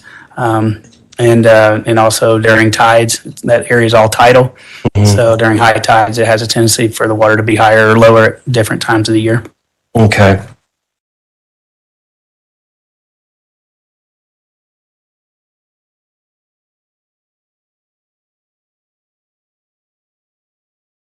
Now, on Exhibit 60 that was on the board, it looked like on the other side of the river from where the body and the suitcase were found, it looks like there's a smaller river or tributary of the Escambia River. Are you talking about the north side of the bridge there? Yes. Yes. Is that looks like maybe it's a marina or a boat launch or something there? It doesn't have it on that one. May I approach the witness, Your Honor? You may, sure. So, yeah, it's not very clear here, but it was very clear on the latch thing. Is there a marina or settlement or something like that there? It is a marina, sir. I was unclear where you're talking about that. I'm sorry. That's why I approached. Is that a permanent marina where people keep their boats all the time? Yes, sir. It's just a small tributary that runs back up. I don't believe it goes to the north just a little bit. There's a little marina on that side of the bridge as well. There's actually a marina on both sides, the north Okay. and south side of the bridge. So just on the other side of the bridge from where the suitcase was found, there's settlement, there's, two marinas, there's stuff going on, presumably lights and civilization, for lack of a better word.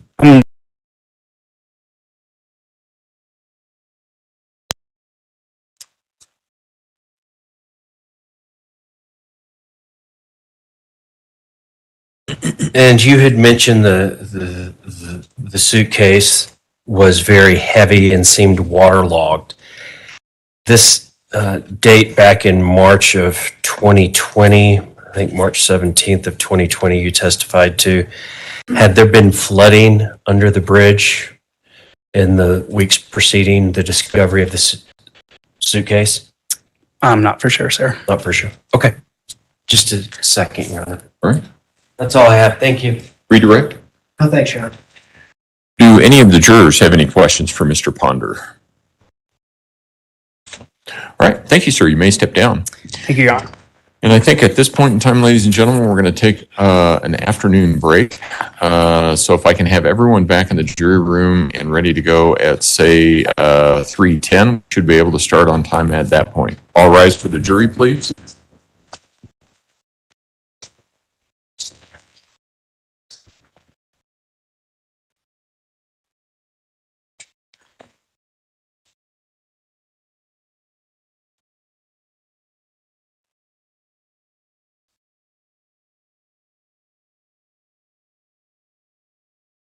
Okay.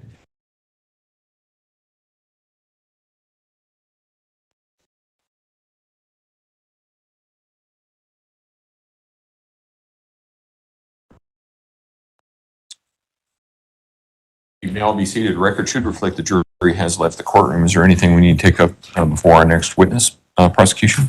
Nothing for the people, Your Honor. Defense? Okay, all right. We'll be back at 3:10. What time, Your Honor? I have to run to DST. 3:10? 3:10. Okay, thanks.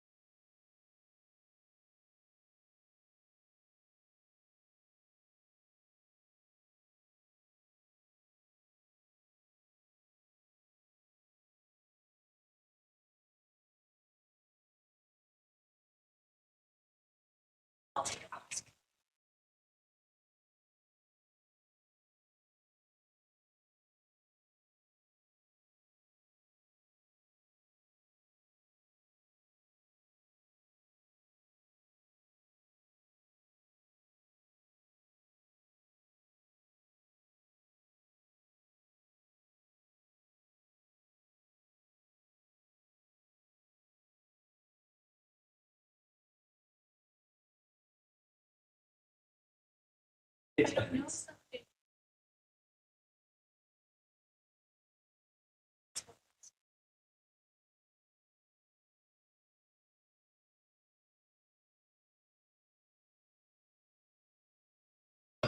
so funny. Oh, man.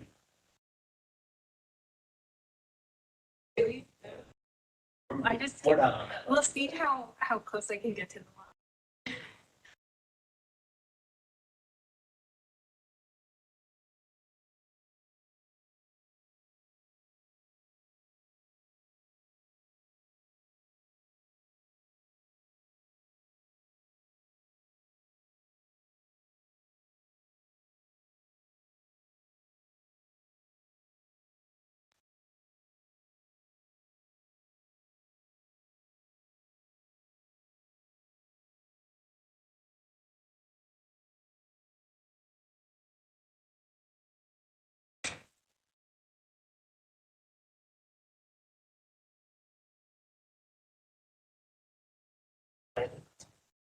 Oh, no.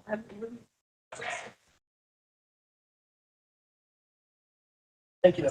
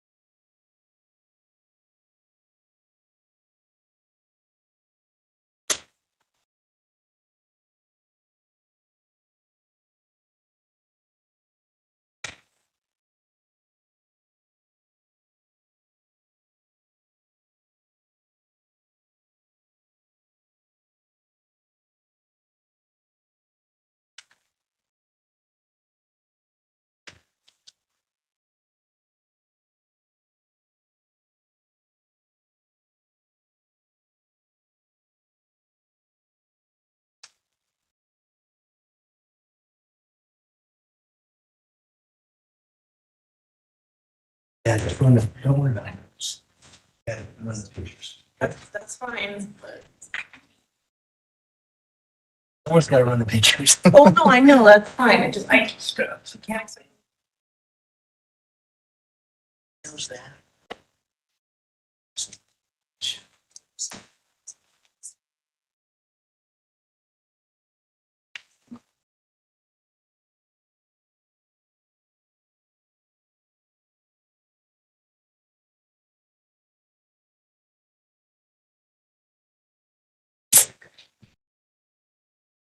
Is your witness here?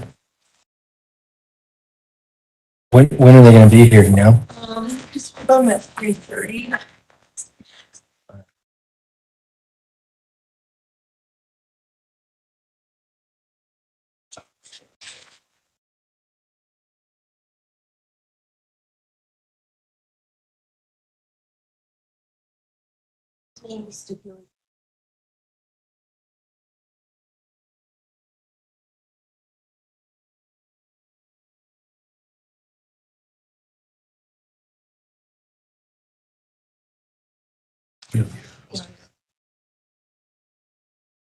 I think that's all. You think about that? Oh, what?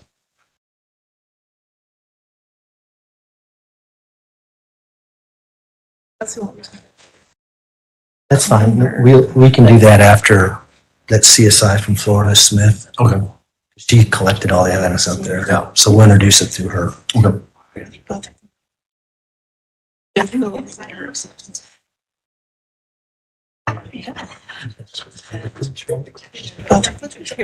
Yeah. Well, he will be here.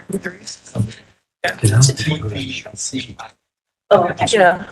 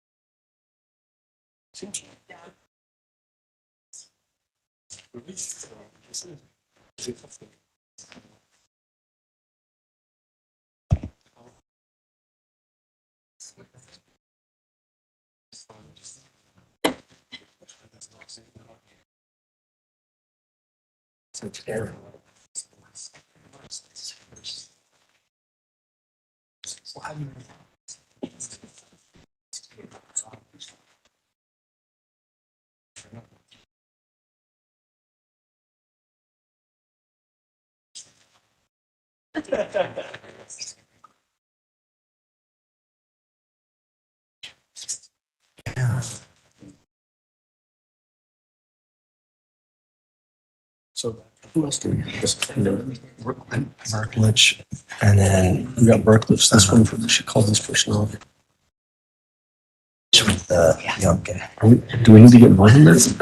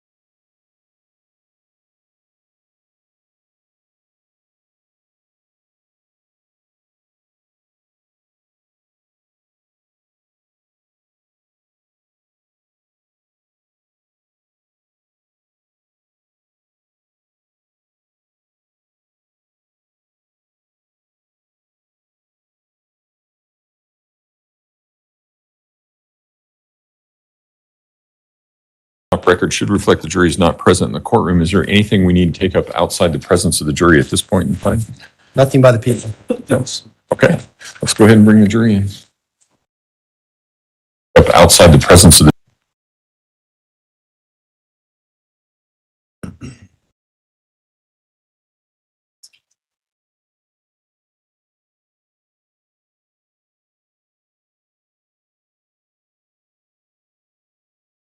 I thought, yeah, you already did that.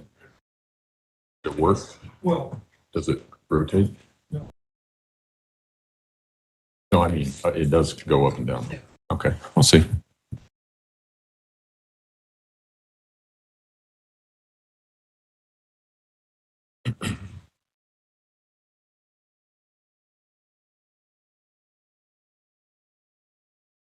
Probably a little better. Yeah.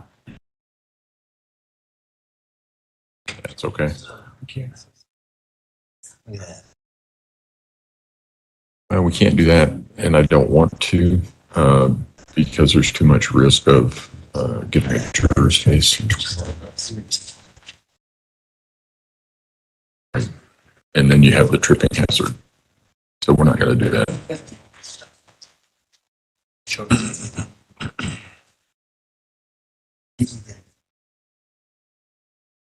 All rise for the jury, please.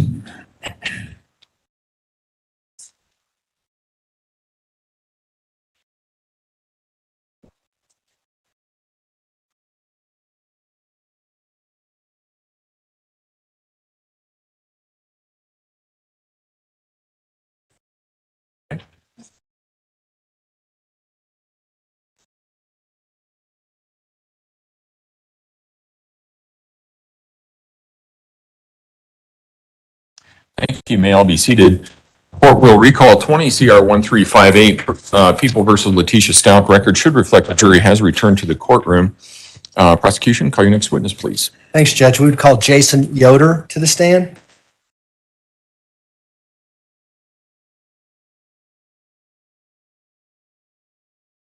Mr. Yoder, if you would step forward and raise your right hand, please, sir.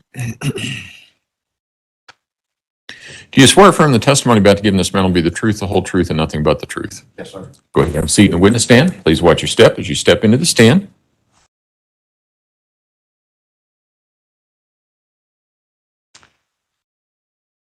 In prosecution, it looks like there are still some exhibits on the witness stand. I didn't know if you were planning on using They're them. the ones for him, Your Honor. Okay, all right. Thanks, Judge. Good afternoon, Mr. Yoder. How you doing? All right, sir. Could you please state your name and spell your last for the record? Jason Yoder, Yoder. And what is your occupation? I'm a criminal investigator For what with agency? the Escambia County Sheriff's Office currently. And where is Escambia County? It's borders Florida and Alabama line. Florida? It's in Alabama, but it borders the Florida line. So parts of Florida in it, parts of Alabama? Yes, it's just kind of split. All right. Well, that's interesting. Florida and Alabama must get along quite well to share a county like that. Well, sometimes. What was your occupation back in March of 2020? I was a major crimes detective with the Santa Rosa County Sheriff's Office And is that the county right across the river from Escambia County? from Escambia, Florida. Yes, sir. Okay. And so does the Escambia Bridge kind of connect those two counties? Yes, sir, it does. What was your role back on March 17th of 2020 when you were with the Santa Rosa Sheriff's Office? I was a major crimes detective, part of our division. And did you get called out during that day on March 17, 2020 to the Escambia Bridge? Yes, sir, I did. And what was the basis for your call out? Bridge inspectors with the Florida Department of Transportation uncovered a body out of a suitcase underneath the bridge. And what kind of details did you get before you, I'm assuming you eventually went out to that bridge? Yes, sir. What details did you get prior to going out to the bridge? Not a lot. It's just the bridge workers had opened a suitcase and found what they believed to be a body inside the suitcase. And were you assigned to be the lead detective in that investigation? Yes, sir. What did you do when you got out to the bridge? Called our crime scene unit. Our crime scene unit began to process the scene. I observed them do their thing, coordinated with other detectives doing different interviews. When you got out to the bridge, did you observe a body? Yes, sir. Please describe what you saw when you got out there. When I arrived, there was a suitcase on the ground, opened, what appeared to be a human body, like it was rolled out of the suitcase, covered with bedding, and a pillow was inside it as well. And were members of your agency interviewing these bridge inspectors who had found the suitcase and the body? Yes, sir. And what kind of information did you have going into that? Just that they were doing a routine check of the bridge. They discovered a suitcase in the wood line, drug it up under the bridge, opened it, and discovered the body inside the suitcase. And did they point out the location where the suitcase was when they first saw it? Yes, sir. And did members of your sheriff department take photographs of those areas? Yes, sir, they did. And when you got there, could you see an impression in the marsh area where the suitcase may have been for a period of time? Yes, sir. And was it consistent with the size and shape of the suitcase as you saw it? Yes, sir. And in relation to the bridge, where was this indentation where the suitcase was at, where the bridge inspectors had found it? I don't really know exactly how far, but it was off in the wood line away from the bridge. To your left, there's People's Exhibit 61, which is on the ESO there. It's actually not those photographs in front of you. Oh, I'm sorry. It's just right here. Look. Well, there you go. I'm sorry. You see that red arrow right there? Yes, sir. Is that the general area where this indentation was in the marshy area where the bridge inspector said the suitcase was found? Yes, sir. And are those the eastbound or westbound lanes? This lane here is eastbound. And so the river we see there, would that be west of that location? Yes, sir. And is the city of Pensacola on the other side of that river on the west side? Yes, sir. And are you familiar with that area? I am. Are you familiar with the Candlewood Suites Hotel that's in Pensacola? I know about where it's at. I'm not sure exactly where it's at. May I approach the witness, Your Honor? You may. I'm going to show you what's been marked as People's Exhibit 221. And ask if you recognize it. Let's hold it. Yes, sir. What is it? It's a layover map, the river, Highway 90. I believe that's scenic highway that runs down with the hotel there, ported out. Is that the Candlewood Suites Hotel that I alluded to? Yes, sir. And does it also have a red dot as to where the suitcase was located? Yes, sir. And does it accurately depict that area as it looked back in March of 2020? Yes, sir. Move to admit People's Exhibit 221. Okay. 221 will be admitted. Place this up on the ESO and ask you a couple questions about it. Drop the other one first. And there's a pointer just behind it. See that? Sir. Could you go ahead and point out where the bridge is and the indicator where the suitcase was found? And the general area of the city of Pensacola? Parts really after the bridge. Parts of it. And the Candlewood Suites Hotel? Yes, sir. It's all Pensacola city limits. And is there a direct route to that bridge from the Candlewood Suites Hotel? Yes, sir. Come down Highway 90, and off of Scenic Highway, I believe that's what that route. Take you right to it. You got to speak a little louder. I'm sorry, Mr. Yoder. Oh, I'm sorry. This is Highway 90. Huh? And I believe this is going to be Scenic Highway, if I'm not mistaken, and Scenic Highway should run to the hotel. May I approach again, Your Honor? Just You may.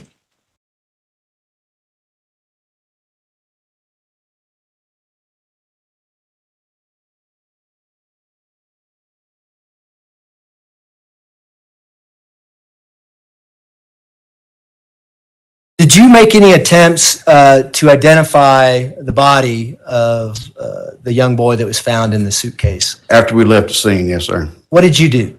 After we left, we went back to our office, started doing a regional and state search for missing children.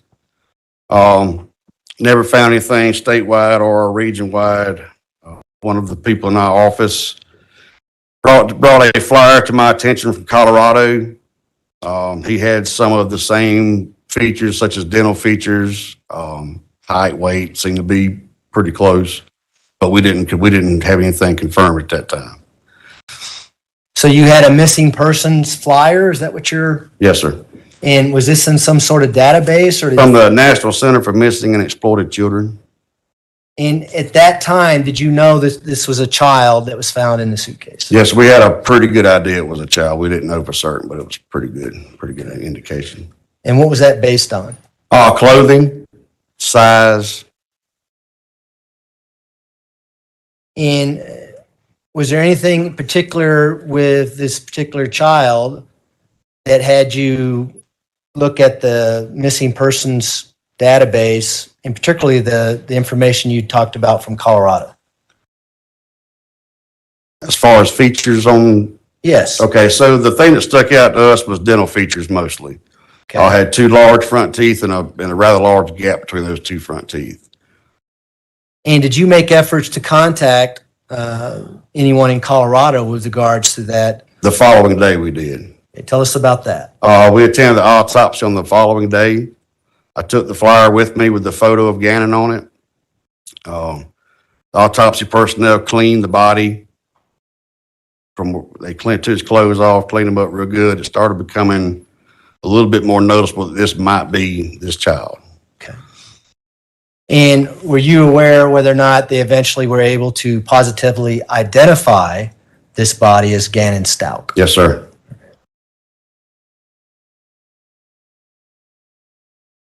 There's a series of photographs there in front of you. It's People's Exhibit 70 through 76. If you could take a moment and look at those for me. And we'll start with People's Exhibit 70. Do you recognize that Yes, photograph? sir. What is that photograph of? It's a photo, I think it's taken from the ground to the top of the bridge. And does that photograph show looking from the general area where the suitcase was discovered from the bridge workers up to where the bridge is, Yes, sir. overlooking the barrier? Yes, sir. All right. And does that actually depict that area as it looked back on March 17, 2020? Yes, sir. Move to admit People's Exhibit 70. No objection. Exhibit 70 will be admitted. Go ahead. What do we see in People's Exhibit 71? This is the bedding that was located in the suitcase along with the body of Gannon. And does that look, or does it actually depict what you saw out at the scene on March 17, 2020, when you got out to the scene and the body of Gannon Stauch was there next to the suitcase? Yes, sir. Move to admit People's Exhibit 71. No objection. 71 will be admitted. Go ahead. What is People's Exhibit 72? This is the flyer that was brought to my attention. Okay. And does that actually depict the flyer as you saw it back on March 17, 2020, when you were looking in the database or trying to discover who the body was at that point? Yes, sir. Move to admit People's Exhibit 72. No objection. Exhibit 72 will be admitted. Were you also present at autopsy on March 18, 2020, when the blankets and pillow were photographed from the suitcase that was recovered from the bridge? Yes, sir. And I'll start with People's Exhibit 73. What is People's Exhibit 73? This is part of the bedding and the blanket that was found inside the suitcase. 74? Another piece of bedding that was also located in the suitcase. And 75? This was the pillow that was located inside the suitcase. And 76? Another blanket that was located inside the suitcase. And does People's Exhibit 73 through 76, do they accurately depict those items as they looked on March 18, 2020 at autopsy? Yes, sir. Move to admit People's Exhibit 73 through 76. No objection. Exhibit 73, 74, 75, and 76 will be admitted. Okay, if we can start with People's Exhibit 70, request to publish.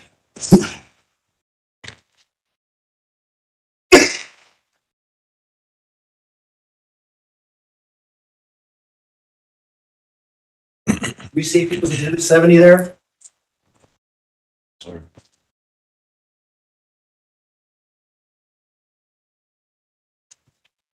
I'm going to place 61 back up on the ESO. In People's Exhibit 70, and red arrow we see on People's Exhibit 61, would this be looking directly up at the bridge from where the suitcase was discovered? Yes, sir. And is that the barrier we're talking about that kind of protects the side of the bridge there? Yes, sir. From what we see here, would it be consistent with a suitcase coming over the side of that bridge where the suitcase ended up? Yes, sir. We can go, we're going to go to People's Exhibit 72 now. I'm sorry, 71. What do we see in People's Exhibit 71?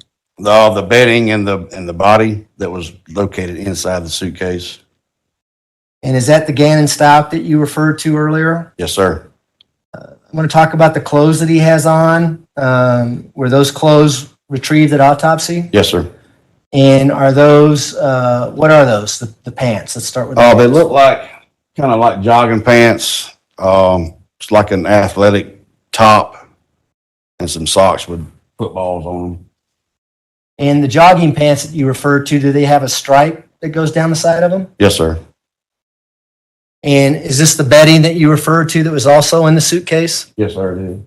Okay. If we can go to People's Exhibit 72, please. What do we see in People's Exhibit 72? This is the flyer that was brought to my attention in an attempt to identify this body that we had. And you made reference to dental observations. Yes, sir. Could you talk about that? A noticeable gap in a rather large two front teeth. They're noted in these pictures, matched up with the body that we had on the bridge. And you talked about contacting people in Colorado. Do you contact people with the El Paso County Sheriff's Office? Yes, sir. It was the sheriff's office. And did you let them know that you found a body out in Florida on March 17? Yes, sir. We explained to them, kind of described what we found, like the blankets and the body and stuff like that. Thought this might be Gannon, and then we went from there. And then is that when efforts were made to positively identify him? Yes, sir. We can go to People's Exhibit 73, please. What do we see in People's Exhibit 73? This is one of the blankets that was located inside the suitcase. And did you eventually make reference to these blankets and the pillow and things like that to the members of the Sheriff's Department in El Paso County? Yes. And was this evidence eventually transferred back to here, El Paso County? Yes, sir, it was. We can go to 74 now, please. What do we see in People's Exhibit 74? Also another blanket that was located inside the suitcase. Would this be the other side of what we saw in People's Exhibit 74? Sorry. Yes, you are correct. Yes, sir.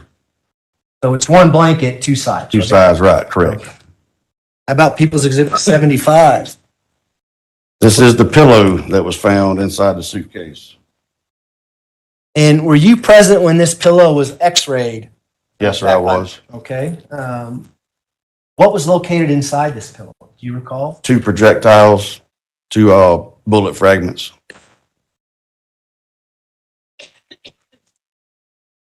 People's Exhibit 76. What do we see in People's Exhibit 76? The other blanket that was found inside the suitcase. And do you know how Gannon's body was transferred to the coroner's office? It was through their medical personnel and their vehicles and their equipment.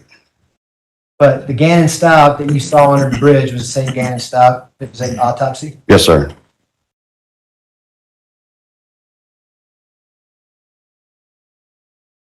Those are my questions, Your Honor. Thank you. Cross-examination, Mr. Tellini. All right. I'm good, sir. How are you? I'm very kind of look at this. So Pensacola is kind of right on the border of Florida and Alabama, correct? No, sir. Where's it at? Where is it? It's in the panhandle of Florida? Mm-hmm. It's in the Panhandle, but it's probably an hour and a half from the border. I don't know Oh, okay. how close you're talking about. Okay. All right. And it's a beach community. Yes, sir. This bridge that the suitcase was found under, it's a bridge over what? Where the suitcase was found, it's nothing but the bridge itself covers Escambia River Bridge. And how big a bridge is that? Guesstimate 3/4 of a mile. Okay. And just estimate, how big is that, the Escambia River? How wide across? Wide, From one bank to the other? 200-300 yards, guesstimation. And so there's dry area on each side, like bridge covers some dry area, then the river, dry area. Yes, sir. Okay. Now, just looking at that, is that the biggest bridge in Pensacola? No, sir. There's a lot of bigger bridges there, Yes, aren't there? sir. Like there's looks like there's bridge 98, Highway 98. Yes, there's the one on Highway 98. What does Highway 98 go over? It's over the bay. Over the bay. How long of a bridge is Highway 98? I wouldn't have any idea. A lot longer bridge though? Yes, sir. 4 or 5 times longer? It's probably 1.5 miles, 2 miles, maybe. Okay. And that goes over the bay, like Yes, sir. this is the Gulf of Mexico and then goes into that bay, correct? How deep is that bay? Depends on where you're at. In the middle. Say if I was to throw something off the middle of that bridge, how deep would that bay be? 15 feet, Okay. 15, 20 feet, guesstimate. How deep is the river? Probably 25, 30. Okay. And then looks like another, what about Highway 10? How long is that bridge? I-10 is probably the same 2-3 miles long. Okay, and going over the same bay? Yes, sir. Okay, so what I'm getting at is there are much longer bridges over much bigger bodies of water other than that bridge located near there. You would Oh, agree yes, with that? sir. Absolutely. Okay.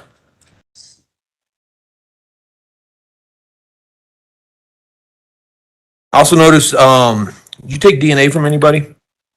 Did I take it? Yes. No, Or do you sir, know I if DNA was taken? It was taken. Yes, sir. It was taken from Mr. Ponder and Mr. Goings? I believe so. Swabs were taken from both of those gentlemen. You know why? Just to make sure that they wasn't the ones that was fooling around with the Okay. And, suitcase. well, and also it'd be so if DNA tests were run to figure out who may have put that person in that suitcase. Correct. That would be able to eliminate those two people. Sure. And so as part of a police procedure, you want to take DNA from if you're trying to zero in on one person, you'd want to take DNA from other people who could possibly contribute to that to be able to zero in on one person specifically. Yes, sir. Okay. No further questions. Prosecution, redirect. I want to talk about this Escambia River Bridge. You're quite familiar with that bridge? Yes, sir. You travel that quite frequently? Yes, sir. Any lights on that bridge? No, sir. Pretty dark at night? It is. And is there room, particularly where this suitcase was found, to park a vehicle? There, both of the lanes are 2 lanes on each way. There's also in like an emergency pull-off lane on the side of the bridge, so flat tires or whatever. That's the only place that you could pull over without getting ran over on that bridge. And these other bridges that council alluded to, are they heavily traffic bridges? Yes, sir, they are. I-10, Yes, sir. is that a spot where you could park and dump a suitcase up the bridge? It has the same pullover lanes as the rest of them do, yes, sir. But there might be more traffic on in the Escambia River Bridge? Depends on time of year. The time of day, time of year. What about 4:00 in the morning on February 4th, 2020? Probably not a lot of traffic, I wouldn't guess. Would there be any traffic on the Escambia River Bridge at that time? Probably very minimal. Those are my questions, Your Honor. Thanks. Do any of the jurors have any questions for Detective Yoder? No. All right. Thank you, Detective. You may step down. No, thank you.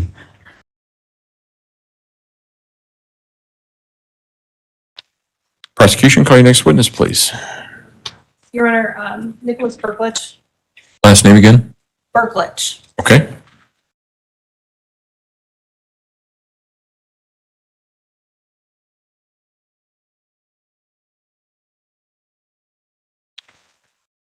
Mr. Berkowitz, if you would step forward and raise your right hand, please, sir. Do you swear affirm the testimony about to give in this matter will be the truth, the whole truth, and nothing but the truth? Yes, sir. Go ahead and have a seat in the witness stand. Please watch your step as you step into the stand.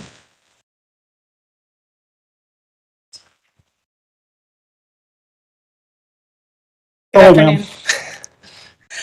Sir, where are you currently employed? I'm currently employed with the El Paso County Sheriff's Office.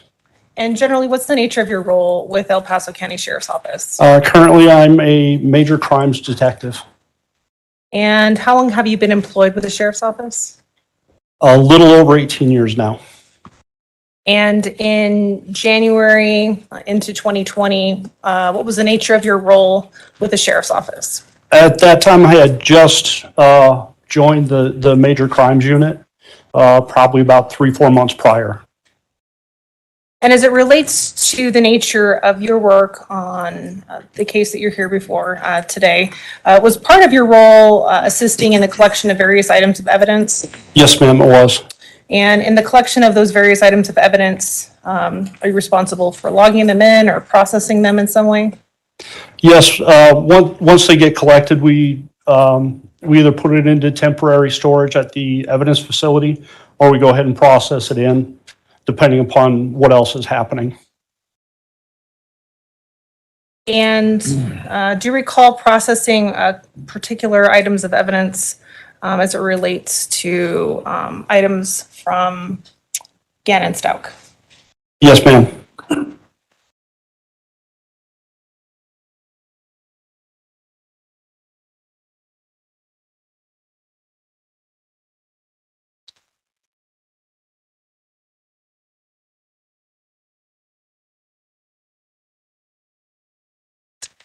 You're under permission to approach the witness with what has been marked as People's Exhibits 182 and 183. Go ahead.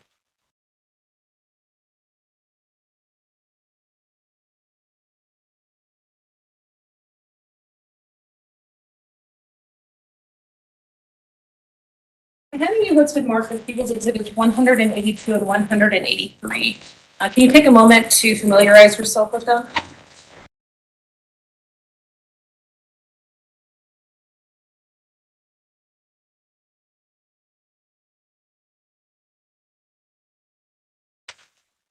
Yes, ma'am. Do you generally recognize what they are? From the description, yes. Okay. And based on the description and the processing of how you process evidence, can you explain to the jury how a description is associated with an envelope, for example? There's a program that we have that we use for processing the evidence in. You type in the name of the item and then a brief description of what it may be. Then it automatically generates a number for us. Okay. And in conjunction with those particular items, People's Exhibit 182 and 183, were you part of the processing or collection or logging into evidence of those particular items? Yes, I was. And if you would, there are some gloves next to you and scissors. And I'll ask you to open up to start People's Exhibit 182, leave the item in the envelope so that you have an opportunity to look at it and identify it. Leave it in the envelope? Yes, Okay. for now. And that was, you said 182? Yes, sir.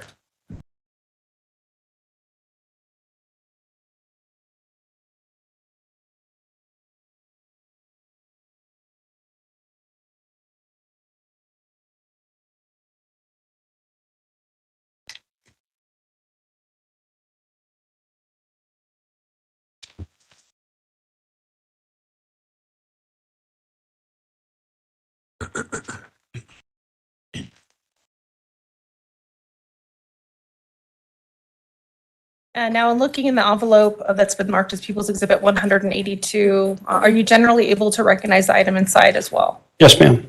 And how do you recognize it? It's a toothbrush that was inside a holder that was brought to us. Okay.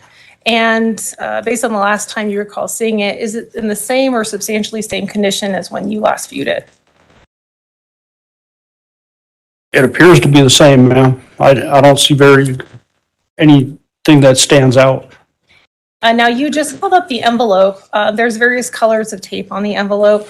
Does that indicate to you, or what does that indicate to you, I should say? It tells the red tape is the tape that I put on it. This blue tape is tape that somebody else has opened the package for whatever reason and has resealed it. Okay.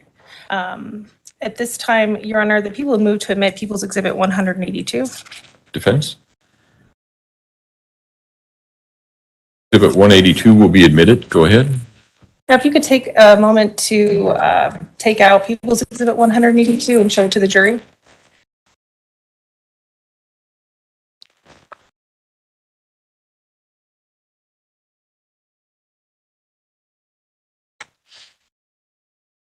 Do I need to take the cap off? No, that's all right. Okay. You can put it back in the envelope.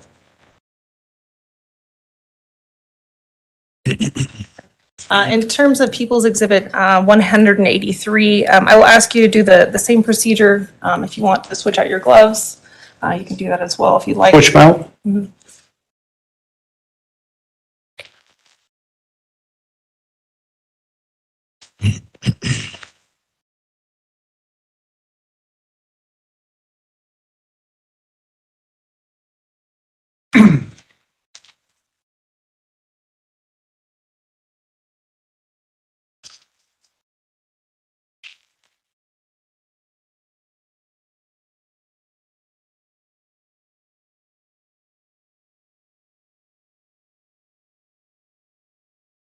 And while you're doing that, for People's Exhibit 183, does it appear to have the same type of colored tape as People's Exhibit 182 had? The red tape, yes, but not the blue. Okay. And is the red tape something that you placed there? Yes, ma'am, it is. All right.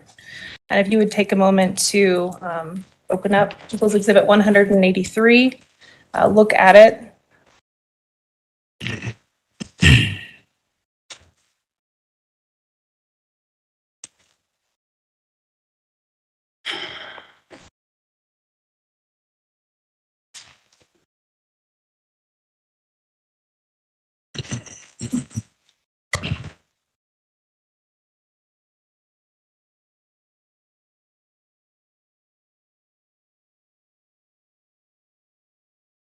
Yes, ma'am. And do you generally recognize that? Yes. And would you say it's in the same or substantially same condition as when you last handled it? Yes, ma'am, it is. Your Honor, at this time, we would move for admission of People's Exhibit 183. Mr. Cook? No objection, Your Honor. Exhibit 183 will be admitted. Go ahead. And if you would also take that item out and show it to the jury.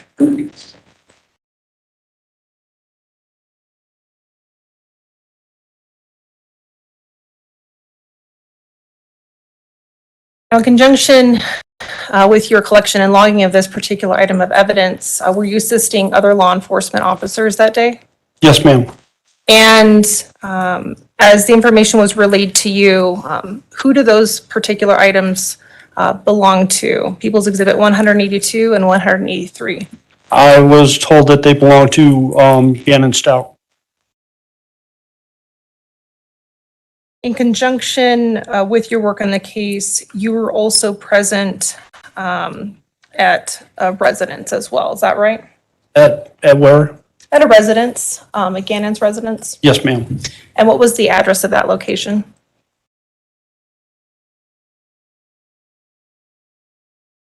I believe it was 6650 Mandan Drive, Okay. but I know it was Mandan Drive.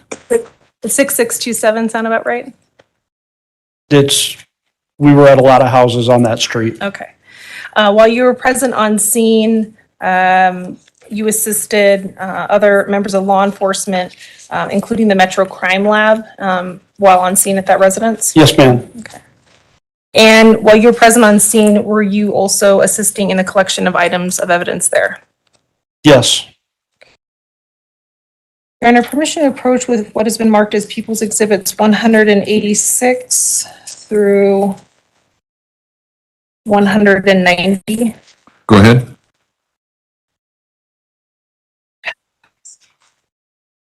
(186 through 190).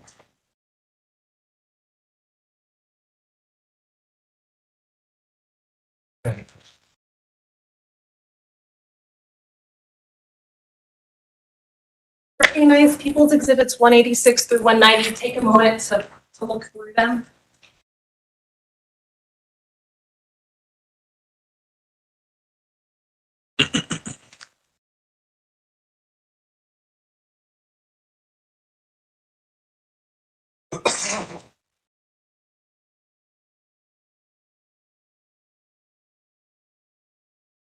Yes, ma'am. Right. And do you generally recognize those exhibits? Pardon me? Do you generally recognize them? Yes, ma'am. And how do you recognize them? They were articles, items that were pointed out to us by Mr. Stauch that he found in the dishwasher. They're scrub brushes, scissors. The brushes appeared to have some type of carpet material or something on it. And are they fair and accurate representations of what you saw and observed that day? Yes. Your Honor, at this time, we would move for the admissions of People Exhibits 186 through 190. Mr. Cook? No objection, Your Honor. Exhibits 186 through 190 will be admitted. And you're under permission to publish. You may.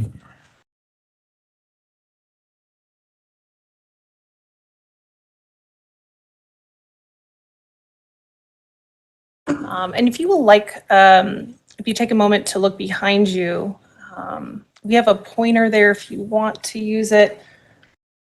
By perhaps. No, it's in front of you. It's got the red handle on it.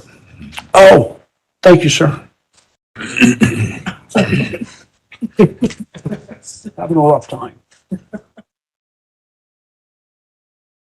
All right. Now you mentioned that Mr. Stauch had identified for you and other law enforcement officers that day various items of evidence.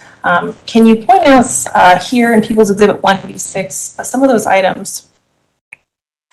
We had a brush here. This brush. Have the handle of a brush here and this brush, and I cannot see the scissors in this picture. We'll move on to People's Exhibit 187. And here, that might be a better look. These are close-ups of the last photo. The brushes that you were explaining? Yes. Okay. People's Exhibit 188. And here, what are we seeing here? This is what appeared to possibly be a strand of carpet or something that was on the brush. People's Exhibit 189. And here? Again, strand of whatever type of material that is. And then we have 2 pairs of scissors there. 190. Those are just close-ups of the other brushes.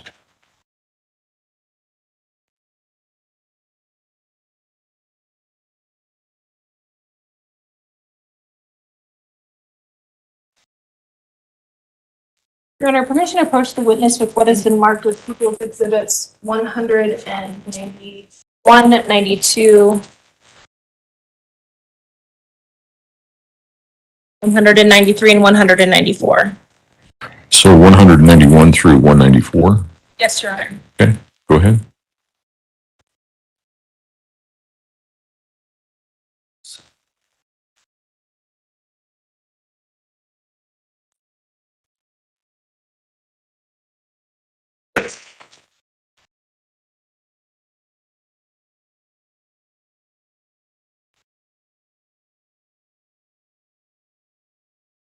Take a moment to review People's Exhibits 191, 192, and 193 now.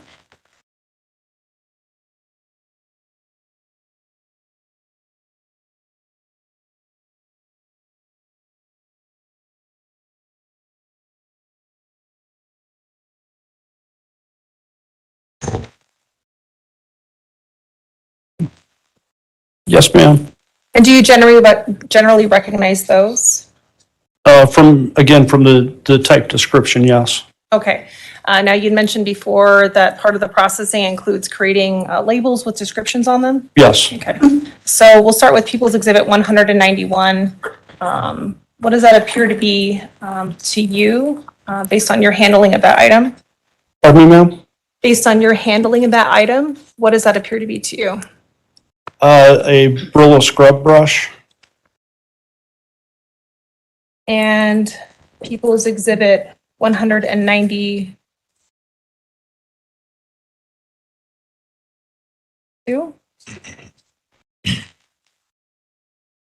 That is the blue handle, blue and white scrub brush. And People's Exhibit 193. The scrub brush with possible hair and carpet fiber. And you spoke previously about tape and tape that is used on each of those exhibits. The tape used that you personally placed there? I did not package these. The detective that collected the items actually did the packaging of them. And when you were present at the residence that day, you viewed each of these items as we see in the previous photos that were shown to you? Yes, I did. Okay. And based on descriptions of people's exhibits 191, 192, and 193, do those appear to be the similar type of items that were photographed that you went over with the jury? Yes, ma'am. Okay. People's exhibit 191, for example, is what particular item is that? That is the Brillo scrub brush. People's exhibit 192, based on the description there, what is that? That is the blue and white scrub brush. And people's exhibit 193, based on description, what is that? The scrub brush with possible hair and carpet fiber.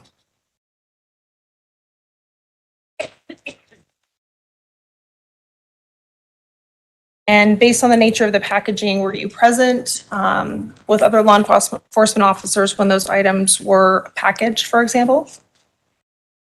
I do not believe I was present when they packaged them, no. But you were present for the collection of those items? Yes, ma'am. I'll ask you to cut open People's Exhibit 191.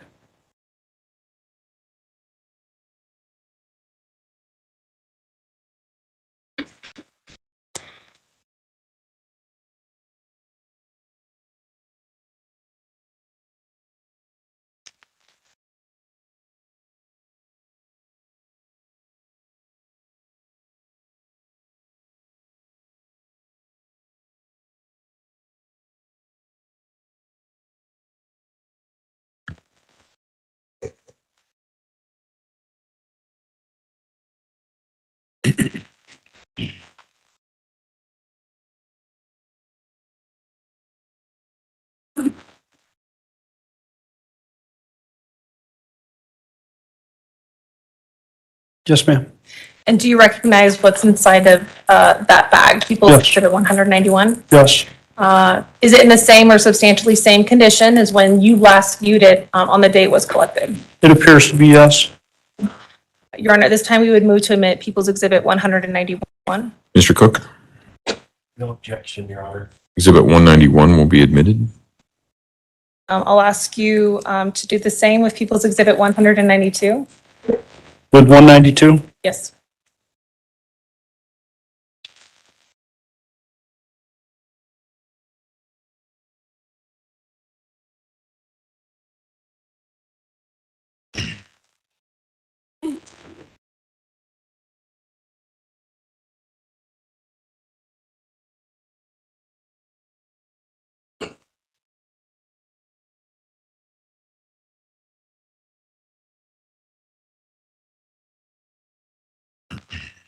Do you recognize what's inside the bag marked as People's Exhibit 192?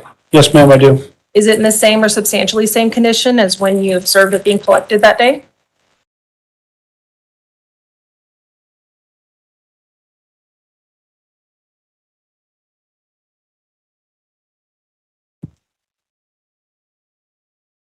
I do not recall seeing, it looks like there's writing on the handle. I do not recall seeing that when it was collected. Aside from the writing being present now, otherwise, is it otherwise appear to be the same Yes. subject? Yes. Your Honor, at this time, we would move for the admissions of people, Exhibit 192. Mr. Cook, No objection. Exhibit 192 will be admitted. And the same with 190.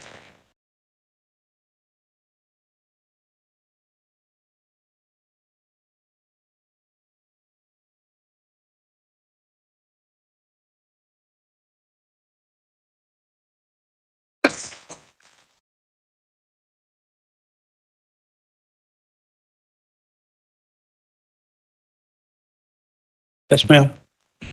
Does that appear to be something that you recognize as being collected that day? Yes. And does it appear to be in the same or substantially same condition as when you last saw it? Yes, ma'am. Your Honor, at this time, we would move for the admission of People's Exhibit 193. Mr. Cook, Exhibit 193 will be admitted. Your Honor, permission to approach the witness? You may. In addition to a collection of various brushes that you've looked at, do you recognize People's Exhibit 194? Yes, ma'am. How do you recognize it? It's marked as being a empty vinegar bottle that was collected out of the trash can. Okay. And when you were present, did you see that particular item while you were present at that residence? Yes, ma'am. And would you also take a moment to head into People's Exhibit 194?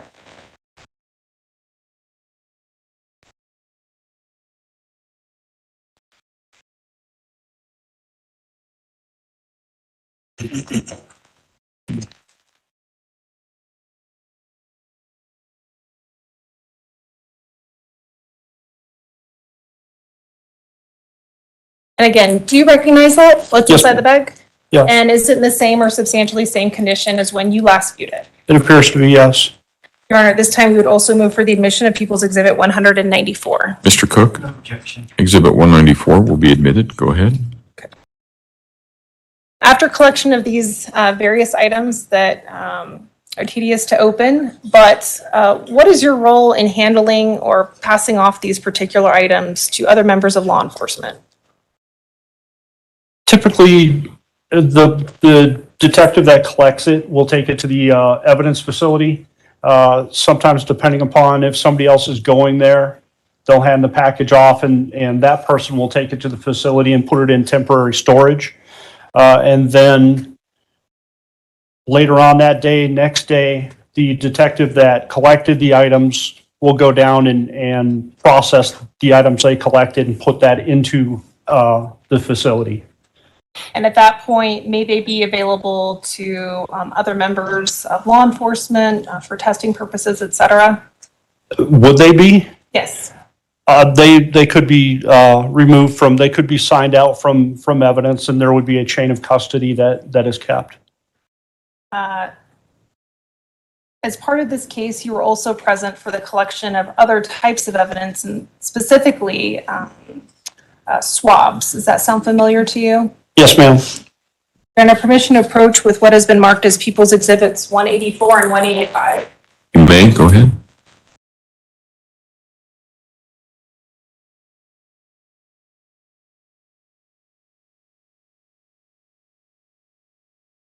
Do you recognize People's Exhibit 184 and 185? Yes, ma'am, I do. How do you recognize People's Exhibit 184? They were buccal swabs that were taken from Mr. Stauch and Miss Stauch. And just Or Miss- Hyatt, I'm sorry. specifically 184, what swabs are those identified as belonging to? These are from Mr. Stauch, And People's Exhibit 185. are from Landon Hyatt. And in terms of the collection of those swabs, were you present when those were collected? Yes, I was. And did you observe them being collected? I actually took the swabs. All right. And we see there appears to be some tape on there as well, those particular envelopes. Yes, ma'am. So as part of your processing of that, is that tape that you placed there? The red tape is, yes. Okay. And No, go ahead. I'm sorry, I did not package these. I handed those off to, after putting them in the package, I handed those off to Deputy Montville, and she's actually the one that sealed the envelopes. Now, in terms of, we mentioned some words that maybe not everyone is familiar with, but what is a buccal swab? It's a DNA swab that's taken from the mouth, saliva. We just use a long Q-tip and rub it around the inside of your mouth, your cheeks, and just collect the saliva. Okay. And what is in People's Exhibit 184 and 185, what specifically is that inside each of those envelopes? I'm sorry, could you repeat that? What is specifically in People's Exhibit 184 and 185? It's a package that contains two of those Q-tips, and you run them both at the same time. And as the packaging appears to you, is it in the same or substantially same condition as when you last viewed that? I would have to open it up to see those packages, ma'am. You can go ahead and do that, yes. Sure.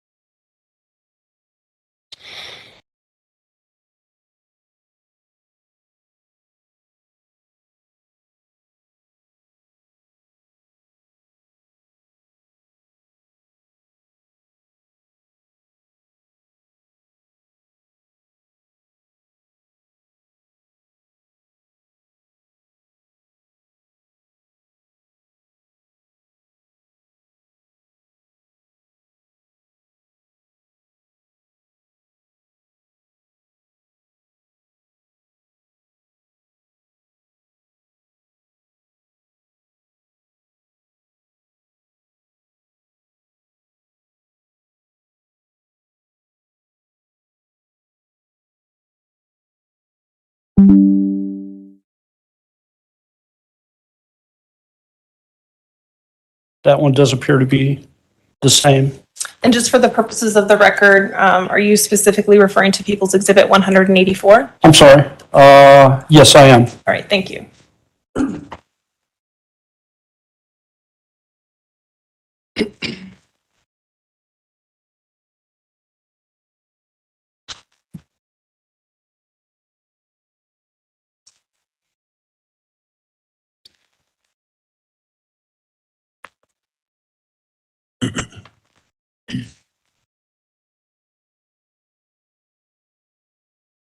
And yes, on 185, they appear to be the same. Your Honor, at this time, we would move for the admission of People's Exhibits 184 and 185. Mr. Cook, No objection. exhibits 184 and 85 will be admitted.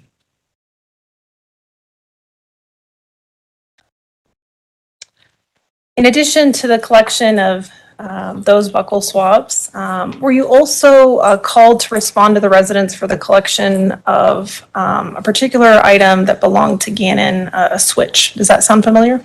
Yes, it does. Do you recall exactly when you responded that day? I believe it was the morning of February 29th, 2020. And who did you receive particular items from? Who provided them to you? Mr. Stauch. And did he indicate, well, let's take a step back. Your Honor, permission to approach the witness with what has been marked as People's Exhibits 195, 196, 712.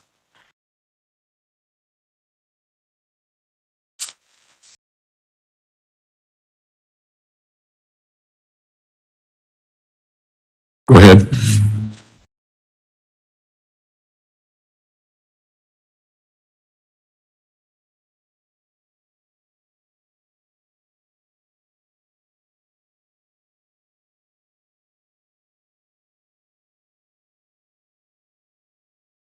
Ask you to look at People's Exhibits 195 and 196. I know it's getting packed up here. I'm gonna set this one right here for you. Yes, ma'am. That's blocking the camera. You recognize People's Exhibit 195 and 196? Yes, ma'am, I do. How do you recognize them? There are photos of the case and the stitch, the switch. I believe it's a Nintendo game. And are those photographs very accurate representation of what you saw that day? Yes, ma'am. Your Honor, at this time, we would move for the admission of People's Exhibits 195 and 196. Thank you. Mr. Cook, No objection, Judge. exhibit 195 and 196 will be admitted. And Your Honor, permission to publish. You may.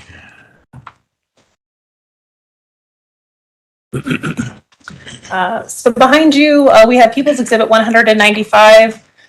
You mentioned a switch. What are we looking at specifically here in People's Exhibit 195? This is the case the carrying case. Okay. And in People's Exhibit 196? And that's the actual switch inside the case. And now before you is People's Exhibit 712, I believe. Yes. Can you take a moment to familiarize yourself with that and look at it?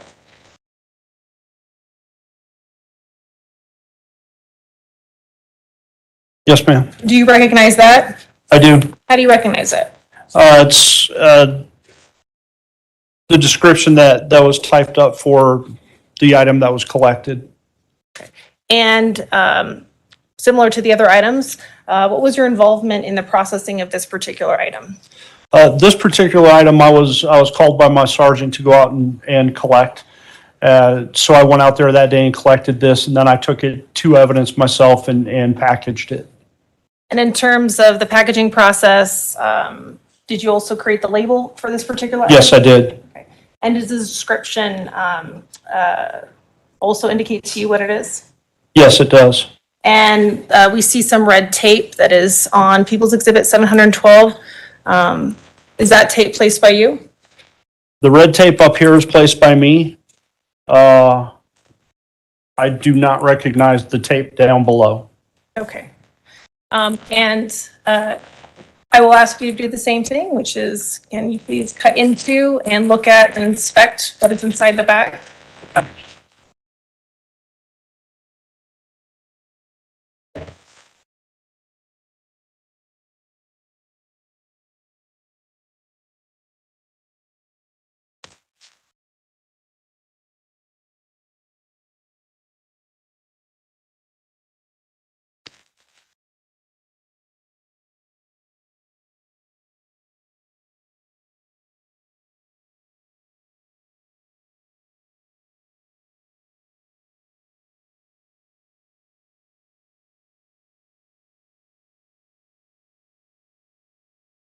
Yes, ma'am. Great. And in looking inside the bag, would you say that's in the same or substantially same condition as when you last handled and packaged that item? Yes, ma'am. Your Honor, at this time, we would move for the admission of People's Exhibit 712. Mr. Clerk, Exhibit 712 will be admitted. Go ahead. The general scope of your role in this case, in addition to collecting various items of evidence, was that more or less the scope of what you did in this case? Yes, I was basically a support detective. If there were leads that needed to be handed out and you're available, you get a lead and you go work that for the lead detective.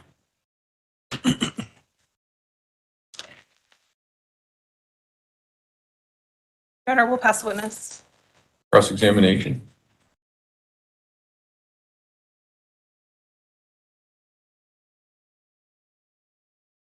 Hi, Detective. How are you? Good, sir. How are you? I'm good, thank you.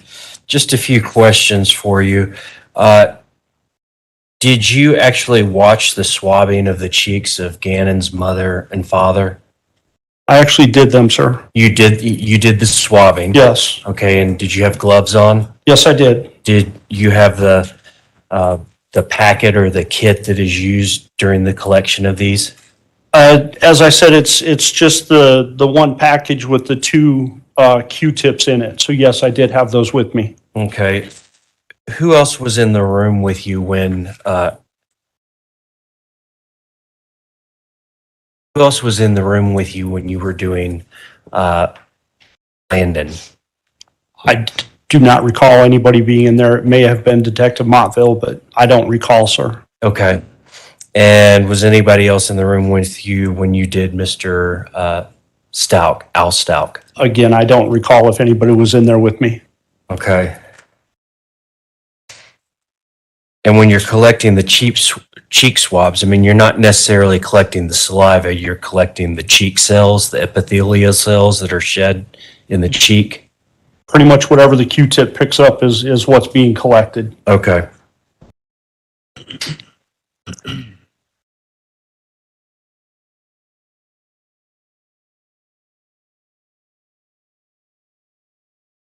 Did anybody swab Harley Hunt, who's been identified as Letecia Stauch's daughter?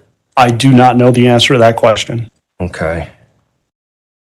So it could have been done. You just don't know Correct, whether this was done or not. correct. Okay. You indicated that you collected a few other items, took some photos, got a Nintendo Switch, and that was about it in this case, what you've talked to here. Yes, sir. You did also, on the 28th of January, conduct an interview with Landon Hyatt, who was Gannon's mother. Yes, I did. Okay. Where did that take place, that interview? That took place at my office, the sheriff's office, I should say. Right across the street Second, from right the across the courthouse? street, Okay. second floor in one of the interview rooms, which is audio video recorded. Okay. How long did that interview last? I do not know that, sir. Okay. Was it recorded? Yes, it was. Audio tape, videotape, everything? Yes. Okay.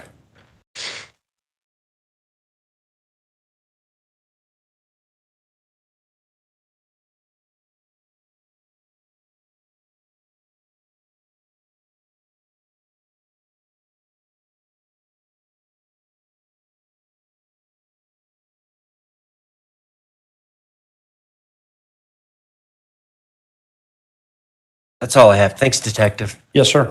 Ms. Gratiano, redirect. No redirect, Your Honor. Do any of the jurors have any questions? Nope. All right. Thank you, sir. You may step down. Thank you, sir.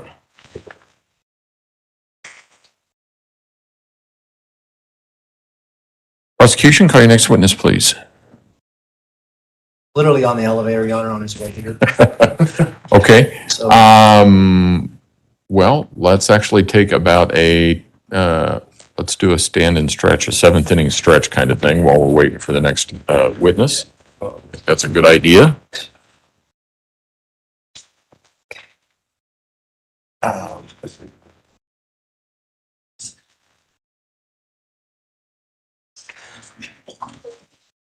Also give Ms. Gratiano time to clean the witness stand off. Sorry, Your Honor. I said it'll give you some time to clear the witness stand off. That's what I figured.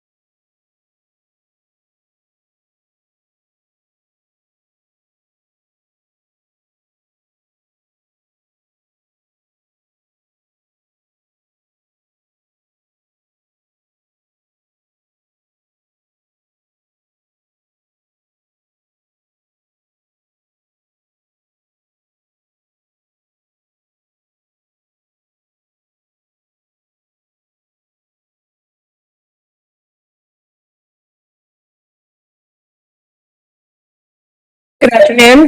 Good afternoon. Where are you currently employed? The El Paso County Sheriff's Office And how long have you been with El Paso County Sheriff's Office? since 2006. And generally, can you explain for the jury what your role is at the Sheriff's Office? Currently, I'm a supervisor for the Patrol Division. And in January of 2020, what was your role then? I was a patrol deputy. And as a patrol deputy, can you explain what some of your responsibilities are? What kind of things that you handle on a day-to-day basis? Yes, responding to calls for service, investigating patrol-related crimes, interdicting criminal activity, traffic enforcement. Okay. And on January 27th of 2020, were you on duty that day? Yes, Did you receive a call for service related to this case? yes. Approximately what time did you receive a call for service, or what time that call for service came through? I responded at 10:09 p.m. Okay. Can you explain a triage process that may occur for calls of service? How does that work? Well, calls for service are based on basically a priority status, as if somebody is in danger or something like that. So those calls take higher priority than calls where somebody's not in danger, what we would call a cold call. So runaways are typically given a non-emergent status. Okay. You mentioned runaways. So what was the specific nature of the call for service that you responded to on January 27th of 2020? The call I responded to was a runaway juvenile. Okay. And what location did you respond to for that call? 6627 Mandan Drive. Okay. And when you arrived at that location, did you respond with any other law enforcement officers? Yes. Who did you respond with? When I got on scene, Deputy Parker and Deputy Donahue were on scene already. And when you responded to the location, who did you initially make contact with? Deputy Parker. Okay. Based on your contact with Deputy Parker, how did you approach the residents? Who did you contact? I asked Deputy Parker if the residence had been searched to see if the juvenile was hiding, and he indicated it had not. Okay.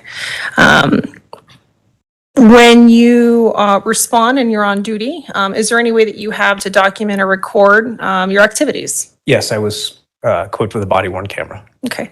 And can you point out for the jury where that body-worn camera is? Yes, it's mounted right here on my chest. Can you explain for the jury how that body-worn camera, how it works? It's activated with a Bluetooth remote system where I press a button and it starts recording. So when I got on scene that day, I started recording pretty much when I got on scene. And then it's deactivated by the same button to turn it off, basically. Okay.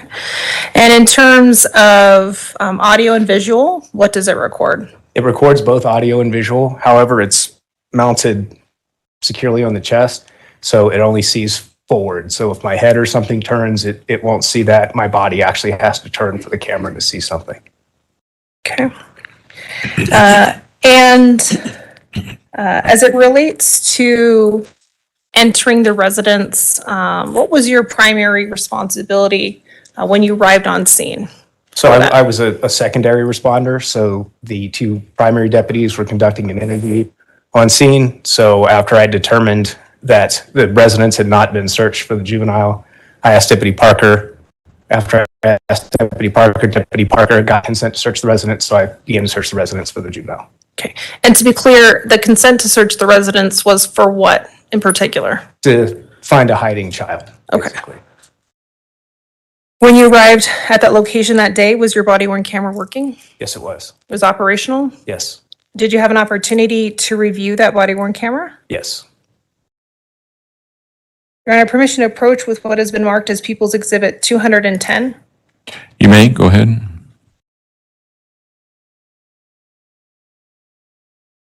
Do you recognize what I'm handing you, People's Exhibit 210?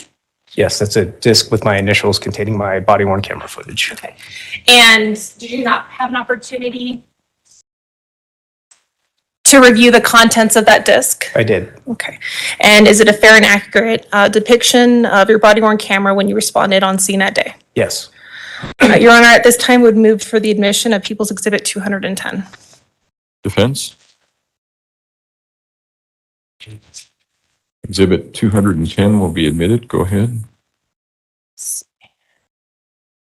Your Honor, approach. Sorry? Oh, yes, go ahead.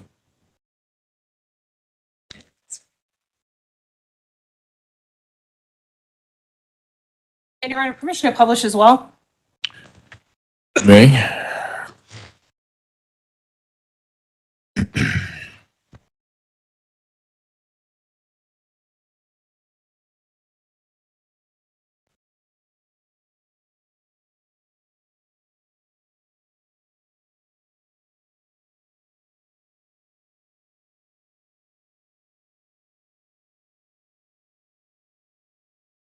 I took the covers that he was laying down, like had, and I just like threw it.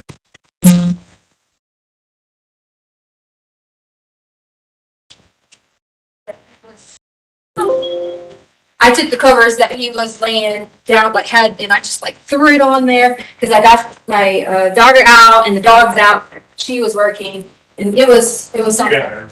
I know, it was something that we were just like. Did he take his bike? No. Okay, because somebody saw a little kid on a bike. They posted it, but I didn't know if he brought it. Well, he did, unless he took it sooner and brought it back because Lena ends up getting a bike. Okay. And rides the bike because hers had broke. When she ran into him, I say ran into him as in not physically, but she somehow got his bike because hers wouldn't work. So he could have at So one they were point. here. Okay. Yeah.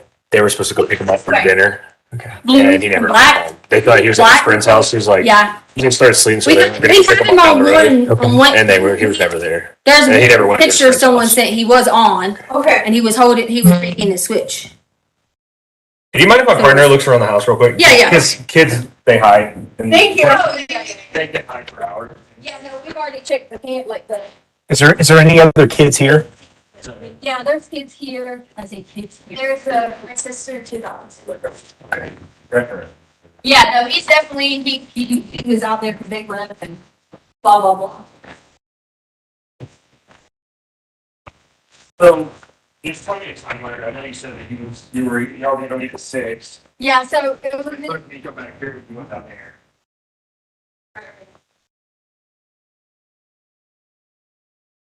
Okay, so.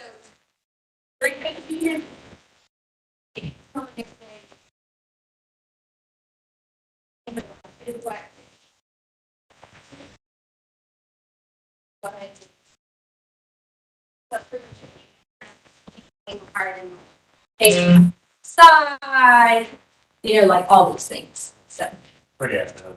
So, he did that. He didn't do that because you said his stomach was hurting. What happened? Said no one. He said he had already talked to my husband about being on conviction. So he said he was going to his friend's house. So what time did you left at 3:30? I don't know the exact time because I was correcting his carpet cleaning downstairs. So he. And he's free, like, my husband's like very more free than I am with the situation. I kind of always like, who's actually going through doing that? Remember that's how I was with her. But like, he's like, oh, I'm so sad. They can ride bikes, everyone together type thing. So, yeah, so all the time they go and ride and meet friends. That's how we do it.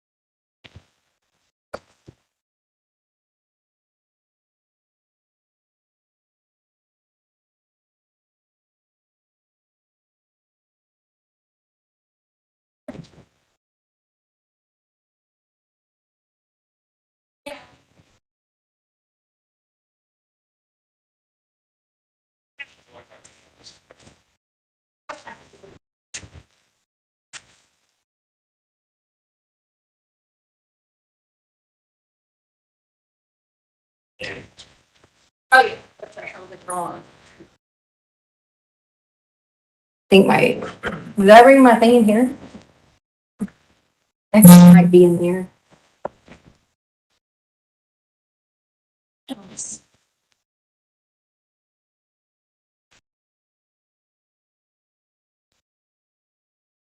Can you get her?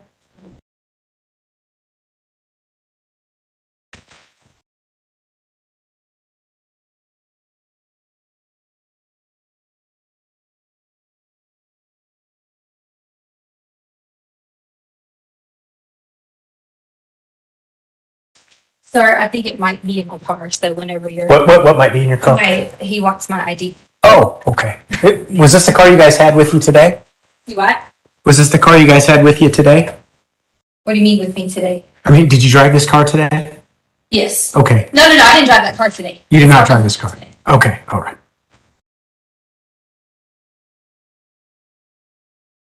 Has he ever hit in anything like this before? No, this is. No.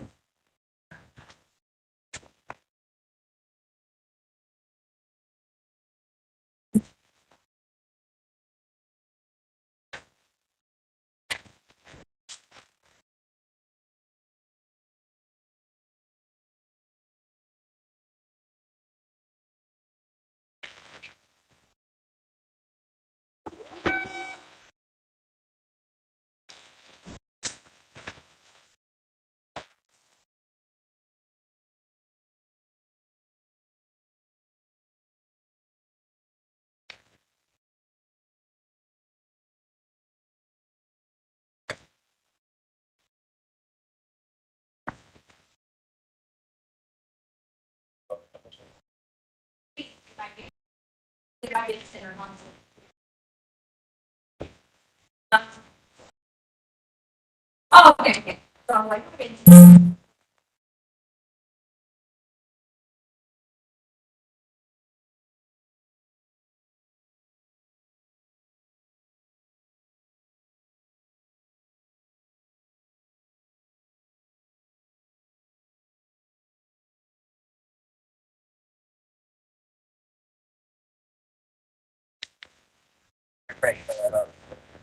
Yeah. Okay. I'll just want to text me with. Middle initial or name for out of states. Is there anybody down here? The other dog. Yeah, that just says something. No one. No one. Okay. I mean, no one is down there. Okay. It's my maiden name. So Arden, AKRDIN.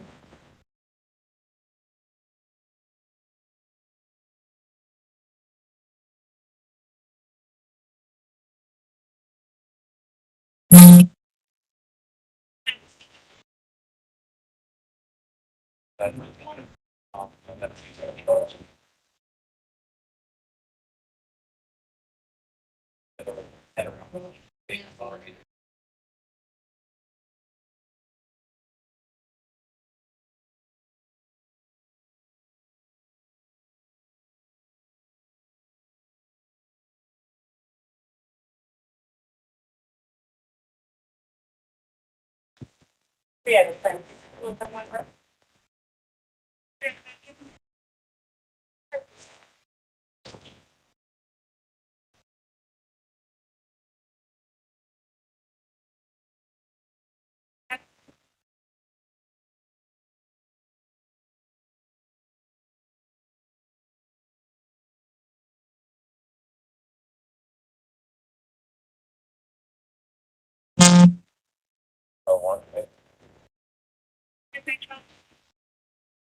Email, last name spelling, Sam Edward Ida, or Edward Rodriguez, first name spelling, expired.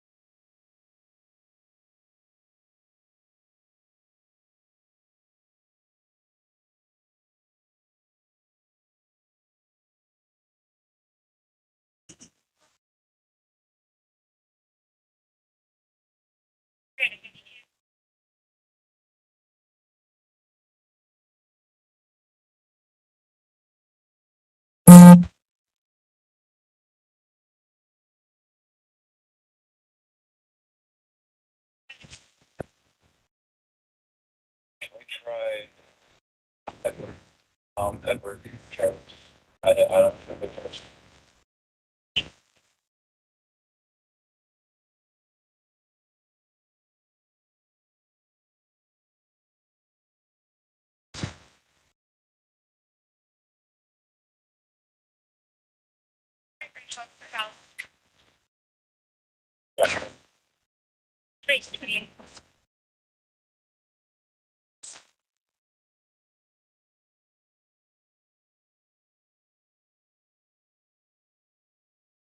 Did you put mine clear valid?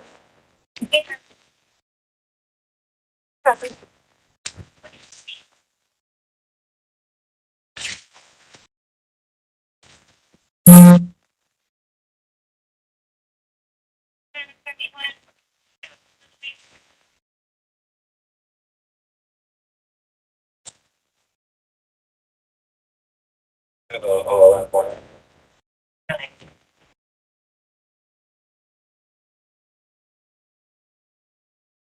Sorry, it's gonna be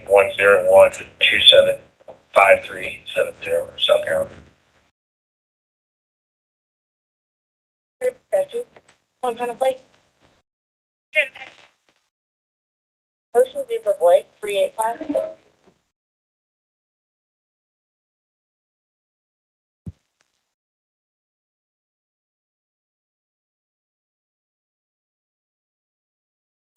Good night, Ocean Zebra Blake 385. We're at a white 717 facility registered to Danny Friend 2805 media as the great expiration 920.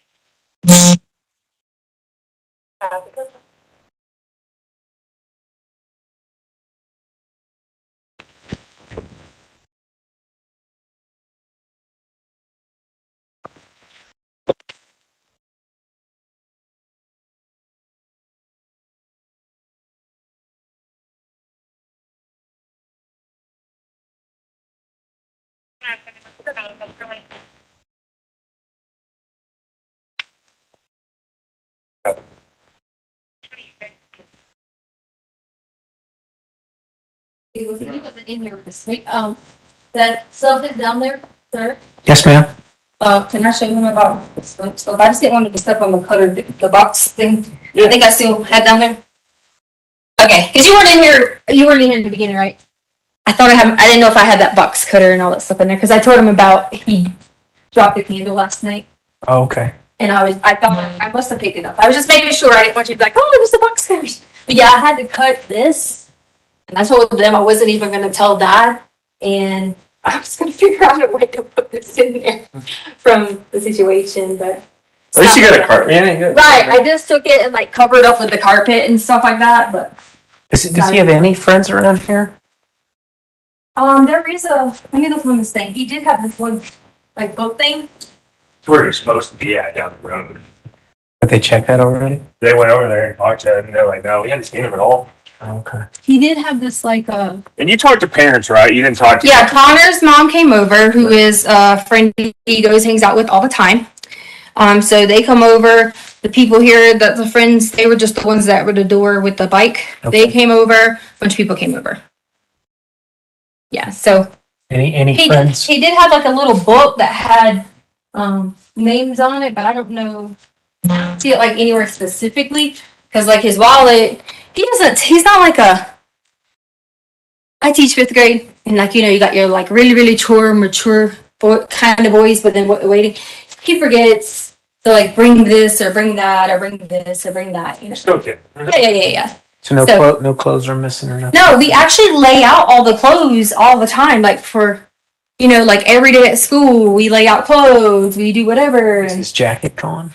He had he has several jackets. Like it depends on, I'm very like fashion. So like it just depends on jackets. Like he might have this black one with this, or there's a blue one with this. So he had a jacket. Oh yeah. Okay. Several jackets. Like, you see the kid has, like tons and tons of clothes and he just, he has all that stuff. So.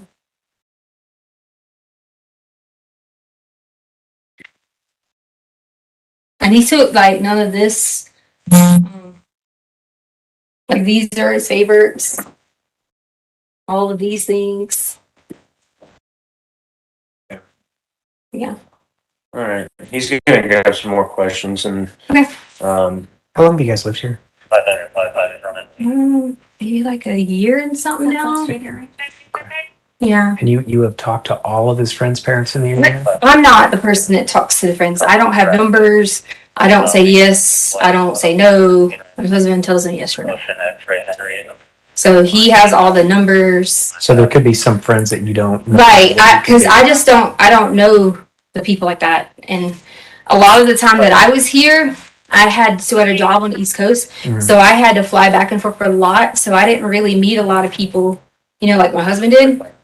And he's like always wanting to be the one to talk to everybody about it. And so, Well, how about your husband? Does he talk to these people? yeah, he's been on the phone with a bunch of them. He's in Oklahoma, Fort Steele right now. Is there anybody he hasn't been able to get a hold of? No, he said he's talked to everyone that he knows of. The only concern we had is he was talking about the friend with the older sibling. Mhm. And we don't know who that one is. That's the one we don't know Do you guys have a name for that person? because we don't know who that person is. We've never heard him say like specific name. My husband said when we talked to him today that there was no like specific name but he didn't give him a name. He just told him no. So And he took his game console down. yeah, they have a couple of different consoles. And one of them's gone? Switch Lite. They have a 2DS, a 3DS. One of them's gone. It was in like a bluish black. Wait, no, that one might be in red. I don't remember. I just know in the video you can see that, or the picture that the lady had. You can see like he's got something right here, and it's like far down. Which pictures is? So some lady online had noticed it, like messaged us and had noticed that was him or the description, and she was like, "Was that him?" And I was like, "Yes." Where was that picture taken? No, I honestly have about 150 Facebook messages that I haven't answered people on because you guys showed. Was it local? I mean, was it in the Yes, North in Ranch? Lawson Ranch. Someone put it on the Lawson Ranch page. And so a lot of people just kept sending messages, information. First, someone said they saw him get in a white SUV. Then someone said they caught it on their camera. They were all supposed to be sending this to me. But as I was talking to all these people on Facebook, because my husband gave the neighbor permission to post it, you guys came and I kept having alerts lists and I weren't going to at the door. Okay. No. Yeah. Okay. I know you probably gave some of this information to dispatcher already, but can you give us a description of him from? Yes. So hair color, eye color, any art? yes. So brown. Very pale, like whitish color skin. I guess when he's at this house, they don't. And then The parents may not know.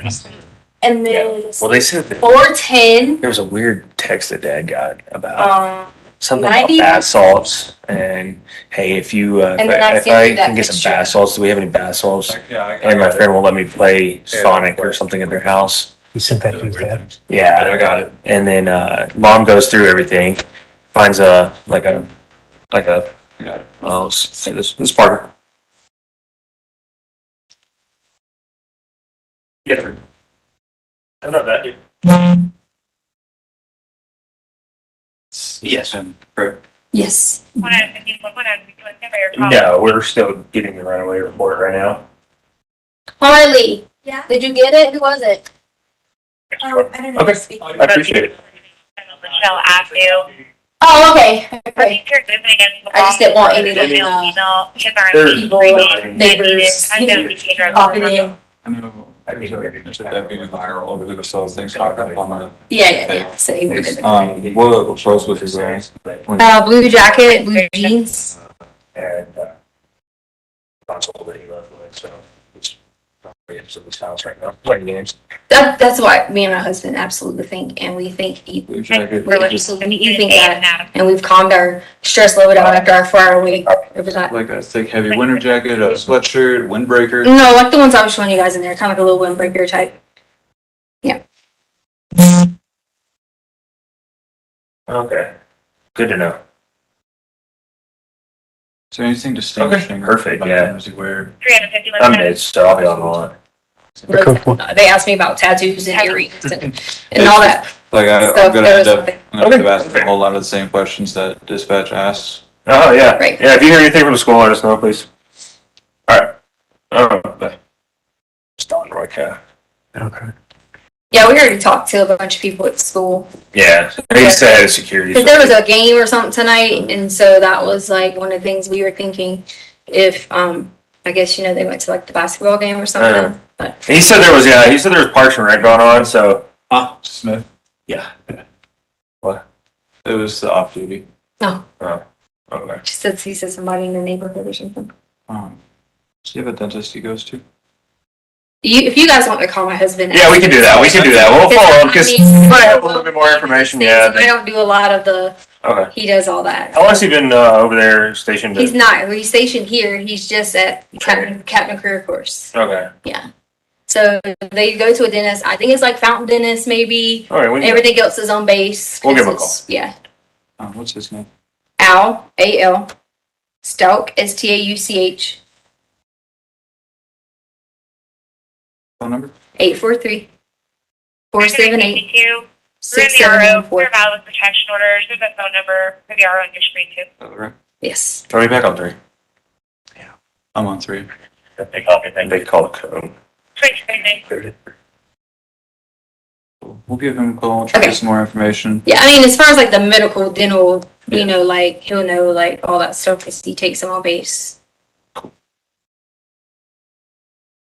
All right. Well, we'll go give him a call in the car real quick and see if we can get any information. Then Okay.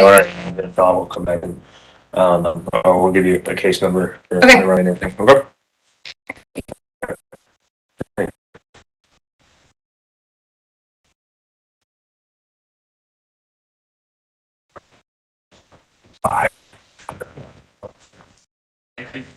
Any person in gathering any load.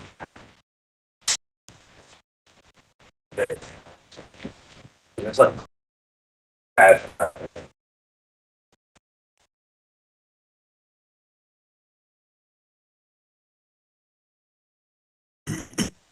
Deputy, in terms of demeanor of the female that we see present in the video, based on the nature of calls for service that you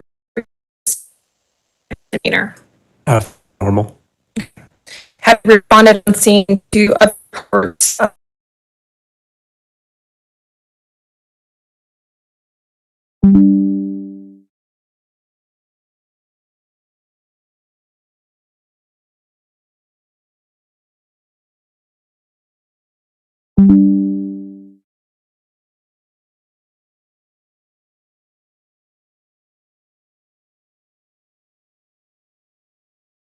the Deputy Yunkin has identified the defendant? The record will so reflect. Go ahead.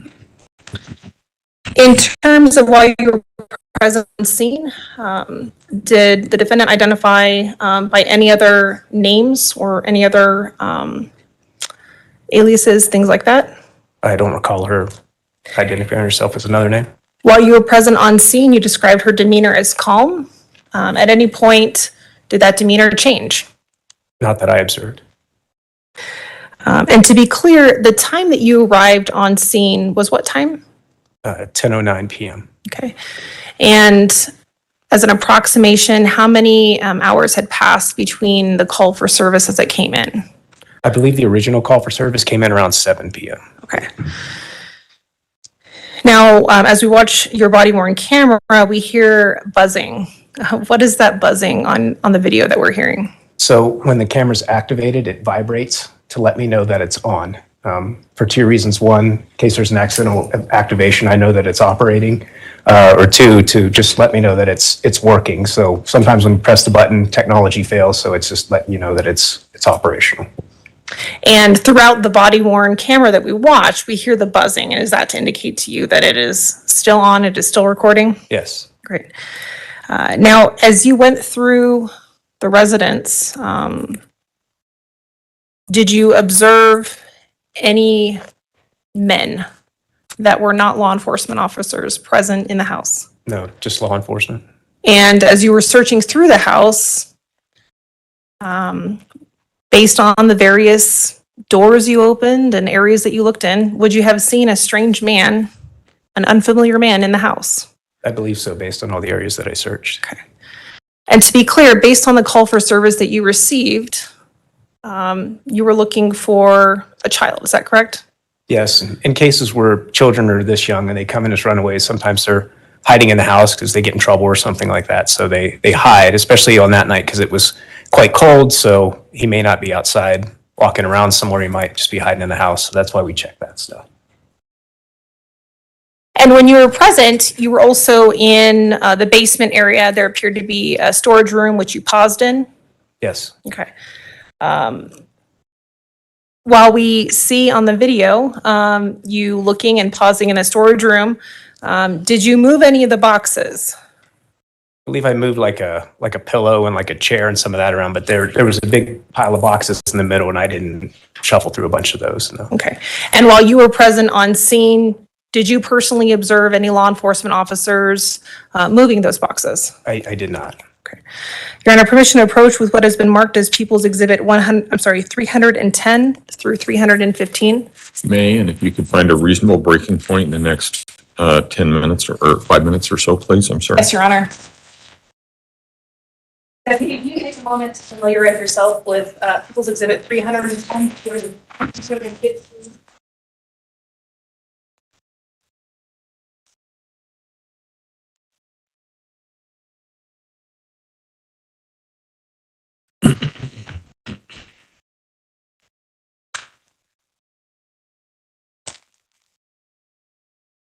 Do you generally recognize those? Yeah, they appear to be still shots from my body worn camera footage. And a particular area of the house? The storage room.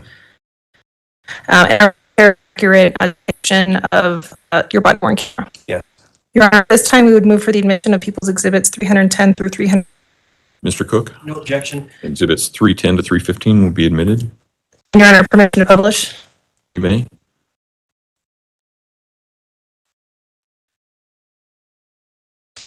Deputy, behind you, we have People's Exhibit 310. What are we seeing here in your shot? Picture of the storage room, some boxes and containers. Okay. And People's Exhibit 311. I guess that's a clear shot of that. Okay. 312. Okay. And to be clear, the boxes exhibit, did you? Not sort through those. No. 315. To the left of People's Exhibit 312, Yeah. facing a different way. Yes. Exhibit 314. I don't know if you would describe it as a crawl space or how would you describe it in the storage room? There's kind of a void under the stairs. Okay. Did you see anything there? No. In terms of while you were present on scene, based on your training and experience, did the defendant appear to have a pervasive mental disease or defect based on your observations that day? No.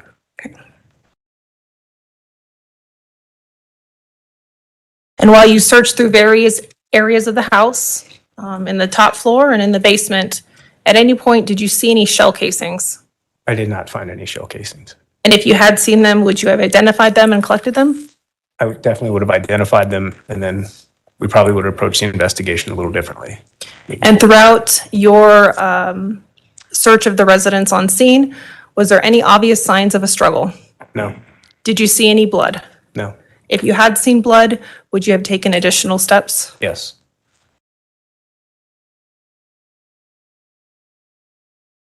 Your Honor, we'll pass a witness. All right, I think we'll take our break. I'm going to make this real easy on the Okay, deputy.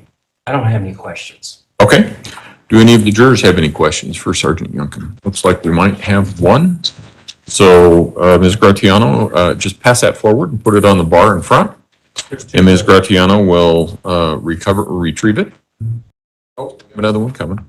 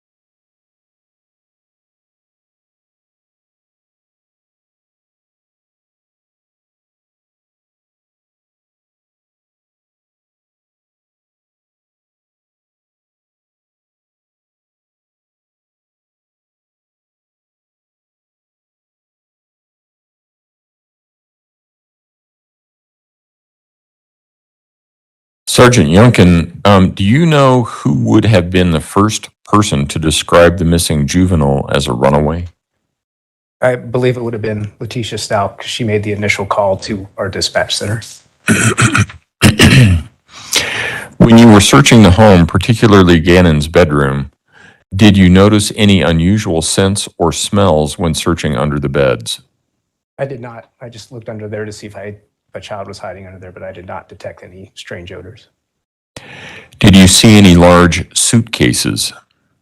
Yes, based on the body-worn camera footage, it appears that there are some suitcases in those shots. I think what they were asking for specifically was a large suitcase. Oh, during my initial response, when I was looking through there, I don't actually recall if I saw a suitcase. Only watching the body-worn camera footage later do I see this suitcase. Okay. I will allow reasonable follow-up as to those questions only. Ms. Gratiano, do you have any? Your Honor. Mr. Cook?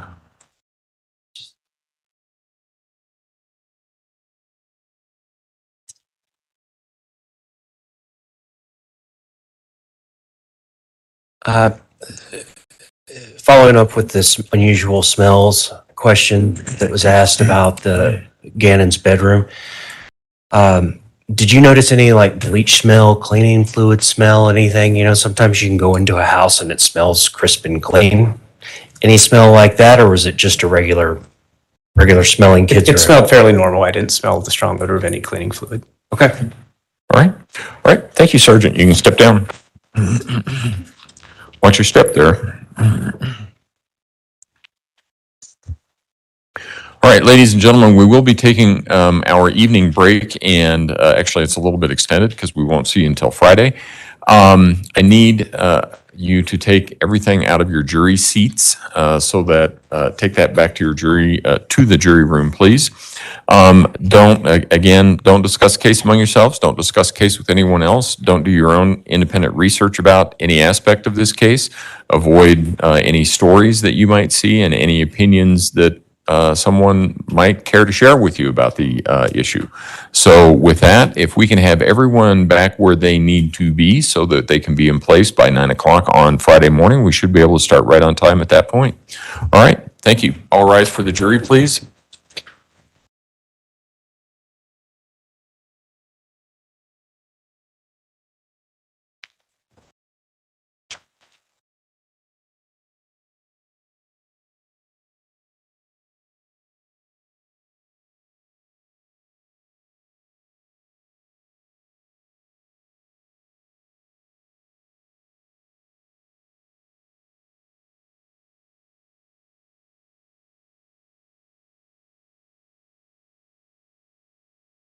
Thank you. May all be seated. Record should reflect the jury has left the courtroom.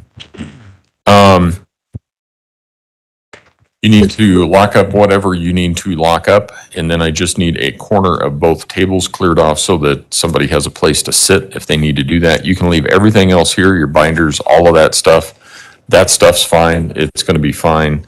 But the attorneys that are coming in tomorrow, they need it. So long as they have some place to sit and put something in front of them, they're going to be fine.